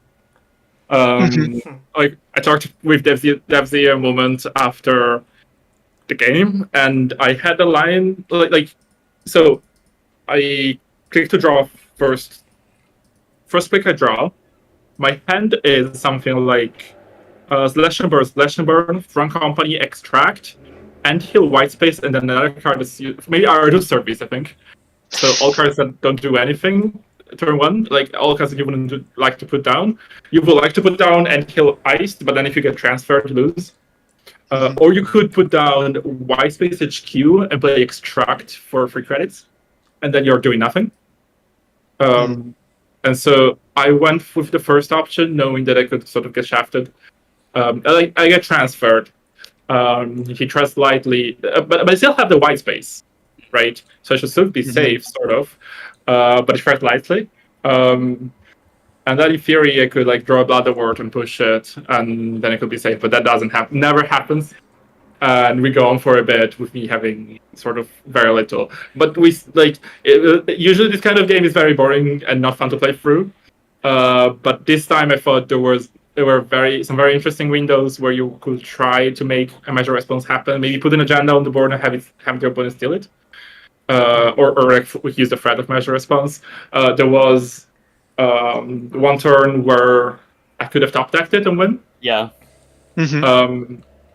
And we were like, we're excited for the possibility of it happening. There was also at the end, Marjana was trashed by damage, and there were 3 dolls in the bin. So it was possible for me to build a triple ice remote to store agendas inside of. Right. But then a Hermes can come down, so I have to rebuild it every time. So it would have been very slow, but it would if I draw a Basil Spire, it goes in there and I'm safe. I can do something. And once I get Basil Spire, I can get back Blood Awards. But this is where extremely contingent, Vance Old extremely contingent on R&D holding, which it did for a very long time and then stopped. Yeah, we saw the ice wouldn't come early, but then once R&D was free to be poked, we just saw ice after ice after ice. Yeah, at some point it was. At some point, exactly. There was no ice to do anything with, and then I kept drawing ice when all the money had already been trashed, so there was nothing to do with it. So very weird game, but very fun trying to find the outs. I'm a little sad because I do think it would have been interesting to have a repeat for the Continental champion. I'm biased, but but it would have been a funny thing. But yeah. I went to stream a lot, so you did. I hope that the decks spoke for themselves a bit. I mean, I think you can just blame the Janet Shuffler on the last game and move on. Yeah. It's entirely fine. Get a premium Janet subscription for the Shuffler, right? Even in IRL, maybe it works. Yeah. I should have paid for it. I should have paid Axel. One question I'm really interested in is both decks appear to be somewhat mentally taxing, Ob being Ob, but also the lines don't seem to be necessarily obvious to me. And I think the runner is quirky enough. You probably have to think about things quite a bit. So I was wondering how mentally taxing is playing these two decks for so many games, one after the other. I don't think the Corp deck is taxing to me just because this is how my brain works. Like this is exactly. This is a Corp that I'm very, very, very comfortable playing. I know that's not the case for most people. I'm just really into it. The runner deck was quite taxing. I think I made some significant mistakes during the tournament. I wonder if I could have played round 2 over the top card a lot better, which was the first game I lost against Mato. No, it's difficult to tell, but like I think there were maybe sort of major strategic mistakes. Like during round 3, I sort of had this realization that I should be playing this as like recruitment rather than trying to go for some sort of engine first. But yeah, I think it's not a matter of the decks being mentally taxing themselves. It's a matter of having had enough reps and having a conceptual understanding of how the decks are meant to be played. And I think I had for the 100%, and I don't think I had it. But still positive overall. I think the runner ended up 4-3 in the end because it went 2-2 in the Swiss, and then I think 2-1 in the cup. So I can be happy with it. All right, great. I think you were the only runner in Top Cut to have 2 runner wins, though. So still a crowning. Really? Is it that bad? Yeah, Wow, I think it was at one bad, point something like 23-7 on Corp side. Really? Oh, I didn't clock this. Round what are we going to ban? Entirely Corp wins.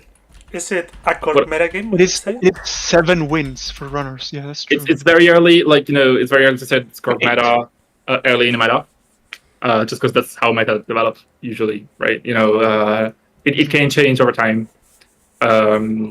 But we'll see. Yeah, I fully expect a ban list to come out in September. So we'll see. Like at that point, we will have to actually make an assessment of what the meta's like. This was very fun. Like I said, there was a lot of Musli had because people like EA Sports specifically seems to just think that the Matryoshka deck is very good. I think the deck is from QTM, but EA Sports have been working on it also. And there are just some very strange, like motion blurs, Juice Creed, BTL is very I only played against it once. I don't still really understand exactly what it's about, but it's certainly very interesting. This op that I built, I can't tell because it's too early, but it gives me best deck in the format vibes. Mm-hmm. Because apart from cases like this where it bricks, I felt that I could lose at points, but in practice, it was still like, oh, if the runner contests this, I still have measure response. Interesting. Yeah. Yeah.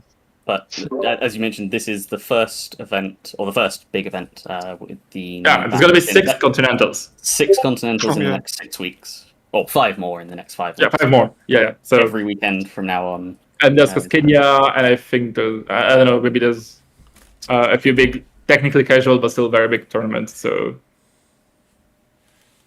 Oh yeah, lot to explore still.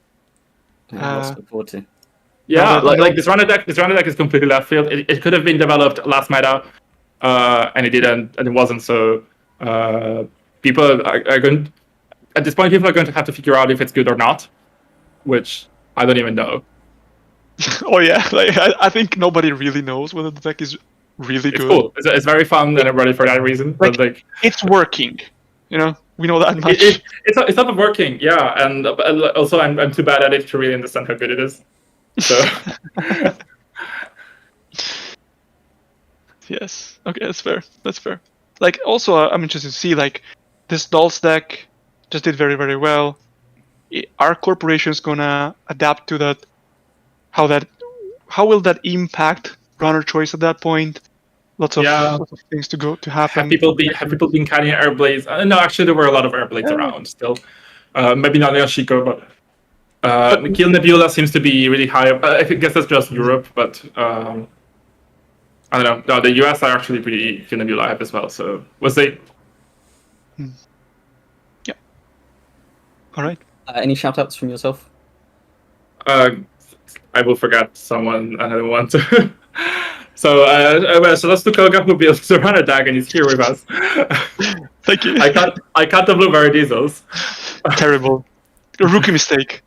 Rookie mistake. No, I don't think it's correct. Like, if you play the blueberry diesels, you're playing even more like an engine deck, and I think actually living on the back of strong crim pressure, like doing good crim things is the correct way to deal with a lot of corps, at least. Absolutely.